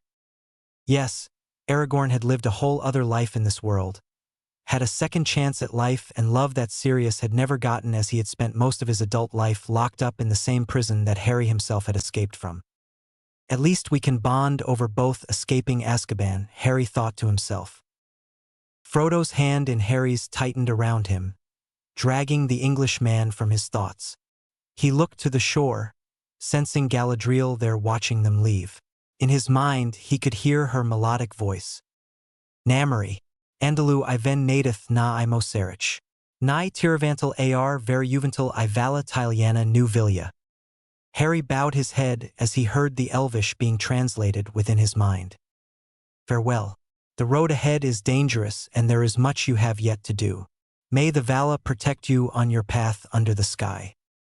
He clasped his hand around the ring on his finger, a gift from Galadriel. He was told it held a stone that held the light of the Vala and that he would need it for him to not lose his way. He could not see it, but he could feel the coolness of the metal on his skin and the weight of the jewel in the center resting against his index finger. "Wow!" called Merry and Pippin, earning them a smack from Sam from startling them all.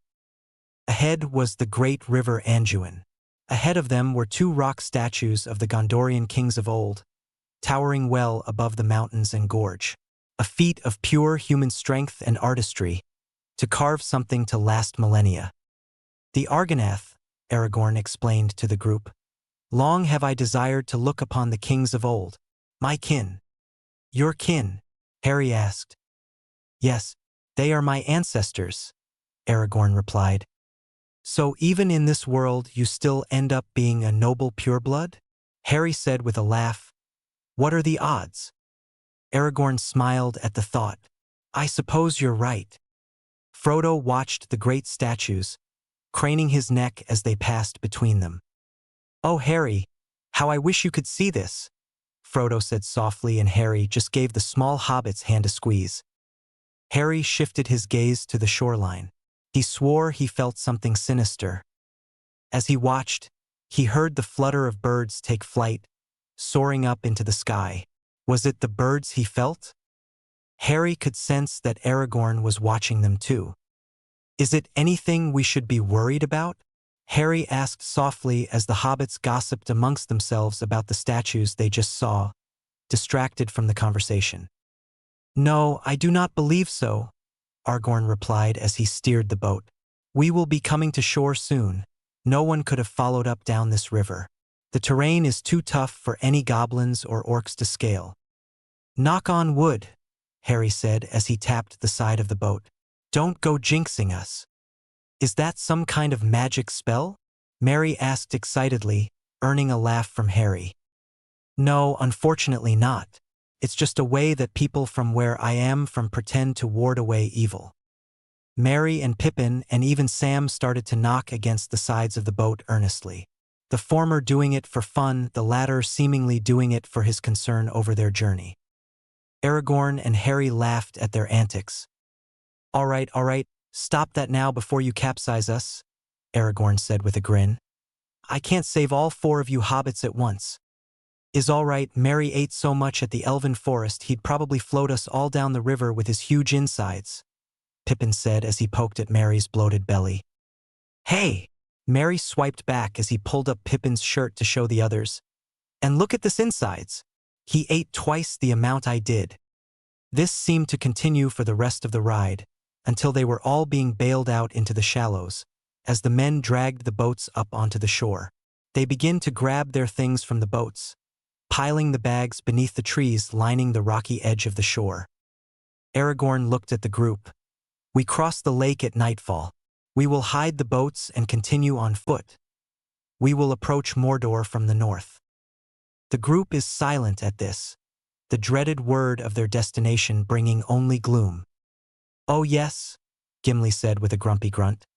Just a simple matter of finding our way through Eamon Mule, an impassable labyrinth of razor-sharp rocks, and after that a festering, stinking marshland far as the eye can see. We're in for a treat. Sounds lovely, Harry replied sarcastically.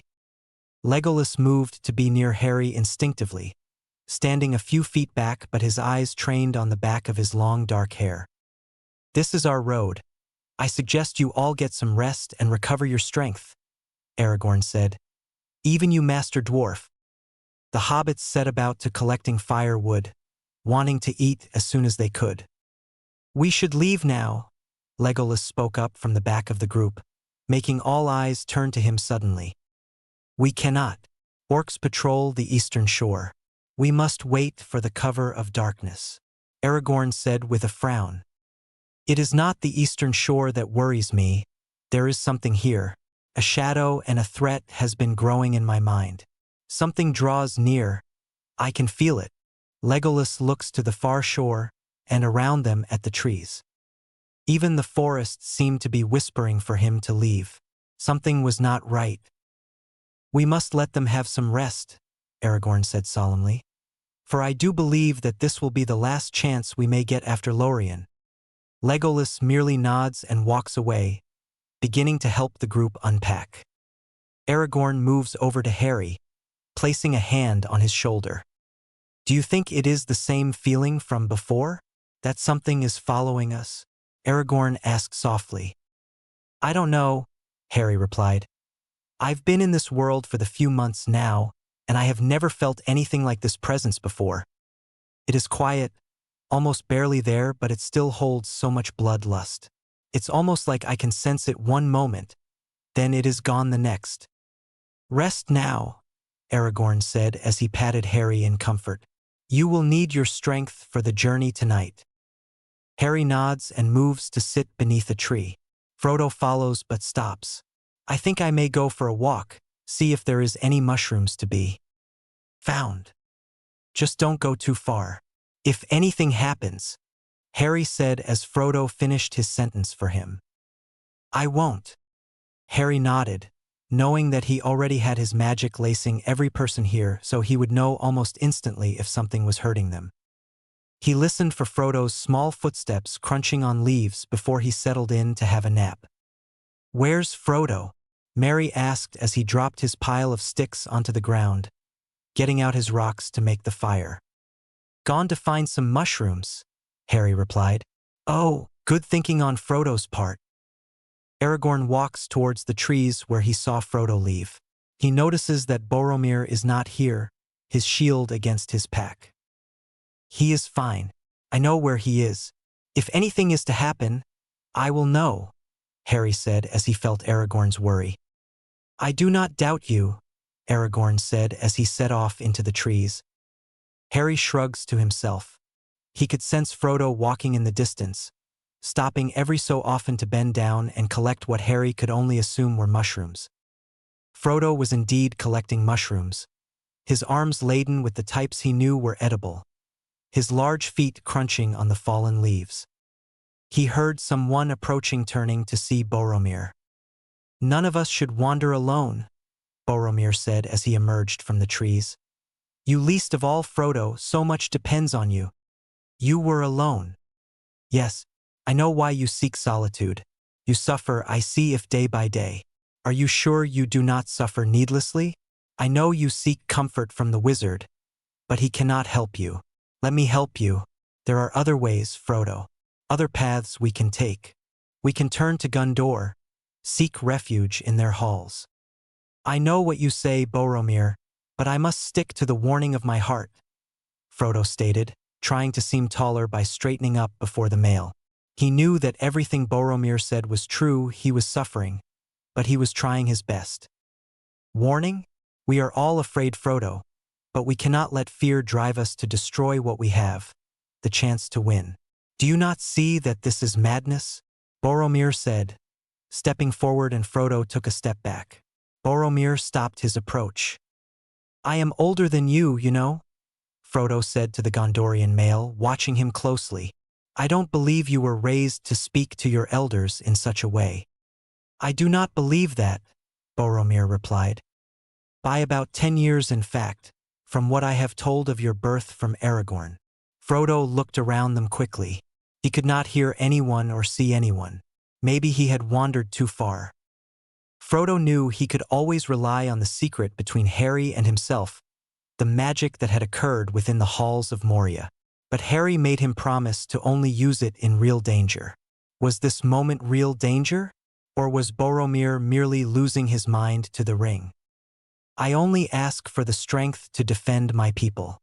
If you would lend me the ring, I would be able to defeat the evil that lies at our gates. Boromir stepped forward again. Frodo recoils, dropping some of his mushrooms.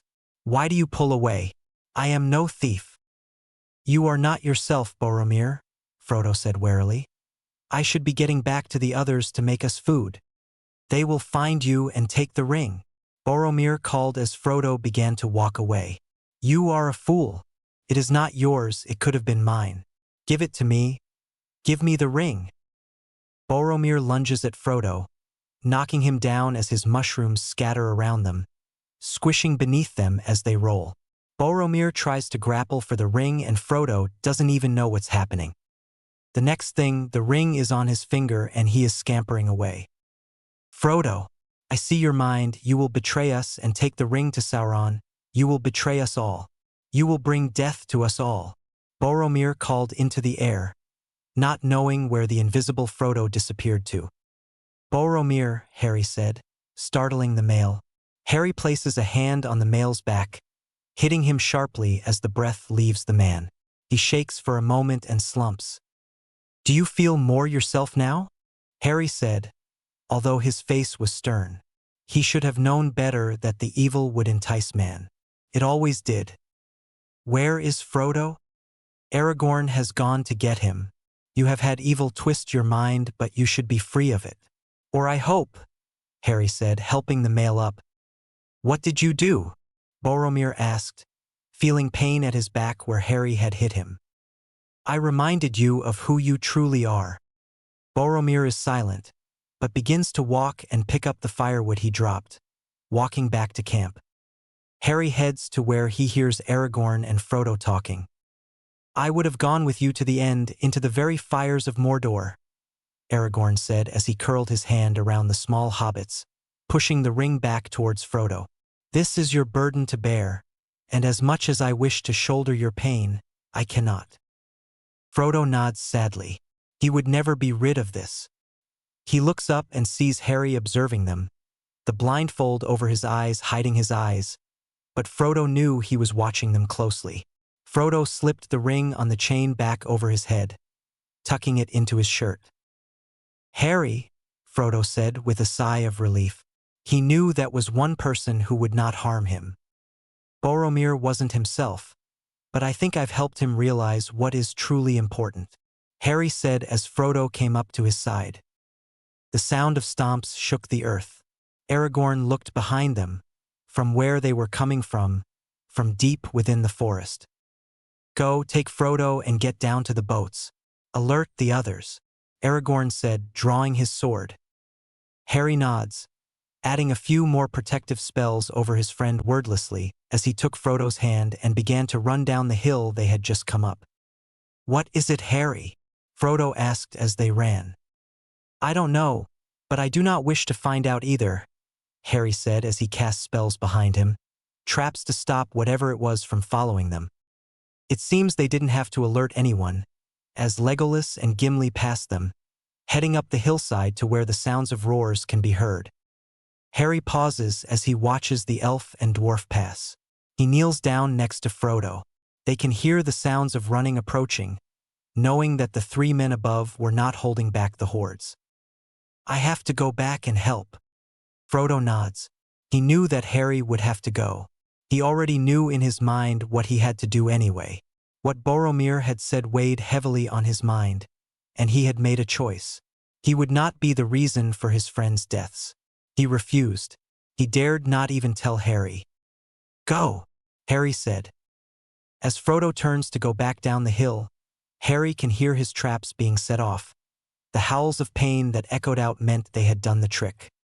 Harry begins to fight, his hands weaving magic as he casts cutting spells at the onslaught of enemies.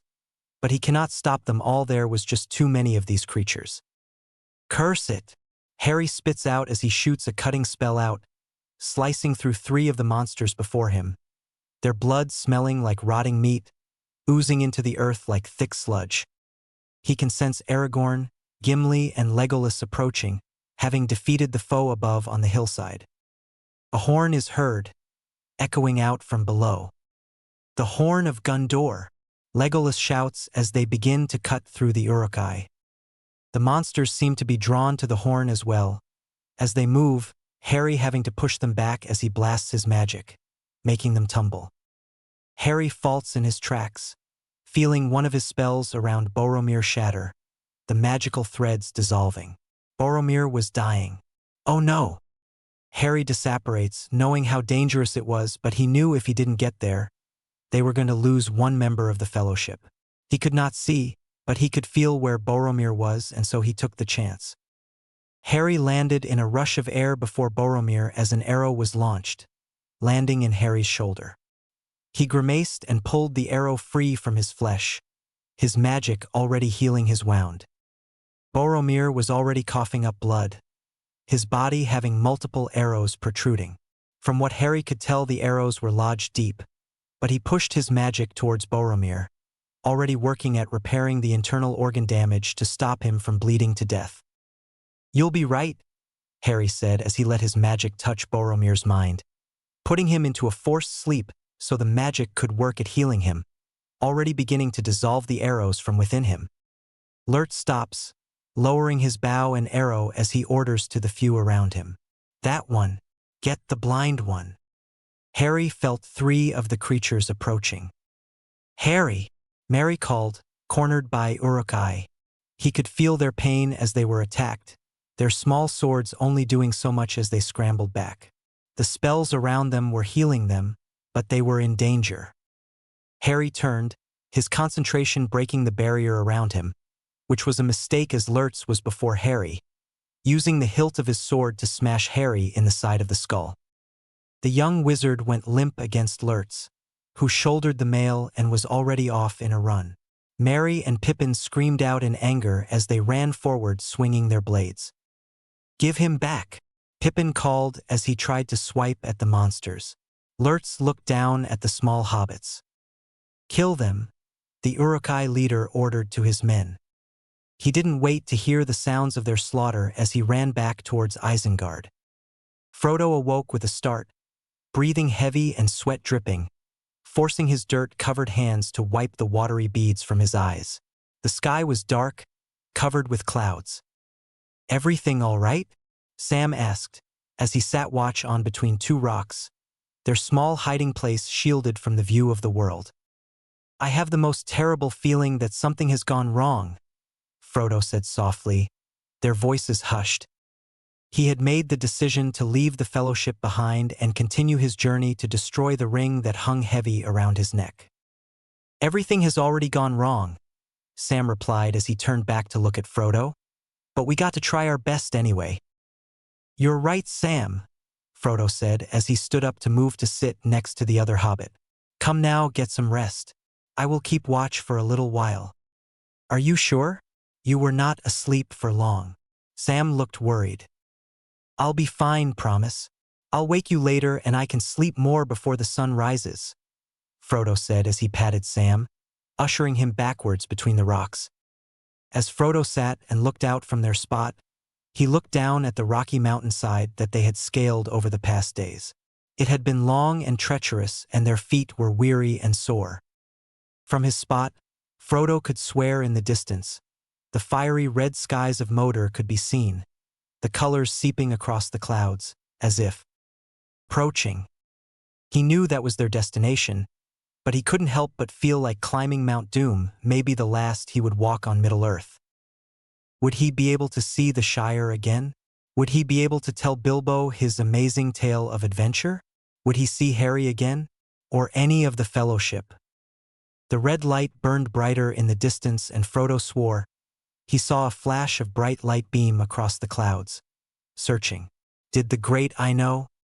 Frodo shivered and his hand came up around the ring, clasping the cold metal. It burned against his skin, making him wince. He pulled his hand away, fist clenched as the pain shot up his arm. Even in the dark, he could see the light escaping between his fingers, misty and soft like moonlight. As he unfurled his fingers, he could see more clearly the glowing rune in the palm of his hand, and he quickly stood up, moving back in between the rocks so the light would not attract others. Sam rolled over at the brightness. "Is it already mornin'? I felt like I barely slept," Sam grumbled as he wiped his eyes. As soon as he noticed Frodo's glowing hand, he sat up, staring wide-eyed. "What in Middle-earth?" "Sam, this means something is wrong," Frodo said with a frown. "What is it, Frodo?" "In Moria, when we were stuck in that room before the goblins came, Harry gave me something. He told me it was a way for him to keep track of me. It was something he used to do in his world." Frodo looked at his hand. The swirled rune letting out the light seemed to flicker. "He said that if this were to ever glow, it means something's happening to him. He's in danger or what?" Sam asked. Frodo looked at Sam and clenched his fist. "Or he could be dying." Outskirts of Fangorn Forest. Lurch dropped the cloaked body to the ground, the great creature rolling his shoulders and neck. They had been running for 3 days, eager to make it back to Isengard. "All right, you lot, get the fires going. We got to let Saruman know Lurch ordered, the others scuttling about, moving to the trees of the forest to collect wood. "Careful now, those trees would clonk ya," Lurch said with a smirk as the others had a laugh. They knew of the stories, and they also knew that Saruman the Great would protect them. Lurch grabbed a water sack. going to their captive who they had kept for this trip. He grabbed the boy by his long hair, lifting his unconscious body up. "Come on now," Lurch said as he shook the small body, eliciting a gargled groan. "There you go." Lurch lifted the water sack to the mouth of their captive, dripping more of the oozing thick liquid down his throat. "Saruman made this just for you. He knew you'd be a hard one to keep still. Drink up." The liquid burned Harry's throat as it went down, and he felt like his magical core was on fire. It burned hot and bright, and it made bursts of light dance across the back of his eyelids. He didn't know what kind of potion this was, but whatever it was, it made him feel woozy and faint, and it made Dark Harry cackle with delight. "Wha what you doin' to me?" Harry managed out as he felt his body slump again as Lurch let go of his hair. "We gotta get you cleaned up," Lurch said with a snicker as he began to strip the male of his clothes. He knew not to touch the blindfold covering the human's eyes. He had been instructed to leave it. Soon Harry was left in just his underwear, his human body being ogled by the crowd of creatures. "You sure we can't eat him?" one had the audacity to ask. "You idiot," another said with a shove. "Of course not. You want Saruman to blame us for not bringing him the one he wanted." "All of you, shut up," Lurch yelled with a growl. "Oi! You got the water ready?" One scuttled over with a bucket slopping with hot water from the fire they had constructed nearby. Lurch grinned and took it, pouring it over Harry. As the water hit his skin, he would have gritted his teeth had he the energy to even move. "All pretty again," Lurch said with a smirk. God, he hated these puny creatures, humans, elves, dwarves. He wished he could have killed that whole group down at the riverbank, but his orders had been clear. Maybe after they deliver him to Saruman, he would be permitted to go back and hunt the others? Harry felt exposed and ashamed. What had he gotten himself into? These creatures, whatever they were being commanded by Saruman, who, if he remembered correctly, was another wizard. The White Wizard. Damn it. Here he was again, about to be the captive of another crazed wizard who obviously was power-hungry. Who needs Death Eaters when you can create creatures who smelt so foul, they could probably kill with just their breath? He felt his hands spark, as the rune on his hand began to glow. Lurch and the others stepped back. "What kind of magic is that?" Lurch growled. "Saruman said that drink would stop you from using magic." Harry couldn't even speak to reply because whilst he couldn't use his magic to fight them off or break his bonds, his hand was glowing because Frodo had been in danger. In Moria, Harry had made a quick decision to inscribe an ancient rune into Frodo's hand. It was one that linked them so that whenever Frodo was in danger, both mentally and physically, he would be able to feel a jolt of magic through their connection and the magic would glow. It was old magic, something Hermione had found in one of the countless books she had hidden in her beaded bag. It was a way for people to keep track of others on their travels. Harry, Ron, and Hermione had done these each onto the palms and wrists of their hands so that should one of them ever is in danger, the other two would know immediately. It was only something small, it would do nothing to protect each other, but it was for ease of mind, especially for Hermione. Her nightmares were always the worst, all that fear and worry. And this meant all she had to do was look to her hands, and if they were not glowing, then we were safe. Harry clenched his fist. Something was happening to Frodo, but he was helpless to do anything. "Wizard!" one creature screamed, rushing forward as he plunged his sword into Harry's bare leg, the rusting blades slicing through the tissue, cutting through the flesh. "You!" Lurch said with a growl, pulling out his own blade as he cut the other creature down with one swift strike. "You harm the one Saruman ordered us to leave unharmed." "Indeed I did," a deep voice echoed out as the group came to a standstill, the air quiet almost instantly. "I am glad you cut him down, Lurch, but as he was under your orders, you will be punished later for his actions." "Yes, Saruman," Lurch said with a bow of his head. He grit his teeth. Now he wasn't going to be able to head back out to track down the other members of the group. Saruman walked forward as the group of creatures split down the middle, allowing their master to pass. Harry was shivering as he felt the blood dripping from his legs, pooling around him. He didn't even have access to his magic to help heal him. His leg felt numb, which was a plus he guessed from the potion he had been given earlier. Guess that was a good thing that if he were to die, he'd slip into a sleep with no pain. "Oh, my dear guest, you will not be dying today," Saruman said as he tapped his staff to the ground. Harry felt his body slowly lift off the ground and into the air, twisting as he began to move.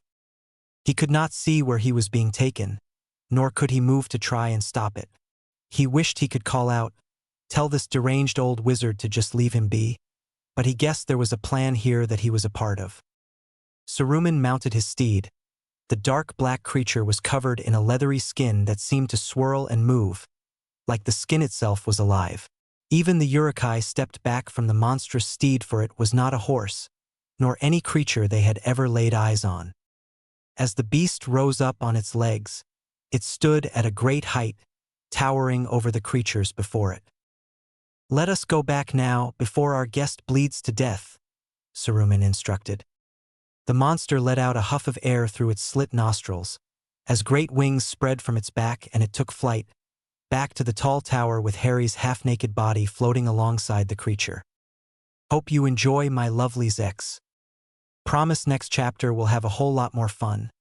And by fun I mean chains and magical torture. Hooray! Thank you to everyone who reviewed. This is for you." All he saw was red. Legolas was angry. No, he was furious. He was inconsolable in his rage. He hadn't let it show too much on his face, but his heart was in stormy turmoil. Harry had been taken. A few days earlier, he, Aragorn, and Gimli had managed to fight their way through the remaining Uruk-hai, using the trees around them as cover as the three helped each other cut down their foe. The strangled cries of the hobbits had drawn their attention further in, as they could see three monstrous beings begin to advance on them. Their calls of Harry's name drew Legolas closer, his agility allowing him to weave through the trees towards them, shooting off arrows to clear his path. As he approached, he shot off 2 arrows, one striking a beast in the center of his spine and the other lodging itself at the base of his neck, deep enough that his head rolled sideways and rested against his shoulder, no longer connected with his spine. Aragorn followed up, cutting down the last 2 with some fever, battling hard until they both fell under his sword. Merry and Pippin looked up in relief, their little bodies spilled with the black blood, their swords coated in it. They had done their job, struck away at legs, if anything was to be seen from the wounds on the creatures around them. "What happened?" Aragorn said with a huff, catching his breath. They had been vastly outnumbered, but their skills as a team had somehow gotten them through. "Where are the others? Boromir was protecting us. And he..." Pippin started, looking at the fallen male, turning their attention to him. Gimli knelt by Boromir's side, the badly injured clothing making him grunt. The fallen Gondorian's chest was still. Gimli placed a hand over his own heart, mumbling in Dwarvish. The others all looked solemn. They had now lost 2 of their companions. A gurgled groan made the group jump. Legolas and Aragorn had their hands on their hilt and bow instinctively. Another groan from the body they gathered around had them all wide-eyed. Merry and Pippin sobbed as they rushed forward and pounced on top of the man. "You're alive! He's alive!" came the twin chorus of the 2 as the man let out another moan as he tried to sit up with the weight on his chest. What?" he groaned as he felt a hand at his back helping him upright. He turned to see Aragorn smiling down at him. "Come now, you 2, let the man breathe," Gimli said with a gruff tone, although the smile on his face betrayed his emotions. He was glad that Boromir was well and alive. "You scared us all for a moment," Aragorn said, helping Boromir sit upright. He struggled for a moment and then stilled as he sat up. "I think I scared myself. Is everyone?" Boromir asked, looking at them. The hobbits nodded. Legolas, Aragorn, and Gimli all seemed to be in good health. "What of Frodo and Sam?" Aragorn asked the hobbits, although he already knew the answer. "They left," For the other side of the river, Pippin said, knowing that their friends would be safe, they had to be. The cousins knew they'd be seeing their friends again soon. Boromir looked around them, at the fallen bodies and then down to his own chest, his tunic ripped with holes and stained dark with his own blood. How was he alive? The last thing he could remember. Harry! Boromir cried, trying to stand up. Merry and Pippin looked down at their feet. They took him. Legolas and Aragorn both looked pained. Gimli looked around him, his axe still in his hands. We tried, we really did, Merry said softly, his hairy foot kicking at the fallen leaves. He was using his magic on Boromir and he seemed distracted, and then the next thing we saw, the big one had hit Harry, shouldered him and took off running. You two were incredibly brave for what you did, Aragorn started, as he began to wipe his blade free of blood on a fallen creature's clothing. He would be proud knowing you tried your best, but I know he will be happier knowing you are both safe. He would not forgive himself if any one of us were to be injured. Legolas was quiet the whole time. It was like his world had suddenly become all that smaller, constricting around his heart and his mind. His grip tightened around his bow, his knuckles straining against his skin. His elvish features were twisted into a look unbefitting for his face. His lips curled up in a snarl and his eyes were dark. He had never felt such anger like this. Not in all his hundreds of years of living had the thought of pure murder run through his mind like this. Yes, he battled, and yes, he had slain others, but it was always for good, for peace. Now he just wanted to kill some freak Uruk-hai. Aragorn dropped his hand to his friend's shoulder. He could see the pain flashing across his face and he understood, for the thought of his godson in the hands of those monsters. We will find him, I promise, Aragorn stated firmly, his hand squeezing once before he dropped it back to his side. Come, we must hurry if we are to catch up. Boromir, are you in fair health to make the journey? Perfect health, actually, Boromir said as he began to remove his tunic. It wouldn't do well to be running around looking like a dead body. Whatever that boy did, he fixed everything, even the pain in my shoulder. He does that sometimes, Aragorn said with a laugh. The going too far with the healing thing. He isn't well enough trained to know when to stop. Aragorn soon sobered up with the humor when he saw the look on Legolas's face. He was impatient and ready to move. All right, let us get our packs and restock on weapons, Aragorn said as he began to move around, looking at the weapons of the fallen monsters. A few had some nice daggers which he cleaned and slid back into their sheaths before untying them. Here, you two will need these, Aragorn said to the hobbits, handing them each one. These are for if you ever lose your swords in battle. Although I do hope it never comes to close combat for you two. They nodded and tied them around their waists, on the opposite hip to the side their swords were at. Legolas had gone around and picked up and pulled out arrows, his quiver needing to be refilled for the journey. Boromir changed into a shirt from his pack and washed his face of blood at the river. He looked down at his rippled reflection. It felt like he had cheated his fate somehow, that he had been saved from dying meant that there was something more he had to do here. He looked down at his hurt shirt, the crest of Gondor stained and torn. He had found the two cloven halves of his horn, and knowing that there was no way to repair it, he wrapped the two halves in his shirt and set it floating down the river. He felt born anew. While he was still proud to be Boromir of Gondor, he felt like he had more to do now, and the first thing being they get their wizard back. As the group regathered, Legolas looked up at the trees and he knew which way the creatures had left. As the set-off, the hobbits having to run twice as hard and Gimli with his size was already beginning to pant. They were going to find Harry no matter what. The group had been running for days, but they had barely caught up. Aragorn and Legolas could tell the creatures were moving quick, but they just weren't quick enough with the hobbits and Gimli in tow. If it had just been the two of them, it might have been a different story. Merry and Pippin were holding up well, seemingly understanding how dire the situation was. Their mumbling and grumbling was kept to a minimum, and they barely complained about how hungry they were, which Aragorn was thankful for. They had abandoned their packs at the river, taking only the essentials on them such as food and minimal water. They refilled their water skins whenever they could on the way and slept only what was needed to continue the next day. They were currently crossing a plain when the thundering of hooves made the group slow down. In the past few days they hadn't encountered any others, so why was they suddenly surrounded by a horde of men, clad from head to toe in armor astride horses? Riders of Rohan, Aragorn breathed as he saw the horse banner flying. What business does a group of men, elf, dwarf, and children have in the Rittermark? A man said from his horse, his face covered by a helmet but his long blonde hair could be seen. He seemed to be their leader, if the silence of the others was anything to do by.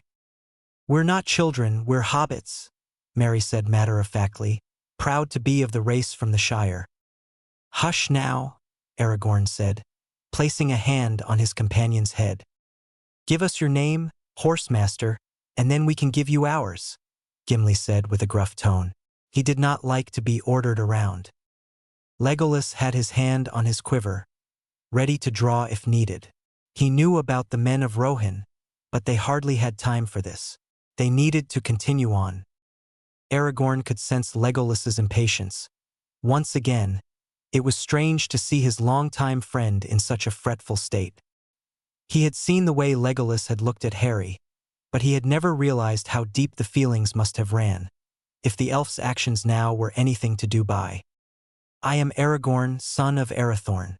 This is Gimli, son of Gloin, Boromir, son of Denethor II, and Legolas of the Woodland Realm. The two there are Merry and Pippin, hobbits from the Shire. We are friends of Rohan and of the Odin, your king," Aragorn said as he hoped that it would placate the mood of the groups. He watched as the riders all fingered their hilts or spears as if waiting for the order to strike from their leader. The rider who was in charge was silent for a moment before he takes off his helmet, revealing a handsome face. The Odin no longer recognizes friend from foe, not even his own kin. He turns to his companions and they all seem to relax as he motions for them to stand down. "Saruman has poisoned the mind of the king and claimed lordship over these lands," he explained as he dismounted from his beast. "My company are those loyal to Rohan, and for that we are banished. The White Wizard is cunning. He walks here and there, they say, as an old man hooded and cloaked, and everywhere, his spies slip past our nets." "We are no spies," Aragorn said firmly, looking at the man eye to eye. It seemed to earn him some respect from the man, who stood broad-shouldered. Legolas stepped forward. "We are tracking a group of Uruk-hai that were moving through these lands, westward across the plain. They have taken a friend." The man turned his attention to the elf and raised a brow, although it soon turned to a frown. "The Uruks are destroyed. We defeated them in the night." "Did you see a man? He was their captive," Aragorn started. "He's got long hair and he wears a blindfold," Gimli continued. "And he's got pale skin and he's small. Well, not as small as us, but smaller than you," Merry finished up. The man looked at them bewildered.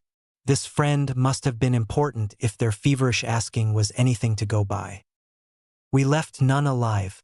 We piled the bodies and burned them," the man said as he looked behind them, and sure enough, in the distance there was a plume of smoke, barely there as it had been burning for a while. "It was dark and we could not see. I am sorry." Legolas felt his knees go weak as he leant against Aragorn next to him.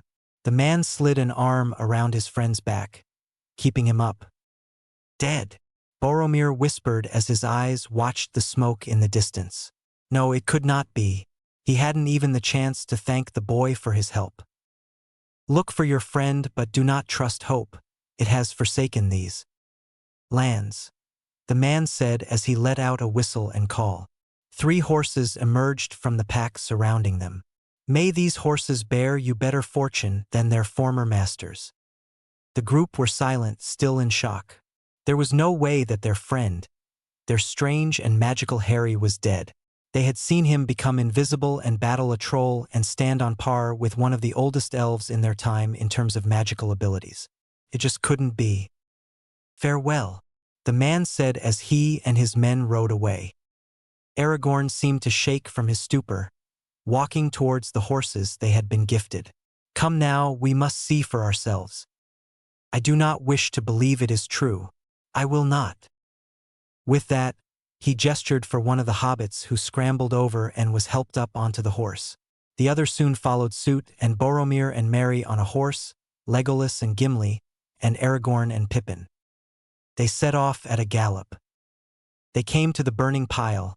The stench hung in the air and flies buzzed about the burning, rotting flesh. It was a horrific sight to behold, and the hobbits seemed to stick close together.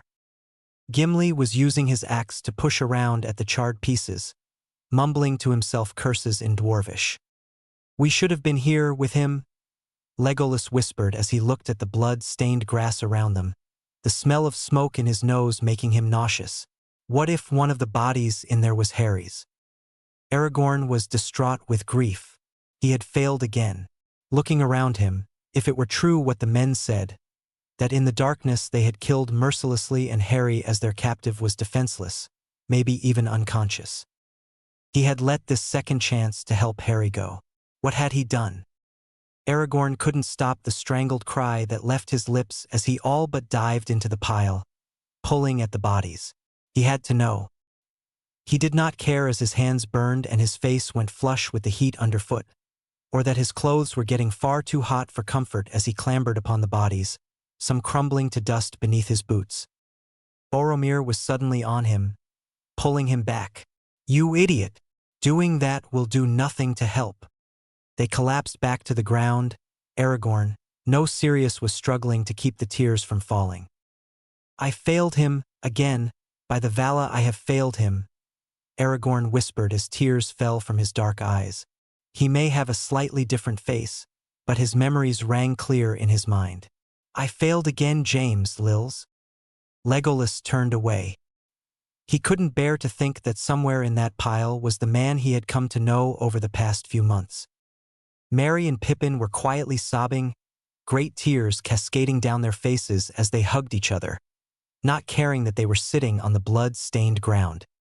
That was when Legolas, in his state, noticed something. A patch of grass off to his left, towards the forest stained bright red, a brightness amongst the black bloody ooze of Uruk-hai. He all but collapsed to the ground as he saw this, for he knew it was not from a fallen Rohan man. This was something else. Couldn't have been from last night, for it was older, dried. The grass had been trampled by hooves and spilled with mud, but the large stain was clear. It meant that there was a lot of blood lost, but there was hope. He had not been here when the riders had come. And for the first time since he was an elfling, Legolas let out a held sob. Okay, so I said I was going to have some insight into what was happening to Harry this chapter, but I became too engrossed into what was happening with the others that I'll leave it for next chapter. So I promise you'll all know soon enough. I have to say first up, thank you to everyone that has reviewed and favored this story. You have no idea how happy this makes me. So a million hugs and kisses to you guys. Also, I have changed the rating of the story from T to M for the chapter below. There is nothing explicitly graphic, however it's better to be on the safe side. Warnings for this chapter. Mentions of torture and rape. Not shown, just hinted at. I do not wish to write too much of this. However, for this story, as the author, I feel it detrimental to the growth of the plot as well as my character. As always, I do not own anything. Enjoy! Harry felt something cold against his skin, eliciting a mumbled groan as blood burst from beneath the sharpened blade that drew lines across his skin. His body was marred with countless small lines, the holder of the knife being skilled enough that while the wounds hurt, they were not deep. The cut would first bleed, flowing until it would slow to a dribble and then stop altogether. Only small little tear-dropped bubbles would slowly come to the surface, deep red and shining in the little light in the room. Harry's blindfold was still in place, his breathing heavy. He was upright, his arms were above his head, his wrists in manacles and wrapped in chains. His toes just grazed the ground. He was dangling in what seemed to be an open space, as no matter how hard he was hit, Harry didn't seem to hit any walls even as he was thrown around. He didn't know how long he had been here for. He hasn't slept in who knows how long. As soon as Saruman had taken him, the wizard had him stripped, strung up and left to hang.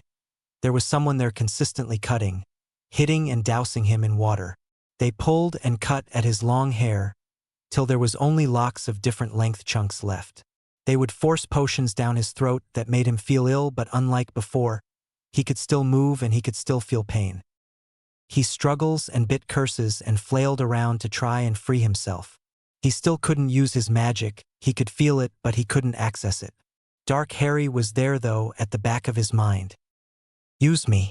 Use me. You know you want to, come on you coward. Harry ignored the voice. The lure of Temptation was strong, but Harry could still hold out for longer. He'd stood up against worse in Azkaban. Or did he? He really couldn't remember. So tired. The owners of the hands that would touch him never spoke, just grunted and cackled at the sounds which fell from his lips. Harry wasn't aware of how long he'd been there, or how long it was until the hands would return to slice his skin. So he'd hang there and wait, trying to determine the amount of time it would take before someone would come back.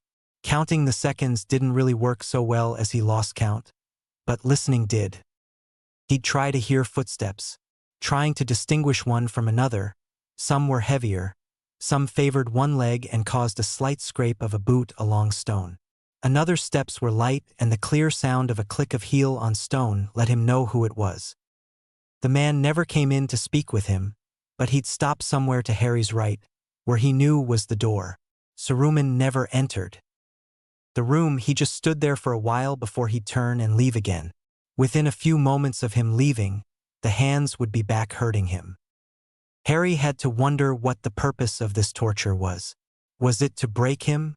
But for what? Saruman knew he was a wizard, for he'd been fed the potions which suppressed his magic. Was he trying to gain answers to the whereabouts of the Fellowship? Again, the monsters had found the Fellowship when he had been captured, so it couldn't be that. He couldn't feel anyone else's presence within the castle, so they hadn't taken any other hostages. So what exactly was the plan here? The next time the footsteps came, Harry lifted his head, the movement slow as he faced the door. "Come to stare again, wizard?" Harry asked, calmly. "I'm afraid whatever you're expecting me to react or do isn't happening, since you keep standing in the doorway." There was silence, but he heard Saruman chuckle. "You are foolish, young one, to believe that your actions are unexpected when you have been doing exactly as I had expected all along." Saruman stepped into the room. "We have been watching you since the incident on the mountain with my crows. We have been keeping a close eye on your movements." "We?" Harry pressed, seeing if the man would explain further. All the while Harry kept his tone interested but even. "Yes, we," Saruman replied as he circled Harry. He felt the man run his hands along the strips hanging down his back from his blindfold. Harry shivered at the closeness, suddenly uneasy. "I'm honored that you all find me so fascinating," Harry said, turning his head to keep track of the man circling him. "You are very interesting, Saruman.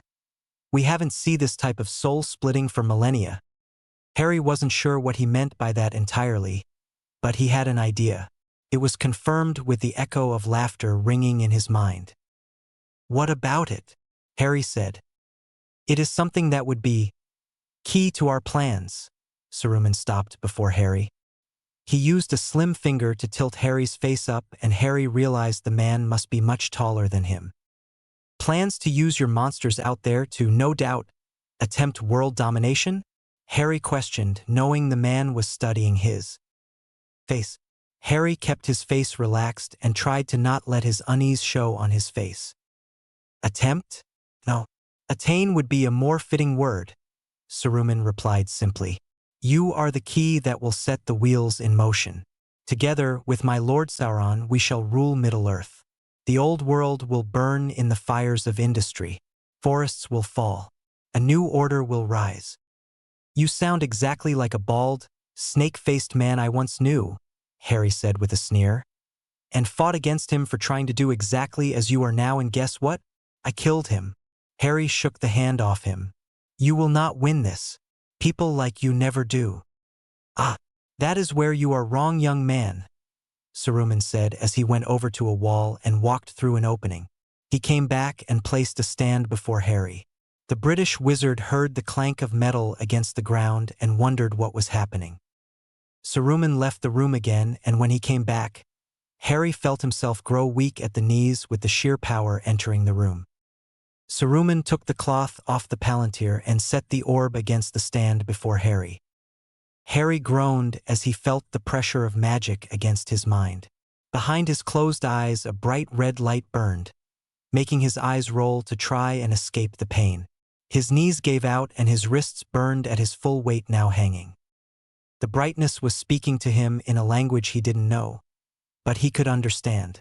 All the things whispered in his mind had dark Harry thrusting and gyrating in ecstasy. The promise of death and destruction was delicious. The images that flashes across his mind had his empty stomach bringing up only acid which burned his mouth. He swallowed it back. "Please just stop," Harry pleaded. "Make it stop." His voice rang out in the empty tower. The brightness behind his eyes only seemed to grow, blinding bright. He could feel the being sort through all his memories, accessing every thought and feeling he had experienced in his lifetime. Each memory brought up was relived in such vivid detail. He struggled to remember if it was real. The images were so sharp in focus and moved in slow motion. The lights were so bright. Every face was shadowed, twisted, a monstrous version of their true selves. The faces morphed when they spoke to him, cursed him through blackened lips and eyes that slipped down from their sockets, melting down into the open mouth that licked up the vitreous fluid. Blood burst from behind red retinas and dropped down cheeks. The trails left burning like acid as the flesh was eaten away, showing the grinning teeth beneath. The red-haired family would pull and tug at his limbs, scratching at his eyes till they bled.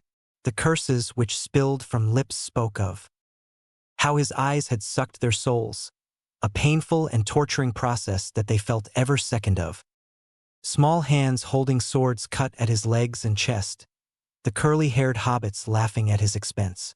They sung songs of his pain, digging in daggers in open wounds, gutting him again and again.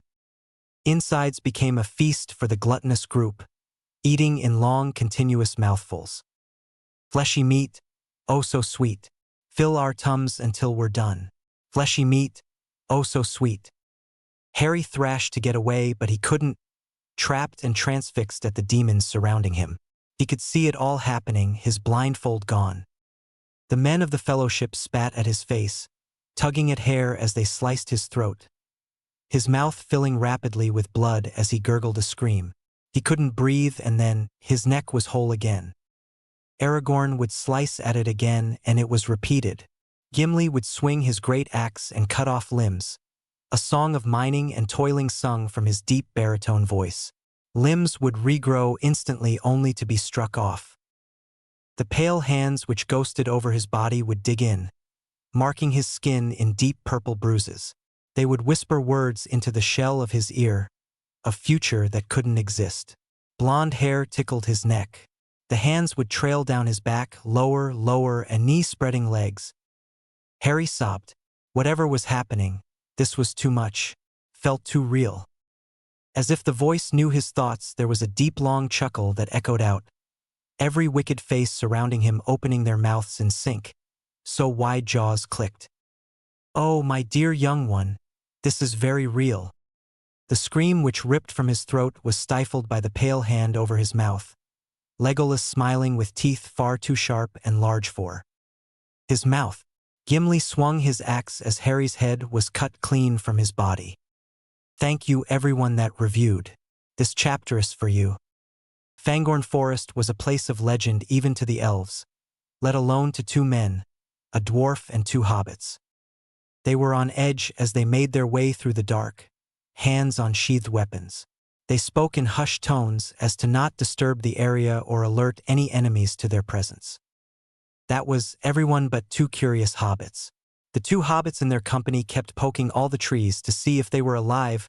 Once Legolas told them about the legend of the Ents who used to live here but hadn't been seen in many centuries. The group knew they had to make the journey through Fangorn to reach Isengard in safety. Their thoughts were all on Harry and his safety. The grip Legolas had on his bow was so firm, he could hear the creak of wood. It was strange to have such intense feelings. It was not like him to allow his emotions to rule his mind and heart. He had to think it was due to the many months surrounded by men and hobbits, those who were more inclined to act on emotions rather than rationally. Aragorn gave him a small smile. It was in reassurance, more so for himself than for the elf, for he too was worried about his godson. When he got his hands on that darn wizard. "What's that?" Merry said as he tugged at Pippin's sleeve and pointed off into the trees.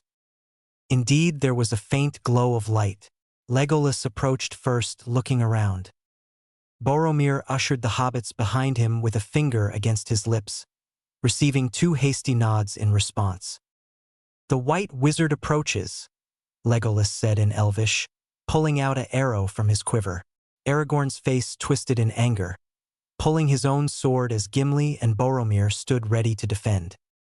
They were ready, whispering quickly about a plan of attack as the bright light grew closer. Each attack they attempted was felled and their weapons struck from their hands. It was a gasp from the hobbits which stilled Gimli and Boromir from attacking. "Gandalf!" The hobbits yelled in unison as they ran forward to embrace the now pure white robes. It cannot be," Aragorn whispered, looking at indeed Gandalf. "I am Saruman, or rather Saruman as he should have been," Gandalf explained as he pat the hobbits, hugging his legs fondly. "But you fell," Boromir said with a frown.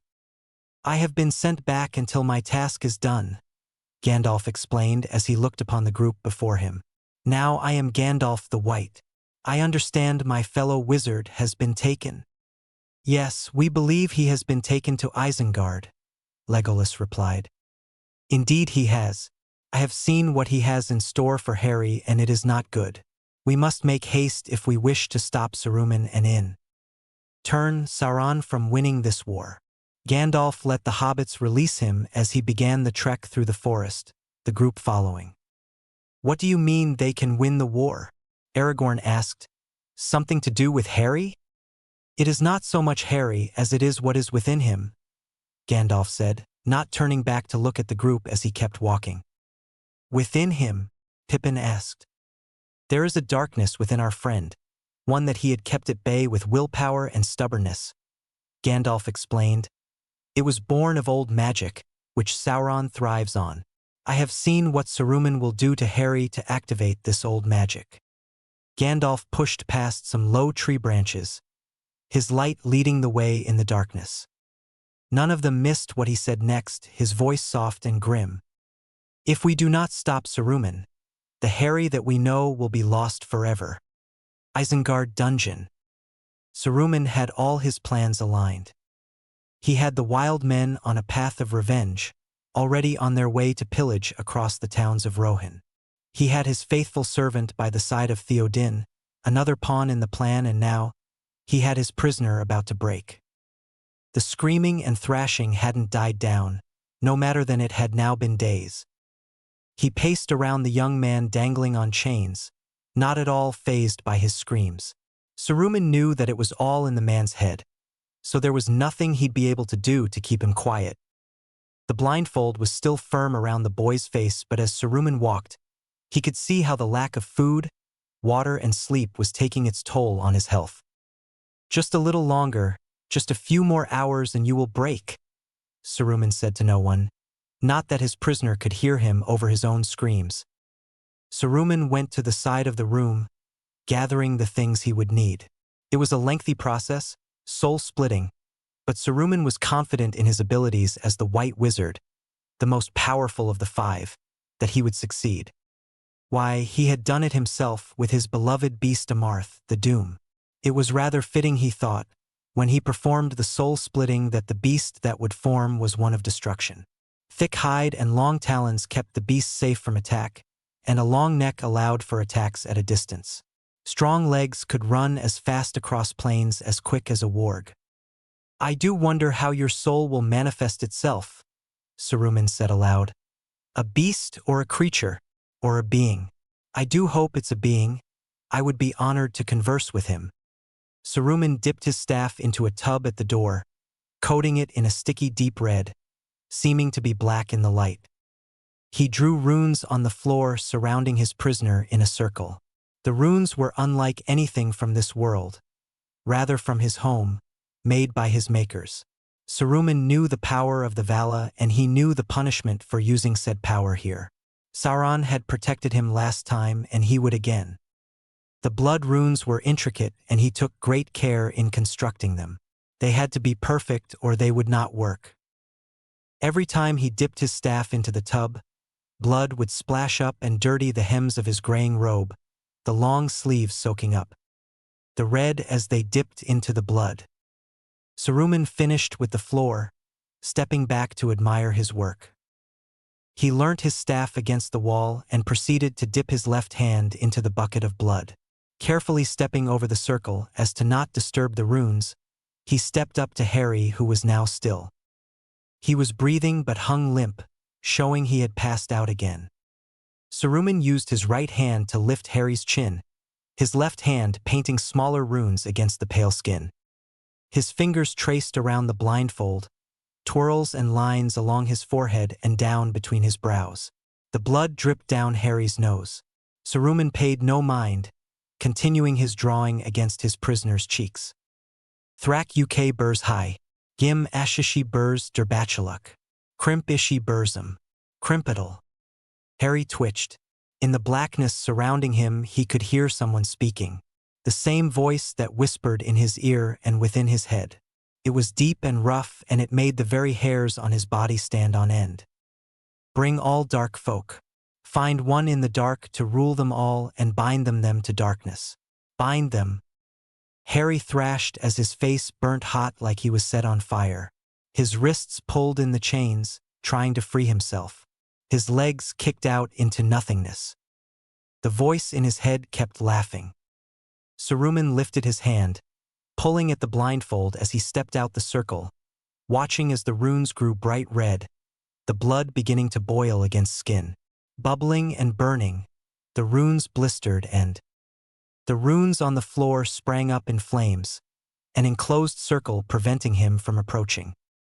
Harry screamed as he felt his face burning. He wished to have his hands free so he could claw away the heat on his skin. He felt so hot, like he was burning from the inside out. His head ached and throbbed with each of his held-out cries. What have you done to me?" Harry cried out as another wave of heat had him swaying in his chains. "I have freed you, the real you," Saruman said as he. Harry's eyes opened wide, and for the first time in a long time he could see. The fire he saw burned his eyes as he squinted at the brightness. Everything was blurry, and Harry blinked a few times before his sight was corrected. He could see the dungeon around him and, hidden behind the flames, Saruman the White standing with a smirk. "Freak you!" Harry spat out just as another wave of pain shot through him. He began to violently cough and splutter. He could feel something slowly work its way up from his throat. It felt thick and burnt as it made its way up.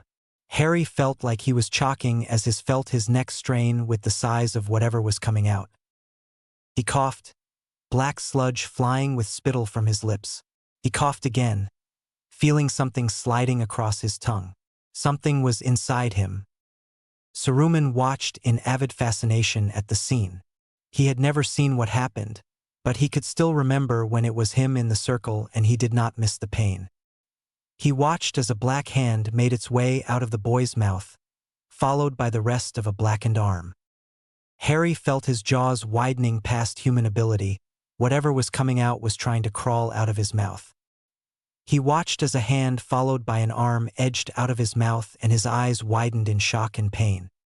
Then his jaw clicked and unhinged, but he couldn't even scream at the pain as his mouth and windpipe were full of the being that was slowly crawling out still. Harry was screaming in his mind for whatever was happening to be over. He just wanted the pain to stop. He didn't know how long he had hung there with this black mass of ooze came from inside of him. He did notice, though, as this was all happening, the less the voices in his head and the sounds of laughter became. The noise was finally dimming.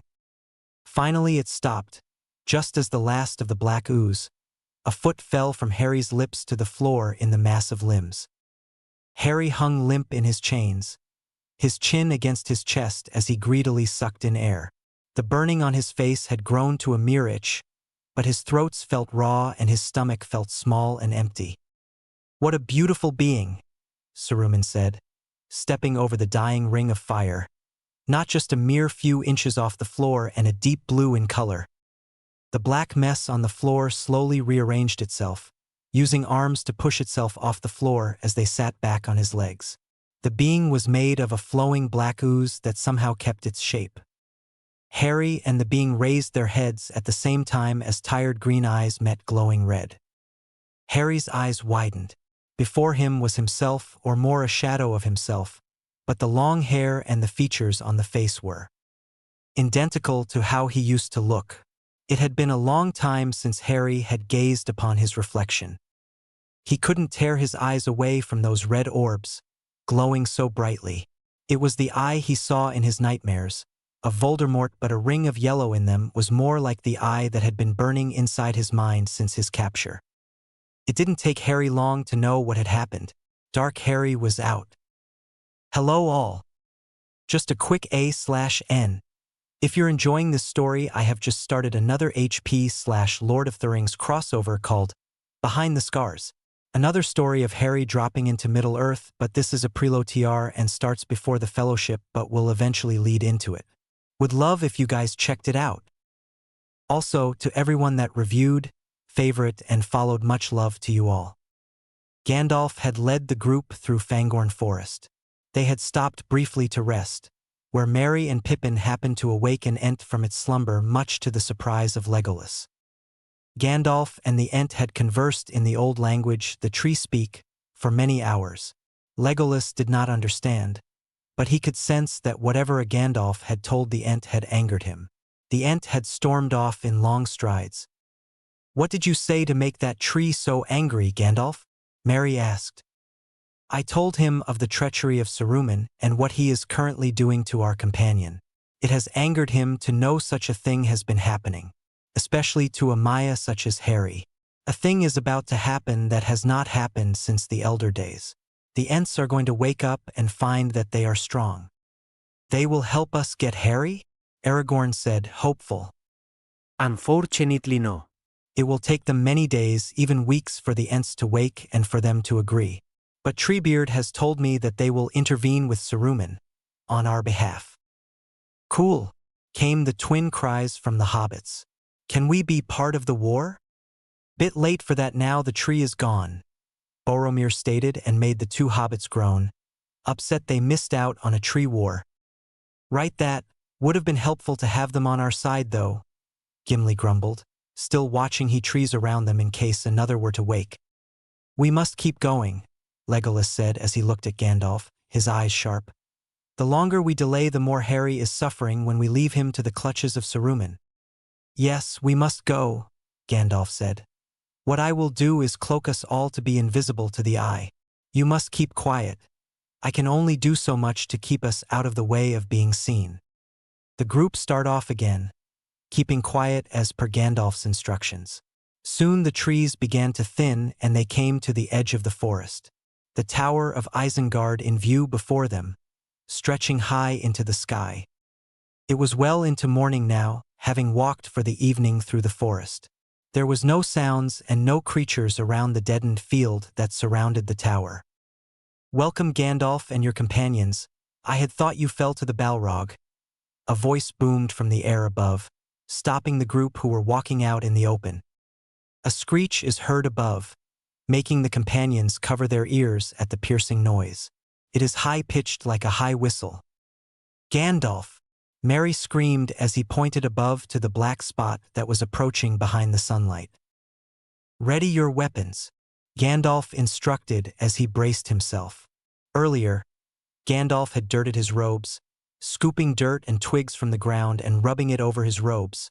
Merry and Pippin had happily helped. His robes were now a murky brown-gray. A great beast dropped to the ground before them, shaking the dirt beneath their very feet. Astride the beast was Saruman, The wizard tossed something off the beast, the crumpled heap falling and being caught by the beast in its jaws. "I had seen you coming and I thought to come bring you a welcoming present," Saruman said as the group soon recognized the body now clenched in the jaws of the beast. "Harry!" Aragorn called out, his face betraying his worry. Legolas growled as he hitched an arrow. "Release him." Now, Legolas Greenleaf, no need to be so rude. Why, my beast would never harm a guest." The beast let out a throaty grumble. "Of course on my instruction a Marth would," Saruman said as he slipped from the beast, walking around to place a hand against the beast's neck. The beast's jaw clenched slightly tighter. Harry remained limp, making no noise. His hand dangled limply from beneath the blackened teeth. Legolas dropped his aim with a glare at the once great wizard. "Saruman, what have you done?" Gandalf yelled as he realized what he was looking at. "Why, I have merely made it so that I and now the boy can truly be free," Saruman said as he stepped forward, his staff in hand. "You would do well to know that every heart holds darkness, old friend, even yours. To do such magic, how far you have fallen, old friend," Gandalf mimicked back. Saruman clicked his tongue. "Such bad manners will not get you the boy. Why test my patience when his life is on the line?"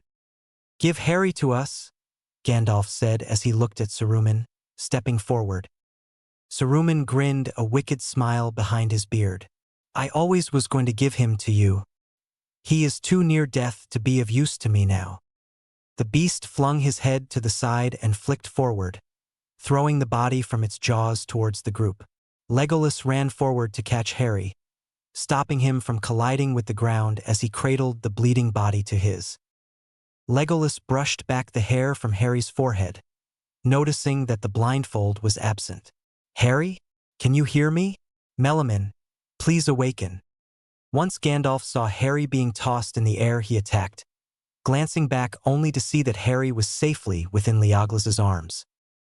Staff and sword raised, he ran forward, striking the beast with his sword as he sliced the beast's wing and side. The beast howled and tried to bite Gandalf, who only ducked and hit the beast with a pulse of magic through his staff, clobbering the beast in the side of the head. It would serve its purpose later to stop the beast's heart once they were away from this place. "You!" Saruman screamed, seeing his beloved attacked. He lifted his own staff and a battle of lights and power began. "Legolas, we must move," Aragorn said as he helped the elf up, who was still holding Harry within his arms. Boromir had began to usher the hobbits back to the trees, and Gimli held his axe up to protect them. From trapdoor beneath the earth orcs began to climb out, scrambling for purchase on the dry ground. "Gandalf!" Aragorn called once they were at the tree line, Legolas running in as the trees began to shift and groan. Gandalf pushed Saruman back with his staff, his beast lunging forward already, letting out screeches of pain which had the once white wizard turning to his beast in horror. Gandalf was already running by the time Saruman realized what was happening. "After them!" Saruman roared as he circled his arms around the neck of his beloved, who now lay dead in his arms. His being was gone, and with it, his powers. "Gandalf! Curse you!" Saruman screamed, spittle flying from his bared teeth, his hair flying about in the open air, sweaty with exertion. But the accursed wizard was long gone behind the tree line, which shuffles forward, closer together, to form a solid wall which they could not pass. The fellowship only stopped once they were safely deep within Fangorn, where they knew they would have the Ents and the old magic protection. Legolas could feel the shuddering of the man in his arms, the shallow breathing and rasping whistle that sounded from his lungs. Once Gandalf stopped, Legolas immediately lay Harry down on the forest floor. Looking at the broken body, Legolas felt his heart clench painfully. Gandalf wasted no time, tending to the wounds with magic. Luckily, the wounds were congealed with blood, but they were festering, oozing and wet with pus and gunk. Boromir grabbed his water pouch and handed it to Gandalf, who used it to wash away the blood and blood-dried ooze from around Harry's mouth. "I'll kill him," Aragorn growled as he saw the state of his godson. He could see the numerous bruises and cuts and the marks around his wrists, dark against his pale skin. "Where is his blindfold?" Gimli asked as they gathered around their rescued companion. "Saruman must have removed it. We will have to be careful when he wakes up. We all saw what happens last time," Gandalf said as he brushed back long locks from his eyes. Harry let out a pitiful moan. "Harry, hush now, child, you're safe. You are with friends," Gandalf murmured, his hands gently pressing against Harry's wounds to feel the extent of the damage. Gandalf jerked back as his fingers came across Harry's chest. "What?" Aragorn asked at Gandalf's sudden movement. "Is something wrong?" "Gandalf." "Hush," Gandalf said sternly, muttering to himself. "It is as I feared. Saruman did perform it on Harry." "Is that what he was speaking of? The darkness?" Boromir asked. "Yes, Saruman has performed a soul-splitting on Harry. I fear that he will succumb to the pain of his wounds and the hole left in his heart with such a forceful act," Gandalf explained. "Only the willing should perform such an act, and to force it upon Harry. It is unthinkable the pain he has endured." Legolas gritted his teeth as he fell to his knees by Harry's side, taking the pale hand between his own. "His hands are far too cold." "Yes, I would say he has lost blood flow to his hands from the torture," Gandalf replied, waving his staff over Harry, a breeze of warmth enveloping the boy. Legolas unclasped his cloak to wrap around Harry, tucking it closed around his front. "Meriadoc Peregrine, begin to collect any food you can find. I will inspect them before you think of eating them. There is many a poisonous plant here. However, I also know you shall find some fungi somewhere that we can make for Harry." At the mention of collecting the food for Harry, and wanting to help, the two hobbits began to scrounge around tree bases as instructed. "I'll watch them close," Gimli said gruffly as he stalked after the two, his axe still in hand as he glanced at the trees. Boromir undid his sword from his belt, sitting down as he rested the sheathed blade across his knees, ready to draw it if needed. "Will we be safe here?" Boromir asked. "I do believe so. If they haven't come after us already, we should be fine until tomorrow. We will continue back to Rohan through Fangorn. I believe that Saruman's rule has stretched far and wide. We will stop whatever treachery he had planned," Legolas vowed, his hand still clutching Harry's. Aragorn agreed with a nod, still standing stiffly as he watched Gandalf heal Harry. Melaman, my love. Translation. Thank you to everyone for the reviews, favorites, and follows. Hope you enjoy this new chapter. P.S. to those who checked out Behind the Scars, I thank you as well for checking it out and commenting. All the love to you guys. The group moved quickly through Fangorn, back to where they had left the horses. Gandalf himself had called Shadowfax, a beautiful white stallion and the king of horses. They had begun the ride to Rohan, Harry still unconscious, his skin pale and clammy. Gandalf had told the group that there was nothing more than to wait for Harry to awaken. It was his battle to fight now. His wounds and sores had been tended to and bandaged, and Gandalf fed small amounts of water down Harry's throats whenever they stopped to rest. Legolas and Aragorn kept close eye on Harry, with Boromir and Gimli mainly watching the hobbits and keeping an eye out for enemies. It was a hard ride every day for them to reach Rohan. Gandalf knew of Saruman's hold over the Odin there, and when he had been brought back, the voices had whispered about the Battle of Rohan that was to come. They would need allies. It was nighttime when they stopped to rest by a small knoll. The group rested in the protection of having one side shielded, keeping their fire small. Boromir was on watch, looking around. They all sat and lay close to the fire and each other. Harry was tucked under a blanket next to Boromir, his breathing even. Boromir looked around, listening carefully with a hand on the hilt of his sword. He was a grown man, but he had learnt more on this journey than in all his years of living. He had been under the sway of the ring. The stories of men being weak to the power were true, it seemed. Boromir promised himself that he would not befall that fate again. A soft groan next to him had Boromir jerking and twisting to look down. "Wake up," Boromir said pleadingly. "You must wake, Harry." Harry struggled under the blankets, fussing, tossing his head from side to side. Something felt different. A hand over his forehead and eyes had him stilling. He could hear a voice, calling his name, like a faraway echo. Boromir felt the eyelashes beneath his palm flutter as Harry's breathing became more pronounced. What's happened?" Harry murmured, his tongue heavy and his mouth dry. He swallowed the welling spit to soothe his sore throat. "We were able to save you from Saruman's clutches, but it seems at a cost," Boromir replied, still keeping quiet. "The others are sleeping. Night has already fallen, and they are weary from the journey and in worry of your health." Harry sucked in a breath, the memories of what had happened flooding his mind. He choked back a small sob, tears pricking his eyes. Thank you. "Hush," Boromir said, lifting his hand from the boy's face so he could cry freely. "You were injured greatly, but Gandalf had spent many hours tending to your wounds." Harry turned his face, feeling the heat of the fire and the light which he could see dancing behind closed eyes. How beautiful it felt to feel the warmth like this again. "How long was I with Saruman?" Harry whispered. The time he spent in that mindscape with all those horrible images. It had felt like a lifetime of torture. "The Uruk-hai had you for at least 3 nights, and we did not catch up to them until 2 days later after that night. Took us another night to trek through Fangorn. So you must have been with him at least 3 nights. If not longer, since we do not know when Saruman had taken you from the Uruk-hai."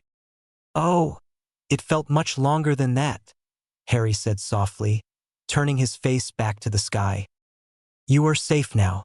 We will let no harm come to you, Harry," Boromir said gently. Harry nodded, reaching a heavy arm up to rub at his face, the tears which were slowly falling stinging his tired eyes. His eyelids fluttered rapidly, his own body doing something that he hadn't done in many years. Harry felt something within him will it, telling him that it was okay, that it was time. Harry opened his eyes. For the first time he blinked once, then twice, and then finally, his vision cleared and he was met with the sight of stars above. Harry heard Boromir suck in a breath as he turned to look at him, seeing him for the first time.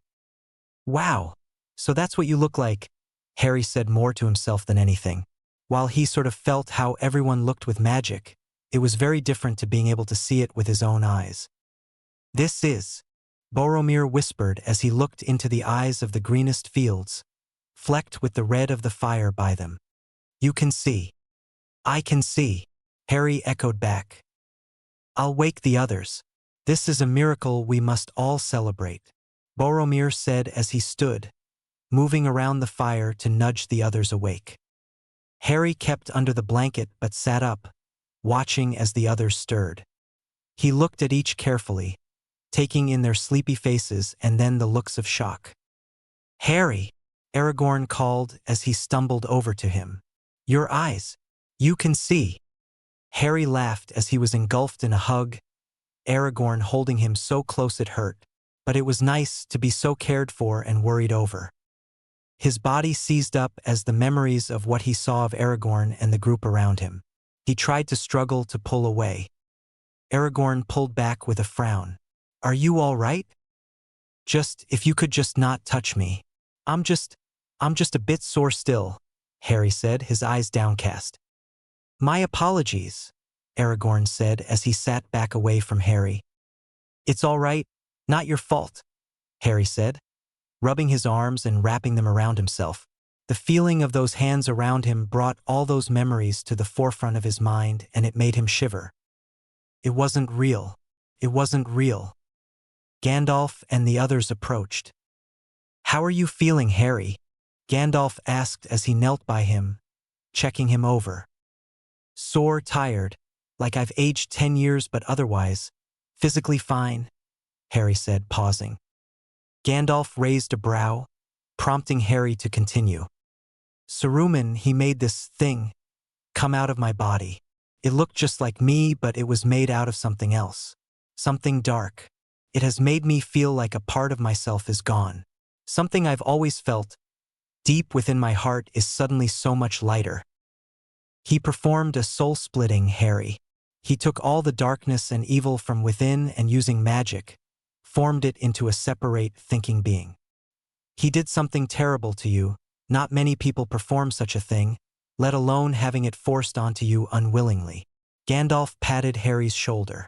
But as you said, Saruman seems to have also taken the power you had locked up with it. A dangerous thought, but one for another time. So you can see us, Harry? Pippin asked. Harry nodded, with a small smile as the two hobbits tackled him in a hug, yelling, "He can see us!" Harry stiffened up again, but the hobbits did not notice as they chatted away. "I'm glad to see you better, young man," Gimli said with a growling laugh. "If only we had some mead to celebrate." Legolas smiled as he looked at Harry, alive and well. He looked at those eyes, as green as the leaves of Mirkwood, but even that comparison paled when staring into those Tyre's eyes. There was a dark shadow beneath his eyes that made the man look haunted. Harry looked up to see all of them staring at him. "Thank you for coming to get me, all of you. We would never have left you in that man's clutches," Aragorn said as he moved to tuck the blanket closer around Harry, taking note of the way his godson froze. "Boromir, I will take next watch." Boromir nodded before going to lay down. Legolas looked to Aragorn and Harry before stepping forward. "May I join you?" Legolas asked. "I'm afraid sleep has long left me now that I have awoken." "Of course," Harry said as he moved to make some room. He tried to not let Legolas touch him, though. His skin rose in bumps at the thoughts of those pale hands. Legolas sat, listening to Aragorn tell stories to Harry, letting the boy rest. Soon enough, Harry was falling asleep. "He was weary," Legolas commented to his friend as Harry's head lay on Aragorn's thigh. "He would have endured torture. I did see that he would not let any of us except Gandalf touch him without flinching away," Aragorn said softly, his fingers brushing at Harry's hair lightly. "We shall have to wait until he is ready to tell us." "I hope he trusts us," Legolas said, and in his mind he replaced the word with "me." Aragorn looked to Legolas. "I know how you feel for him, but do not push at this time. He needs care and support, not an admirer pursuing him." "I wouldn't do such a thing," Legolas said with a frown. "Your face just then said otherwise, friend," Aragorn said with a sad smile. "Whatever you were thinking showed on you features." "Oh," Legolas said as he let his fingers raise to his face. "I know the feeling of want and need. I know it too well, but we must keep moving forward, onwards until the ring is destroyed once and for all," Aragorn said as he looked to the distance where he knew Rohan lay. "I promise, friend. I only wish to protect him as well," Legolas said as Aragorn nodded. "He will need us, all of us." The others around the fire yet to succumb to sleep all had to think to themselves that it was true. They would all be there for Harry.